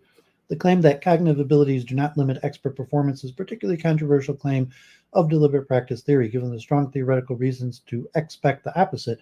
First, one of the most well-established findings in psychology is that the general factor of intelligence, psychometric G, correlates with learning especially in cognitively demanding tasks. Deliberate practice is, by definition, explicit and characterized by a conscious search for strategies to improve performance. In other words, deliberate practice requires sustained attention and metacognition, both of which are correlated with intelligence. Regardless of the mechanism underlying this correlation, one might thus expect that engagement in deliberate practice is more correlated with intelligence than less deliberate forms of practice. Second, many forms of expert performance are intrinsically unpredictable and involve online processing of novel information, even at high levels of expertise. Such tasks are presumably difficult to optimize through the process of automation, chunking, and efficient working memory, long-term memory interactions discussed previously, and could for that reason be highly dependent on intelligence and executive control. Finally, intelligence shows weak to moderate correlation with reaction time, processing speed, and temporal and non-temporal sensory discrimination, basic capacities that appear likely to be important for expert performance in many domains. Consistent with these observations, growing evidence indicates that expert performance is indeed related to cognitive ability. A large literature shows that intelligence predicts educational achievement, an outcome that is obviously related to the acquisition of expertise, like reading and arithmetic. Correlations between educational achievement and IQ typically fall in the range of 0.7 to 0.4. Intelligence is also correlated with occupation and performance in the workplace. The mean IQ of employees is higher in occupations with high demands of complex information processing and cognitive skills, and a meta-analysis by Schmidt and Hunter found general mental ability to predict individual differences in job performance with a mean validity of 0.63. Furthermore, it is illustrated by findings for the study of mathematical precocious youth project. Expert performance and achievement are predicted by differences in cognitive ability, even within the highest percentile. Recent findings from this research show that, for example, participants who scored at or above the 99.99th percentile in the verbal and mathematical SAT before age 13 display outstanding achievements as adults within a broad range of expertise domains that include science, technology, engineering, and mathematics fields, as well as the arts, business, and law. The domains of expertise vary with ability profile, so that higher scores on the verbal SAT tend to excel within arts, humanities, and writing, whereas high scores in the mathematical SAT display top achievement within the STEM fields. In contrast, studies on the relation between study time and grade point averages have found surprisingly weak effects, and the meta-analysis of McNamara found that deliberate practice on average predicted only 4% of the variance of expert performance in educational contexts. The contributions of intelligence and deliberate practice to expert performance have also been assessed in studies that include more direct measures of expert performance or skill level. Null effects of cognitive abilities on expert performance in experts have been reported for predictable tasks such as typing. In contrast, IQ predicts performance in chess experts. Grabner, Stern, and Neubauer found a correlation of 0.35 between general intelligence and low rating in Australian tournament chess players. Meintz and Hamburg found a partial correlation of 0.37 between working memory capacity and sight reading ability in musicians after controlling for deliberate practice. In line with these findings, Ackerman has argued that the association between cognitive abilities and performance at different stages of training should depend strongly on how demanding the task is in terms of attentional resources and whether it's consistent and predictable enough to be effective automated during training. For attention demanding tasks that are difficult to automate, this framework predicts that significant correlations between cognitive ability and performance should remain after practice. Support for this was indeed found in the reanalysis of several classical data sets from Thorndike, Woodrow, Fleischman, and others. Later studies have corroborated that correlations between performance and intelligence remain and may even increase during several hours of training of complex, low predictability tasks. Expert performance and personality. There are several reasons to expect relations between expert performance and personality. First, personality, which is moderately related to vocational interest, is likely to influence which domain an individual chooses to become an expert in.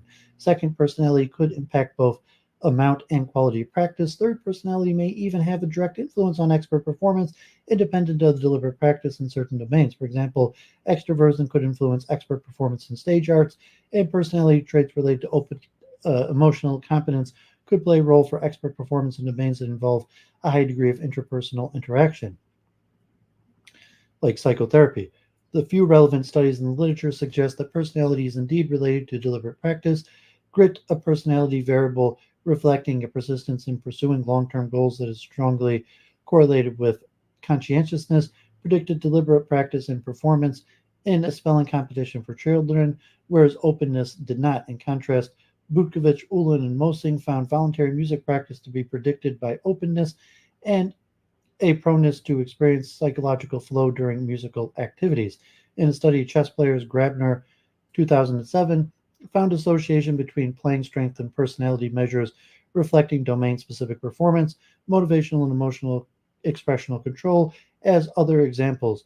Mixa 2011 found impulsivity in musicians to be related to less well-organized practice and poor achievement with correlations in the range of negative -0.2 to 0.4 between impulsivity and practicing behaviors involving repetition. There's also evidence that personality influences expert performance above and beyond deliberate practice. In particular, large-scale studies by Ackerman colleagues have demonstrated how correlations between vocational interest, personality, and abilities form different trait complexes with different personality profiles of individuals active in different domains: social, scientific, clerical, cultural, genetic influences on deliberate practice, expert performance, and associated traits.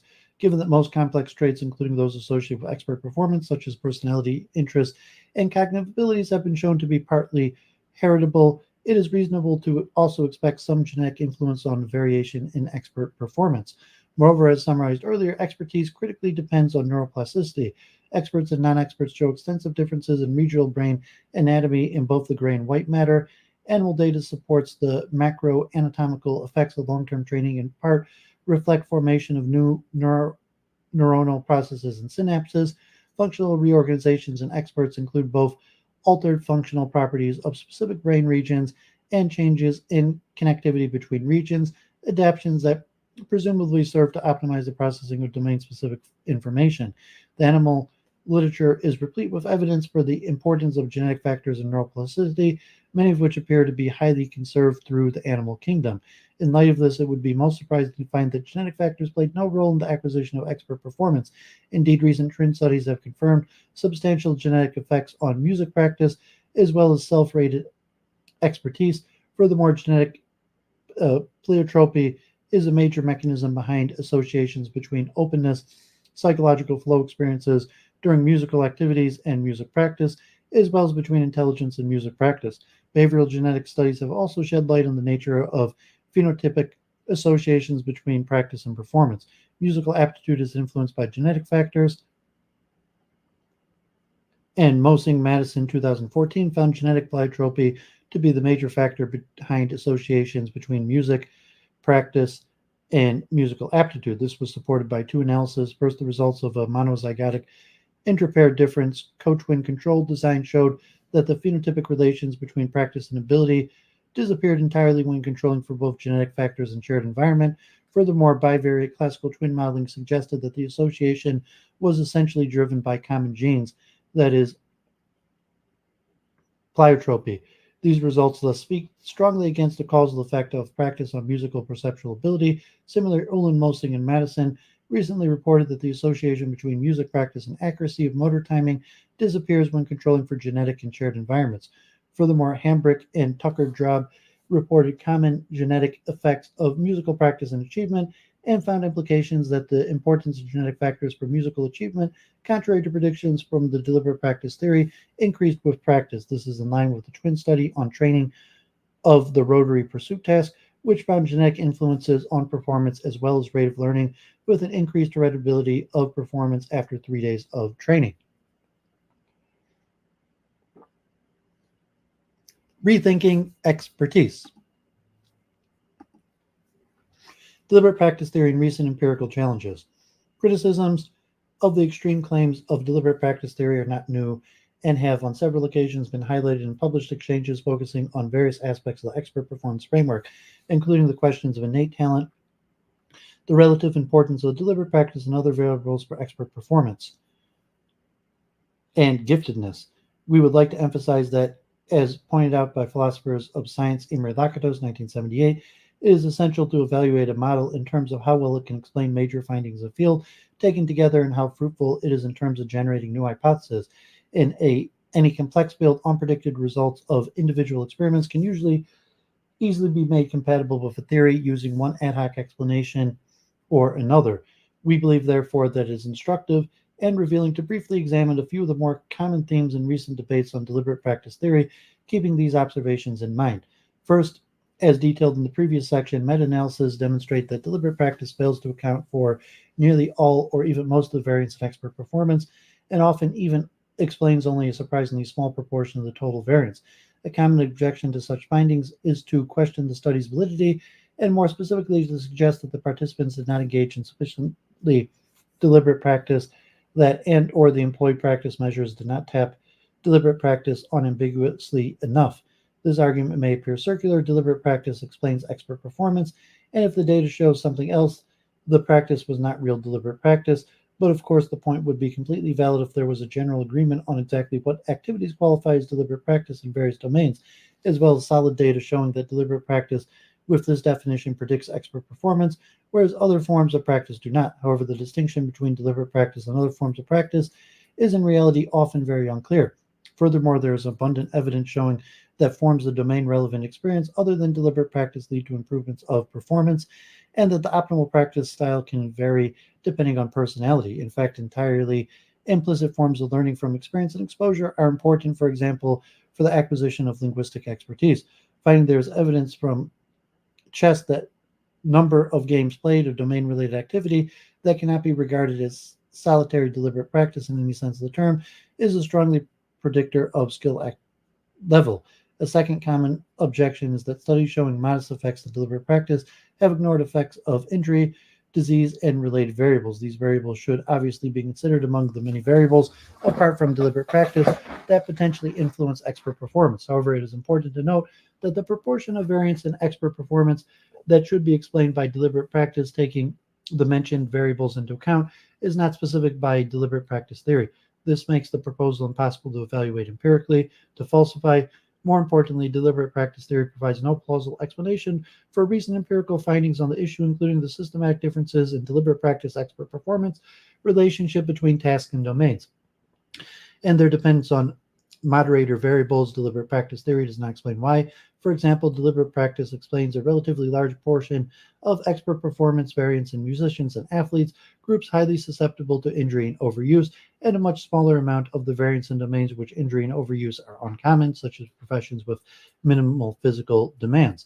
A third recurring controversy is whether tasks that show less impressive correlations with deliberate practice and are substantial relations to variables other than deliberate practice qualify as true forms of expert performance. One example is musical aptitude, operationalized as the ability to discriminate musical melodies, rhythms, and pitches. This ability is related to intelligence, and music practice, as already discussed, it has recently been found that these associations are essentially driven by common genetic influences. In recent commentary, Erickson dismissed studies of music discrimination because they test memory and perception of music rather than music performance. However, the capability to discriminate music sounds is essential for music performance. Furthermore, musical discrimination is commonly measured in entrance exams to music colleges and correlates non-trivially with music practice, musician status, and musical achievement. One can note that in other contexts, when expert performance does correlate with deliberate practice, but not with professional status, that has been taken not as a challenge to the expert performance paradigm or as evidence that the expert performance task is unrepresentative, but rather as support for the professional status is an unreliable and potentially irrelevant outcome in expertise research.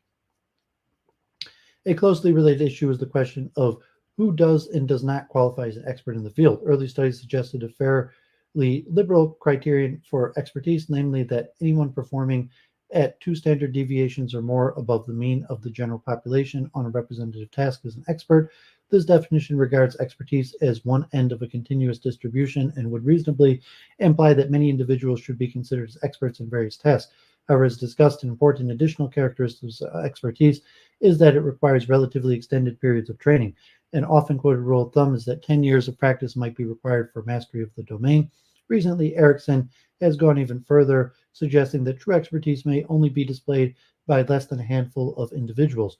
Unfortunately, these unclear and arbitrary distinctions between mere mundane forms of expertise, mastery, and eminence have been utilized to circumvent challenges from studies demonstrating effects of non-deliberate practice variables on expert performance. For instance, Erickson considers a large-scale study in the top 5% of 8th grade readers, which demonstrates genetic influences on reading expertise, as irrelevant as the studied behavior would not qualify as expert performance. Erickson even suggests that twin studies are in principle uninformative for expertise research, as too few twins display true expertise to perform behavioral genetic analysis. However, clearly many twins display expertise by the two standard deviation criteria. Fourth, there is striking observation of secular increases in top levels of expert performance in certain domains, like sports and chess, during the last decades. This has sometimes been brought forward as evidence that genetic factors are unimportant for expert performance because it would appear unlikely that significant changes in relevant gene frequencies could have taken place during such a short time period. However, in general, secular changes in mean level of a trait do not imply that the population variance at a given point in time is non-genetic in nature. Well-known examples of highly heritable traits that have shown dramatic increases in Western countries during the last centuries include body height and IQ. Finally, we'd like to consider one of the most common but also most scientifically problematic arguments in defense of the deliberate practice theory. This is the argument that for deliberate practice theory to be falsified, it would have to be demonstrated that variables other than deliberate practice, including traits like intelligence or genetic factors, limit the ultimate level of expert performance that an individual hypothetically could achieve. The problem with this proposal is that it could hardly be accomplished, even in principle, because it would require the investigation of almost infinite number of counterfactual scenarios. Science can investigate existing phenomenon in the world as we find it, but it can rarely prove that something never could take place. If the suggestion is taken seriously, it would be doubtful whether deliberate practice theory is a falsifiable theory that can be tested empirically. In contrast, a reasonable interpretation of deliberate practice theory does give rise to the testable prediction that most of the variance in expert performance is explained by deliberate practice, or stated differently, that the influence of non-deliberate practice variables on the probability of acquiring expertise is small or insignificant. A multifactorial gene-environment interaction framework for expertise studies. Deliberate practice theory posits that only one variable, deliberate practice, is of key importance for expert performance in all domains of expertise. However, the unavoidable conclusion appears to be that this model is too simple. As discussed in detail in the previous section, deliberate practice theory fails to account for several key findings related to expertise and expert performance. Accordingly, we believe it is essential for progress in the field that researchers turn to more progressive multifactorial framework for expertise studies that allows for a systematic investigation of all factors that influence expert performance and that can give rise to novel testable hypotheses. An important part of the motivation for a paradigm shift is methodological. If a researcher works on the assumption that deliberate practice is all that matters for expert performance, he or she is likely to choose experimental designs that allow for a characterization of practice effects, but fail to consider the importance of other variables such as cognitive abilities. In fact, a striking feature of the field as a whole is that relatively few studies have studied expertise in genetically informative samples or investigated the relative importance of deliberate practice and other phenotypic variables for expertise in a systematic manner. The relatively few recent studies that have addressed such issues have indeed provided important evidence for the involvement of variables other than deliberate practice in expertise, and it appears likely that continued research along these lines will be very fruitful for our understanding of expert performance. In this final section, we will summarize the general features of a possible alternative framework for expertise studies, which we dubbed the multifactorial gene-environment interaction model. Key features of this framework are schematically illustrated. In Figure 1, variables given in italics under each broader category are specific examples of factors that have been shown empirically to be involved in expertise. Some general similarities between the multifactorial gene-environment interaction model are, and earlier theories of intellectual development should be mentioned, the potential roles of intelligence and interactions between intelligence and practice for the development of expert performance, and the multifactorial gene-environment interaction model could be seen as generally similar to Cattell's 1987 model of the development of specialized knowledge in his investment theory. An even closer relationship can be seen in Ackerman's 1996 PPIK theory, in which adult intellectual development is modeled as a function of intelligence as process, personality, interest, and intelligence and knowledge. The multifactorial gene environmental model focuses on the development of expert performance rather than general intellectual development, but is similarly multifactorial and emphasizes a wide range of both psychological and physical individual difference variables are likely to be important for expert skills in a domain-specific way. A second important feature of the multifactorial model is that the development of expertise is regarded from a gene-environment interactive perspective, that is, genetic factors, non-genetic factors, and their interactions are considered as important influences on expert performance, deliberate practice, expertise, relevant traits, and their covariance. So figure 1, schematic summary of the main elements of the multifactorial gene environment interaction model. At the phenotypic level, the upper part, the multifactorial model assumes that psychological traits such as abilities, personality, interests, and motivations are associated with the domain and intensity of practice. Specific examples of variables that have been shown to be involved in various forms of expertise are provided in italics under each general heading. Practice will cause adaptations of neural mechanisms involved in expertise and could also influence relevant physical body properties. Furthermore, neural mechanisms related to trait differences may impact expertise independently of practice. Both genetic and non-genetic factors influence the various variables that are involved in expertise in the phenotypic level. These influences are likely to be complex and involve both gene, environment, interaction effects, and covariation between genes and environment.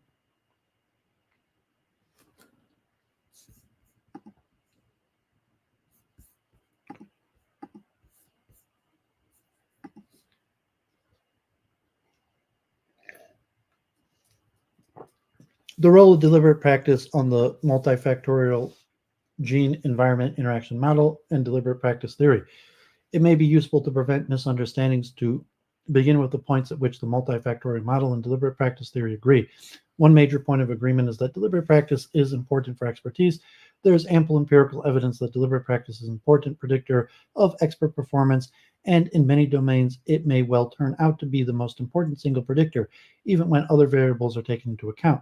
The models also agree that one important reason for observed deliberate practice expert performance correlation is that deliberate practice has causal influences on expert performance. Practice may not make perfect, but it certainly helps. As detailed earlier, prolonged deliberate practice over months and years may lead to extensive anatomical and functional reorganization of brain circuits that in turn underpin the often astonishing levels of domain-specific performance we see in experts. As discussed above, these reorganizations involve brain circuits that enable rapid and efficient interaction between long-term memory and working memory, as well as sensory motor skills and optimized processing of domain-specific sensory information. Deliberate practice can also modify some physical body properties, such as muscle strength, that are of importance for certain forms of expertise. Deliberate practice theory and the multifactorial model agree that expert performance is the consequence of specialization rather than improvements in general capacity. Transfer effects of deliberate practice to non-trained tasks are often negligible. This state of the two models often also differ in their views of deliberate practice in several important ways. The multifactorial model emphasizes that deliberate practice cannot be seen as entirely environmental phenomenon. Engagement in deliberate practice is not a way to circumvent genetic limitations. Rather, behavioral genetic studies strongly suggest that the quantity and presumably also quality of deliberate practice is itself subject to substantial genetic influences. Although deliberate practice certainly has causal influences on expert performance, recent data on musical expert performance shows that reverse causality and genetic pleiotropy should be taken as seriously empirical possibilities for both musical discrimination, ability, and accuracy of motor timing. It has recently been demonstrated that associations with musical practice are driven essentially by common genetic factors rather than causal effects of practice. Finally, an important feature of the multifactorial model is that deliberate practice can be influenced in various ways by variables, abilities, personality, interests, motivations that potentially impact which domain an individual can elect to invest time in, as well as the intensity and quality of the practice itself. Figure 1 provides specific, empirically supported examples of such influences. Both grid and openness have been shown to be associated with the amount of deliberate practice in different domains. For the domain of music, impulsivity has been shown to influence practice quality. For a general discussion on relations between interest, personality, abilities, and domains of expertise, see, for example, Ackerman and Kell. The multifactorial gene environment interactional model at the phenotypic level. An essential difference between deliberate practice theory and the multifactorial model is the latter assumes as a central tenet of the model that expert performance can be influenced directly by the number of other variables than practice. As discussed in the previous section, it appears important to consider a wide range of individual differences variables for expertise above and beyond effects of practice. These could potentially include different modalities of psychological individual differences, abilities, personality, interests, social attitudes, motivational variables, as well as physical traits. It appears inevitable that the importance of individual variables will show considerable variation across domains. As summarized earlier, there's clear evidence that even at high levels of expertise, intelligence and related constructs such as working memory are of importance for domains that require the processing of complex and novel information. This includes musical expertise in chess and is further corroborated by general observations that individual differences in spatial and verbal cognition abilities predict domain-specific performance and achievement, even at the highest levels of intelligence. Physical traits will matter primarily for forms of expert performance that involve sensor motor acts. Height and body size are, for example, important for many sports, whereas biochemical properties of the hand are important for instrumental musicians. An important general feature of the multifactorial model framework is thus the role of variables other than deliberate practice for expertise may vary between domains. The second general point is the relationship between expert performance and predictor variables are likely to be complex and involve multiplicative as well as additive factors. To give one example, it appears plausible that deliberate practice could interact with intelligence and personality. As discussed previously, deliberate practice would be expected to load strongly on cognitive mechanisms such as attention and metacognition, not least for cognitively demanding domains.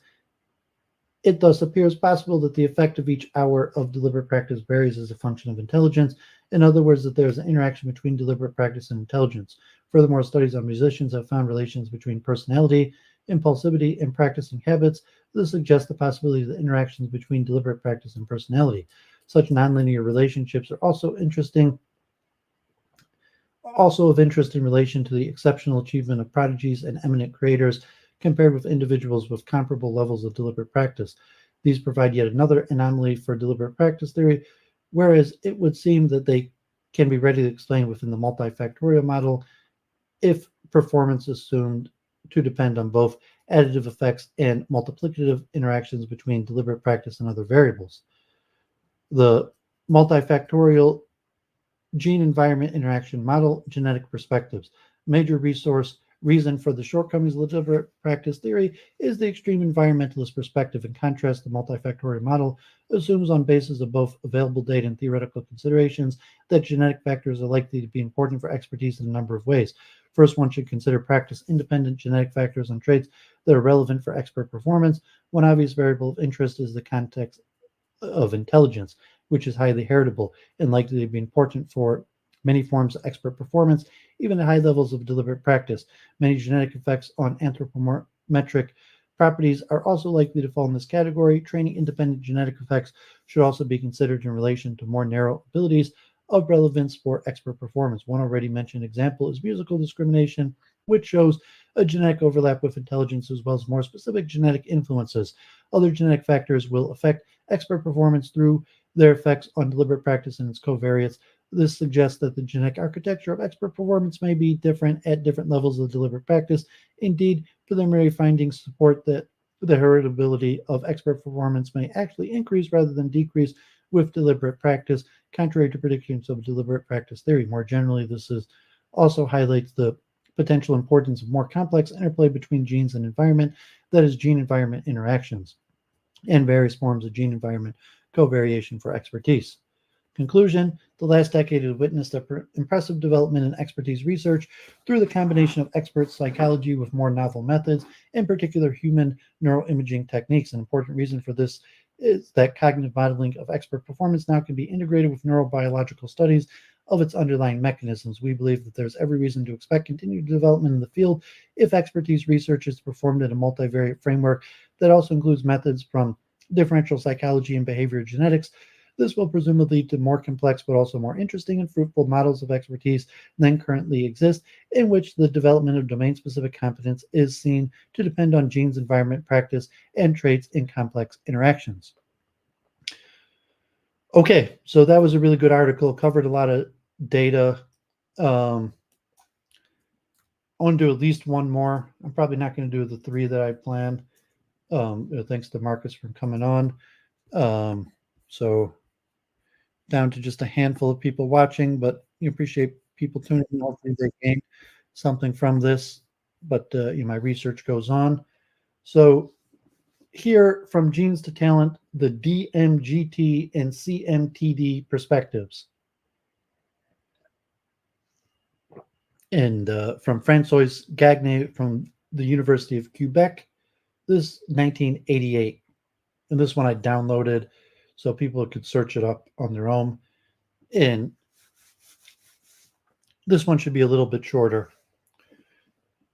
Abstract. This article offers an overview of the author's theory of talent development and called the comprehensive model of talent development. It brings into a unified whole two earlier models, the well-known differentiated model of giftedness and talent, and the more recent proposed developmental model for natural abilities. The differentiated model of giftedness and talent defines talent development as the progressive transformation of outstanding natural abilities, called gifts, into outstanding knowledge and skills, called talents. Two types of catalysts, intrapersonal and environmental, actively moderate the talent development process. These four causal components dynamically interact to foster or sometimes hinder the emergence of talents. Research has shown that the four causal components, but especially the natural abilities and intrapersonal catalysts, have significant biological underpinning. These biological roots first appeared in the form of basements to the differentiated model of talented giftedness and talent. They were eventually dynamically integrated in the development model for natural abilities, contributing to the growth of natural abilities through the development process based on the maturation and informal learning, plus the necessary contribution of both sets of I&E catalysts. Their fusion into the comprehensive model of talent development creates a seamless developmental process that begins with the biological foundations and eventually culminates in higher level expertise. From genes to talent, the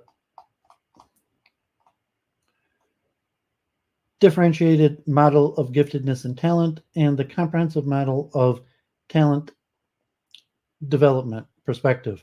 Why do some students excel at school while the majority of their peers obtain average or below average performances?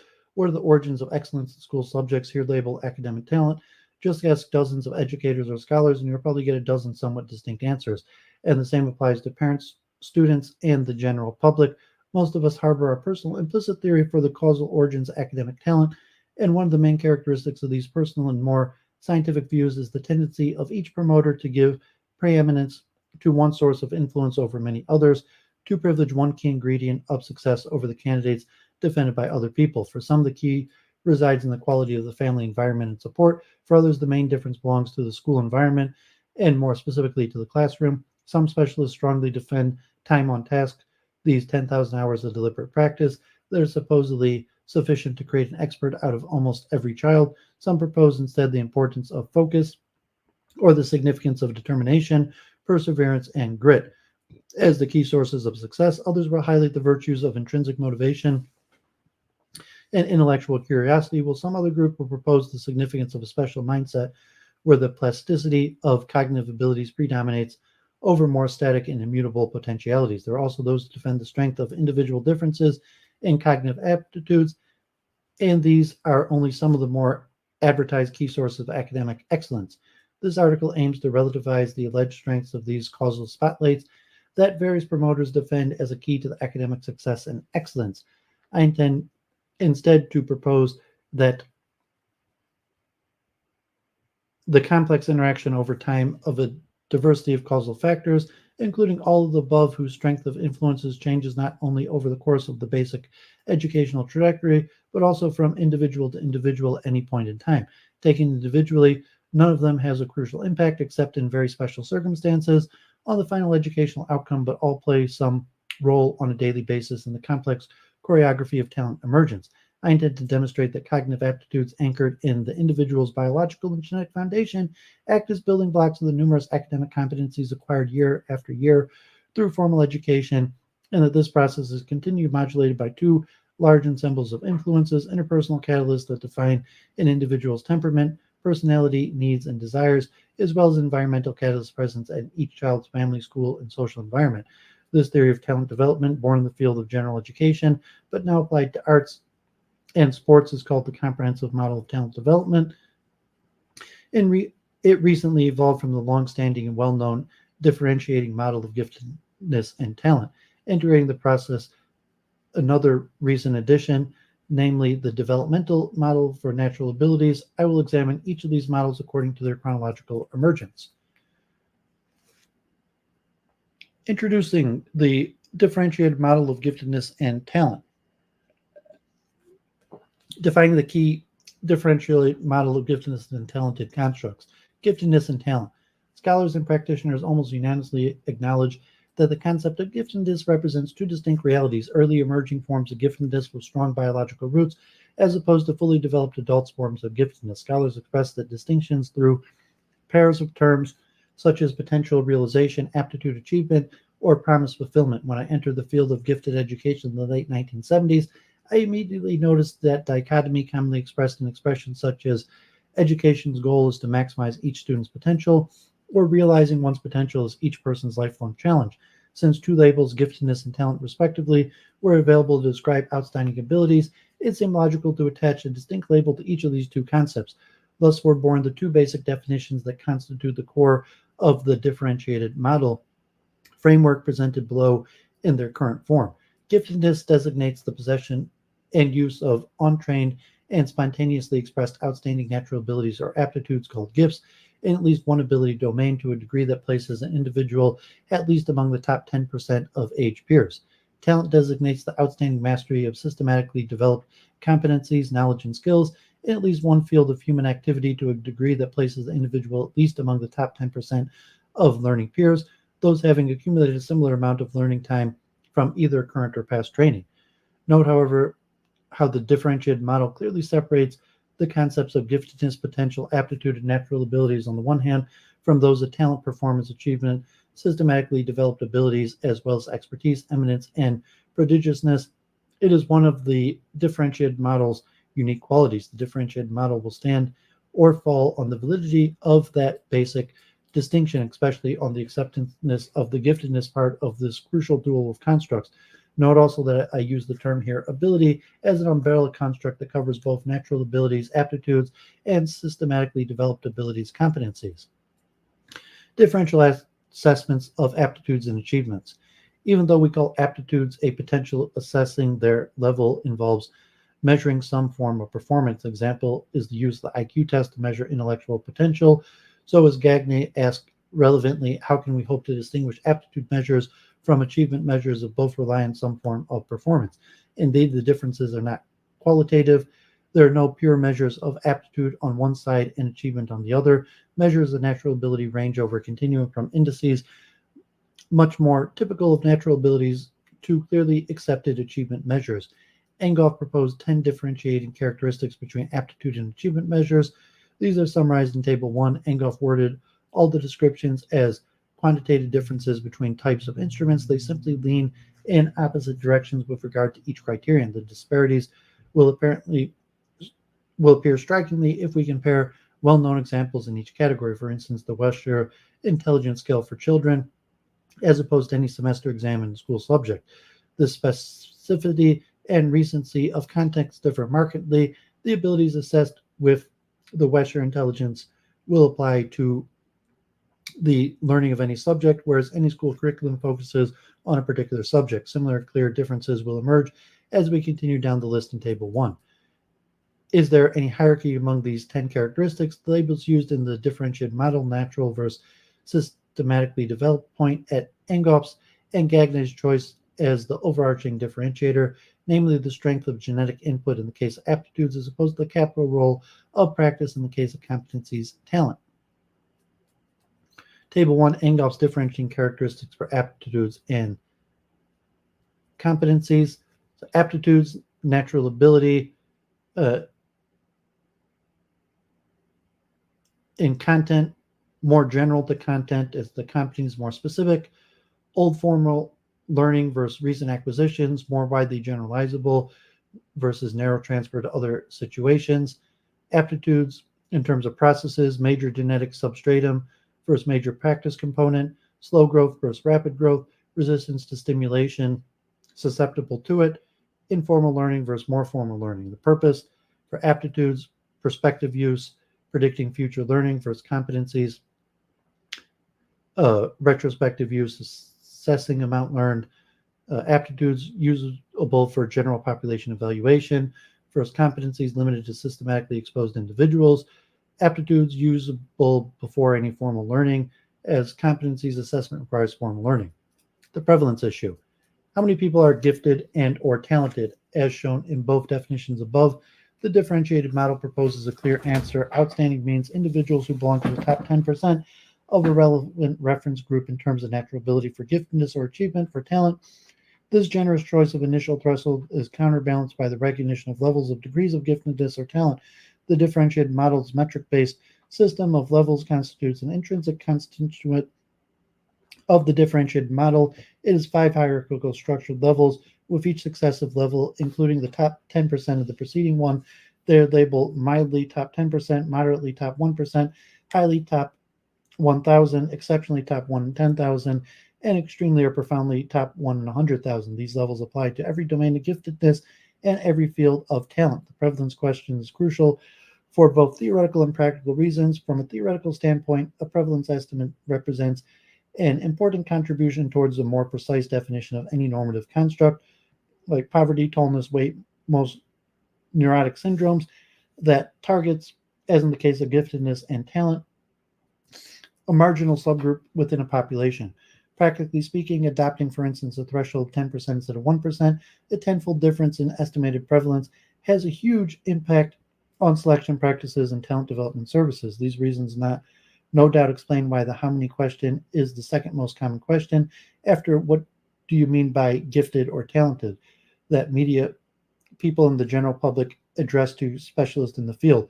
The how many question has no absolute answer. Nowhere will we find a magical number that automatically separates those labeled gifted or talented from the rest of the population. The establishment of proper threshold requires that professionals come to a consensus, just like nutritionists did when they established the various category thresholds for the body mass index.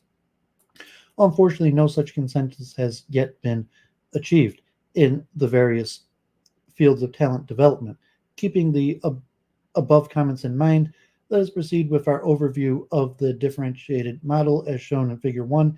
It brings together 5 components: gifts, talents, the talent development process, interpersonal, and environmental catalysts. The first 3 constitute the core of the differentiated model. Their interaction summarizes the essence of the differentiated model's conception of talent development, namely the progressive transformation of gifts into talents. The talent development trio. Gifts. The differentiated model proposes 6 natural ability domains, 4 of them belonging to the mental realm: intellectual, creative, social, perceptual, and the other 2 to the physical realm: muscular, motor control. Natural abilities are not innate. They do develop, especially during childhood, through maturational processes and informal exercise, yet that development and level of expression are partially controlled by the individual's genetic endowment. We observe major individual differences in natural abilities in the daily lives of all children, both at home and at school. For instance, think of the intellectual abilities needed to learn to read, speak a foreign language, or understand new mathematical concepts, the creative abilities needed to solve different kinds of problems and produce original work in the visual and performing arts, literature, and science, the physical abilities involved in sports, music, and sculpture, the social abilities essential in interactions with classmates, teachers, and parents. Gifts can be observed more easily and directly in young children because environmental influences and systematic learning have not yet exerted their moderating influence in a significant way. However, they still show themselves in older children and even in adults throughout the faculty and speed with which individuals acquire new competencies, knowledge, and skills. In any field of human activity, said differently, ease and speed of learning are the trademarks of giftedness. They contribute strongly to the learner's pace of progress, with an extremely rapid pace of being the key characteristic of prodigies. Figure 1. Gagney's differentiated model of giftedness and talent. So,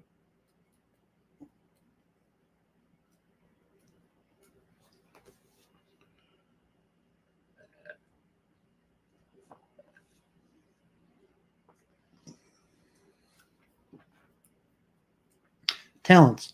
As argued within the differentiated model framework, talents progressively emerge from the transformation of these outstanding natural abilities or gifts into the well-trained and systematically developed competencies that define a particular field of human activity. On the potential performance continuum, talents represent the performance pole, thus the outcome of the talent development process. Talent fields can be extremely diverse. Figure 1 shows 9 talent subcomponents. 6 of them correspond to the American College Testing World of Work Classification of Occupations. It is its source in John Hollard's Classification of Work-Related Personality Types: Realistic, Investigative, Artistic, Social, Enterprising, and Conventional. 3 additional subcomponents complement the taxonomy: preoccupational, academic, subjects, games, and sports. A particular natural ability can express itself in many different ways depending on the field of activity adopted by an individual. For example, motor control can be modeled into the particular skills of a pianist, a painter, or a video game player. Similar cognitive processes can be modeled into the scientific reasoning of a chemist, the memorization and game analysis of a chess player, or the strategic planning of an athlete. Developmental process. Natural abilities or aptitude serves as the raw material or constituent elements of talents. They act through the talent development process. Talent development is formally defined as the systematic pursuit by talentees over a significant period of time of the structured program of activities leading to specific excellence goal. The neologism talentee describes anyone actively involved in a systematic talent development program, whatever the field. The developmental process component has 3 subcomponents: activities, investment, and progress, each of them subdivided again into multiple facets. Talent development begins when a child or adult gains access through an identification of selection process to a systematic program of activities.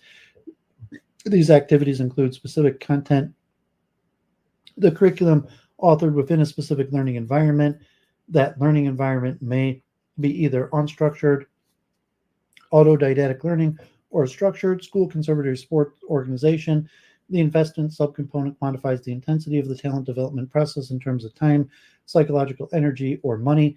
Erickson's concept of the deliberate practice fits perfectly within the facets. Finally, the progress of talentees from initial access to peak performance can be broken down to a series of stages: novice, advanced, proficient, expert. Its main quantitative representation is pace, or how fast compared to learning peers talentees are progressing towards their predefined excellence goal. The long-term developmental course of a talentee will be marked by a series of more or less crucial turning points: being spotted by a teacher or coach, receiving an important scholarship, accidents, death of a family member or close friend, and so on. The supporting cast.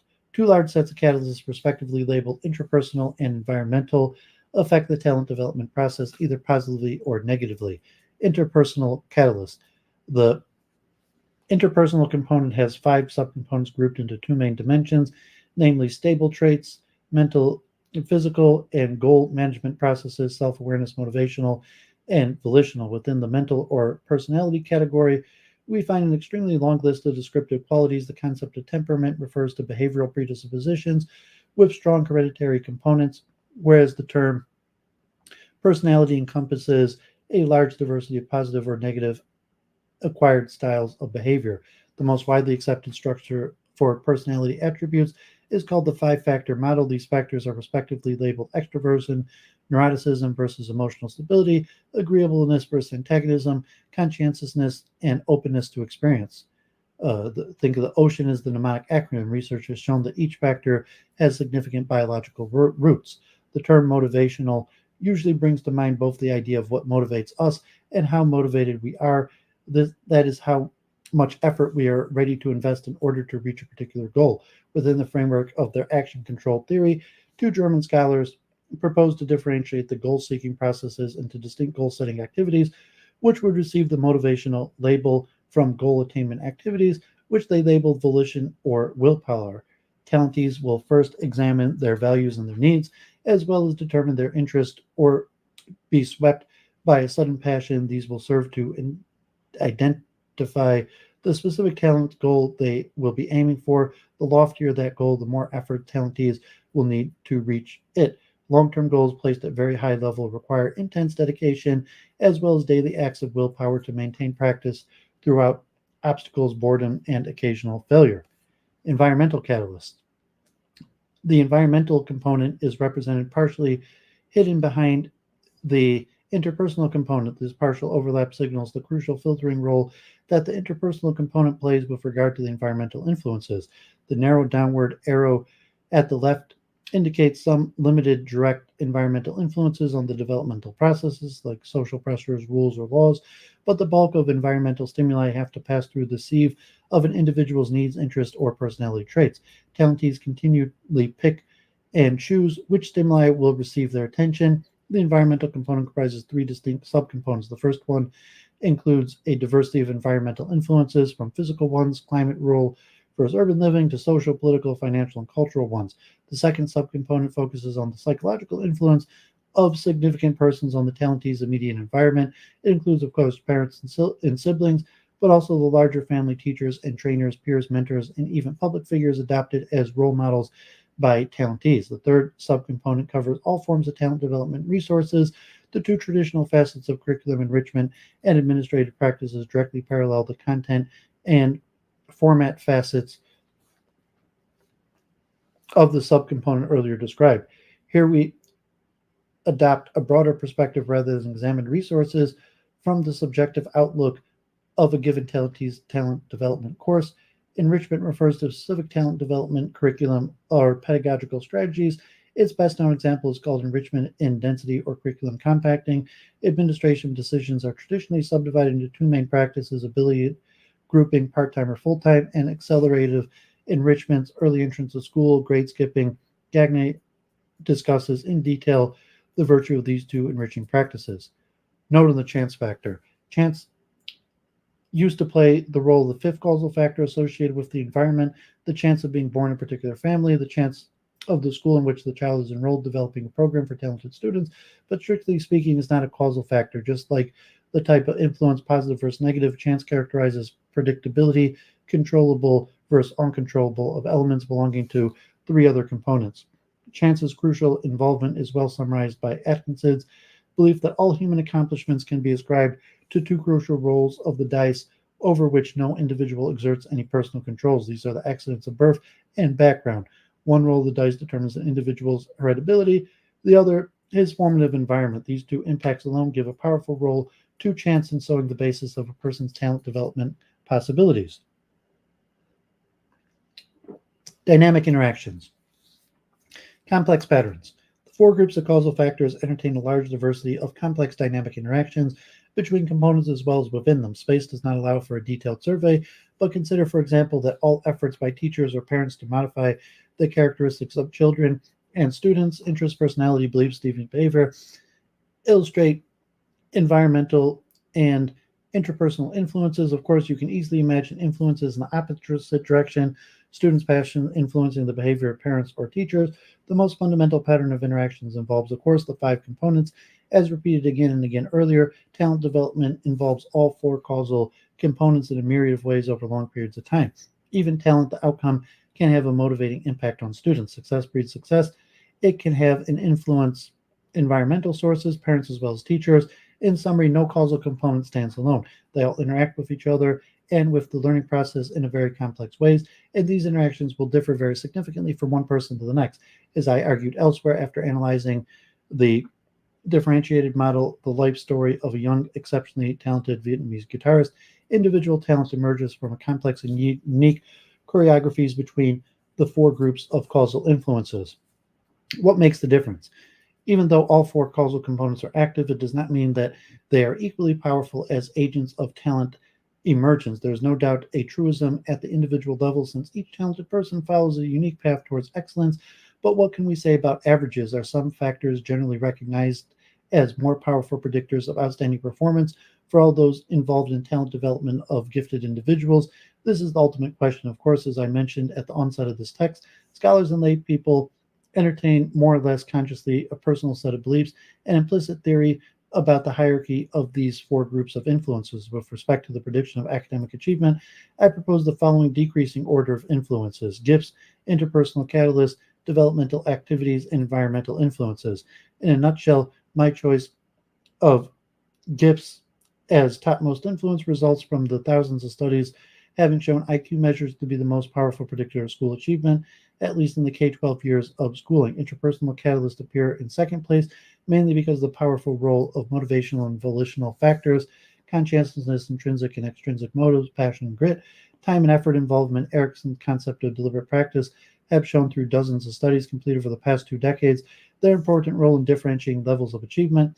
There is a definite truth in the common saying practice makes perfect, yet the component appears in third place mainly because the facets act constantly as the fuel that will maintain the subcomponent in proper working effectiveness. Erickson himself recognized that role, attributing the bottom rank to environmental influences seems to contradict common wisdom as well as the bulk of research on school achievement, especially in the role of family and classroom impacts. Yet over the past 2 decades, many scholars have questioned the significance of nurture. At the same time, a growing body of research from the field of behavioral genetics has shown that family influence is of little permanent impact on siblings' personality similarities. In line with this revised view, the diversified model figure illustrates a major reason for the fourth rank attributed to environmental influences. We as individuals have definite power to select among the multiple environmental influences those that will receive our attention. As the saying goes, we can bring the horse to the river, but we cannot force it to drink.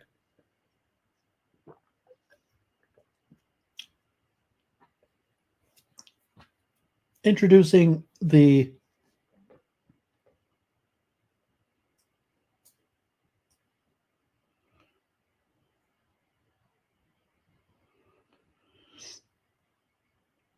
developmental model for natural abilities and the comprehensive model of talent development.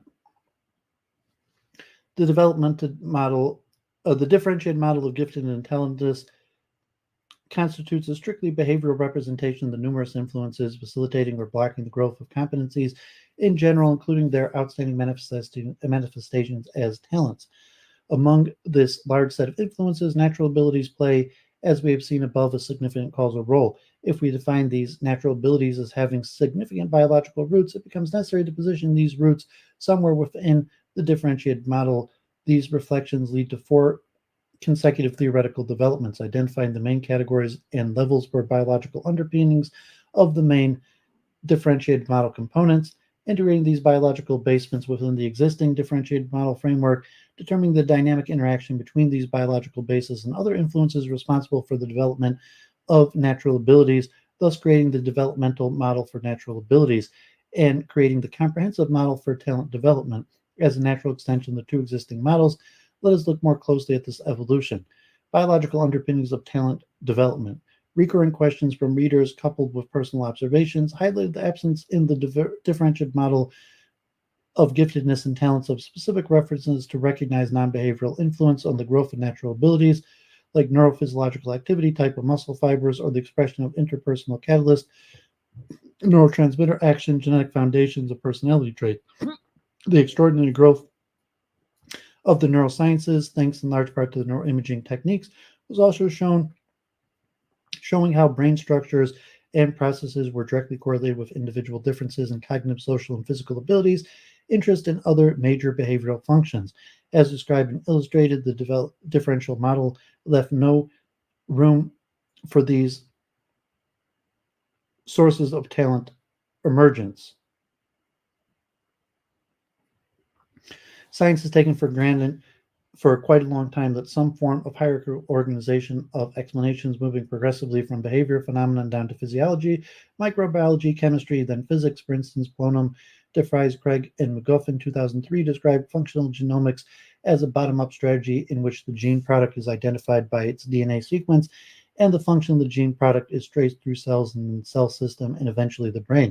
The expression bottom-up made this clear that such biological underpinnings would occupy a basement level under the strictly behavioral differential model framework. The large number of levels of analysis suggested more than one basement, but how many should there be? Strictly speaking, identifying the proper number of levels was not crucial.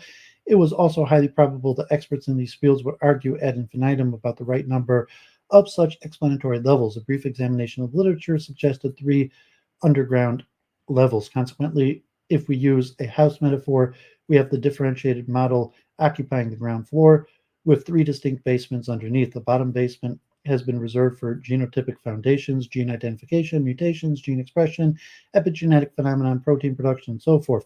We could roughly label the third basement the chemistry label. The second basement, the biology level, is essentially devoted to microbiological and physiological process. If one basement could be subdivided, it would probably be this one. The second basement moves us from genotypic to phenotypic phenomenon, but their hidden nature, at least to the naked eye, justifies labeling them endophenotypes. They correspond to physical traits, phenotypes that are not externally visible but are measurable. Endophenotypes can reveal the biological basis for disorder better than behavioral symptoms because they represent a fundamental physical trait that is more closely tied to the source and gene variant. Similarly, Gottesman and Gould explained that in the case of phenomenon having a multi-gene origins, endophenotypes provide a means for identifying the downstream traits or facets of clinical phenotypes, as well as the upstream consequences of genes. Finally, the basement closest to ground level includes anatomical or morphological characteristics that have been shown to impact abilities on interpersonal catalysts. Most of these characteristics are observable exophenotypes, either directly, like tallness in basketball, physical template in gymnastics, or indirectly, brain size through neuroimaging, muscle type through biopsy. Both endophenotypes and morphological traits are both the complex hierarchical causal chain, joining genes to physical abilities and ultimately to systematically develop skills. The developmental model for natural abilities.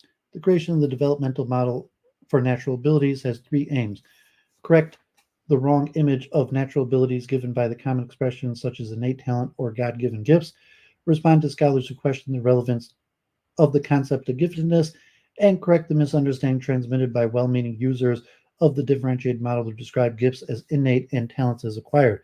This simplistic bipolar view was wrong. Gifts are not innate. They develop during the course of childhood and sometimes continue to do so during adulthood. Of course, the developmental view of natural abilities has to fight its way through a host of common language expressions that maintain the ambiguity, like she is born a musician, or it's got gifts, or that's something you don't learn. Either you have it or you don't. So if all of these uses of the label innate are incorrect, what does innateness really mean? So the developmental model's biological underpinnings, the differentiated model, the proper meaning of innate. When we say that Mary is a born pianist, we are certainly not implying that she began playing the piano in the nursery, nor that she was able to play a concerto within weeks of beginning her piano lessons. Describing her talent as innate only makes sense metaphorically. It will convey the idea that Mary progressed rapidly and seemingly effortlessly through her music curriculum at a much more rapid pace than that of her learning peers. The same applies to any natural ability. Intellectually precocious children do not suddenly manifest an exceptional vocabulary or highly logical reasoning process. Is they develop these cognitive abilities by going through the same developmental stages as any other child. The difference resides in the ease and speed in which they advance through these successive stages. The term precocious says it all. They reach a given level of knowledge and reasoning before the vast majority of learning peers. And the higher their intellectual giftedness, the more rapidly they will pass through these successive stages. Researchers in behavioral genetics have given the term innate a very specific definition. At the behavioral level, it implies hardwired fixed action patterns of a species that are impervious to experience. Genetic influence on abilities and other complex traits does not denote the hardwired determinist effect of a single gene, but rather probabilistic propensities of many genes in multiple gene systems. When we use the term to qualify the differentiated model's natural abilities, we convey two false interpretations: that the observed individual differences are immutable and that they are present at birth, or if not, appear suddenly with minimal training. Because of the restricted meanings, very few scientists use the term innate to describe any type of natural ability or temperamental characteristic. Consequently, the term innate talent should disappear for our technical vocabulary. More so, within the comprehensive model framework, it is a clear oxymoron, just as innately gifted would be. If natural abilities by themselves cannot be considered innate, as defined above, what exactly is innate? Where does the gift in giftedness reside? Certainly not in the upper basement of Figure 2, since these anatomical structures require extensive development. Most do not achieve their maturity until adolescence or adulthood. They are not innate in the very way we define that term. If we go one basement down to the level of biological or neurophysiological processes, we might be in a gray zone where it becomes difficult to separate innate processes from those that result from developmental activities. For example, most stages of embryogenesis are governed by genetic rules. If the development was strictly maturational, then would We could probably speak of innateness. Most importantly, however, it is clear that the lowest basement devoted to the gene activity is almost but not actually, according to the new field of epigenetics, completely under inborn control. In conclusion, except for still unexplained instances of seemingly suddenly appearance, some savant behavior, natural abilities are not innate, nor do they appear suddenly at some point during a person's earlier or later development. Just like any other type of ability, natural abilities need to develop progressively, in large part during a person's younger years, but they will do so spontaneously without the structured learning and training activities typically of the talent development process. Describing the developmental model. Now that we have argued that natural abilities do develop, how did their development proceed? Figure 3 shows that the process through the developmental model for natural abilities. At first glance, it might look similar to the differentiated model illustrated in Figure 1, but a closer look shows major differences between the two, both at the component and the subcomponent levels. The main difference is, of course, the transfer of the G component from the left side to the right side. Aptitudes and their outstanding expression and gifts are now the outcome of this particular developmental process. Here are the three levels of biological underpinning, structural elements, as well as processes, become the building blocks for the phenotypic behavioral abilities. Genotypic foundations are isolated with an arrow showing their action on both endo and exo phenotypes. The two upper basements are linked because of their parallel influences on the growth and manifestations of outstanding aptitudes. So the Gagne's developmental model for natural abilities.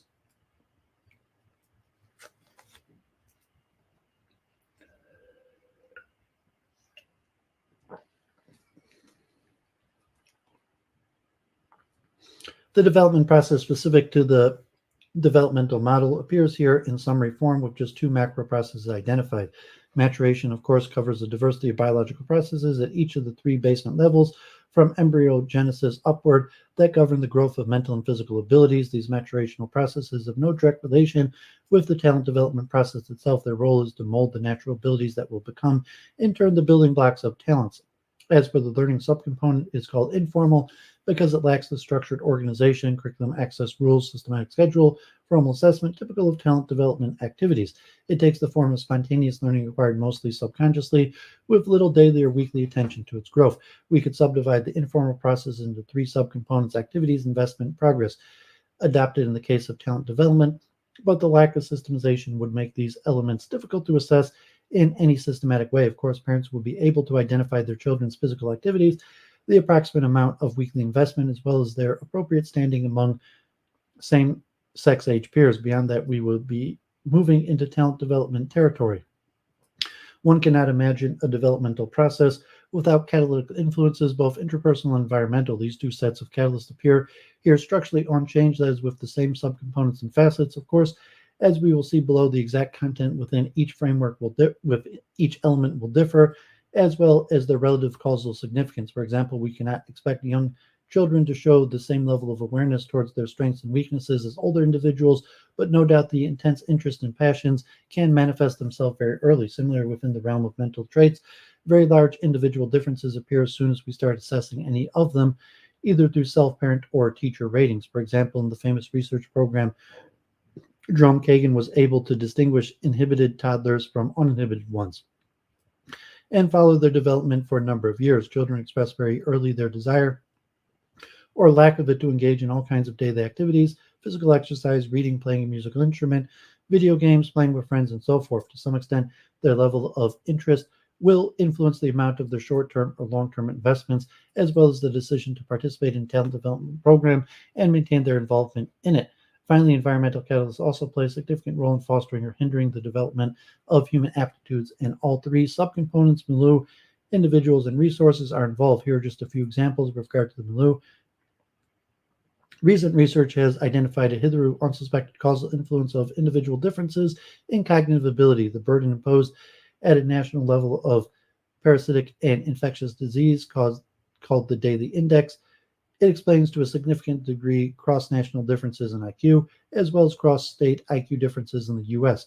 It remains to be seen if a similar impact will appear in the level of individual differences at the same level. Recent studies have clearly shown that the degree of heritability of cognitive abilities varies with social economic level of families.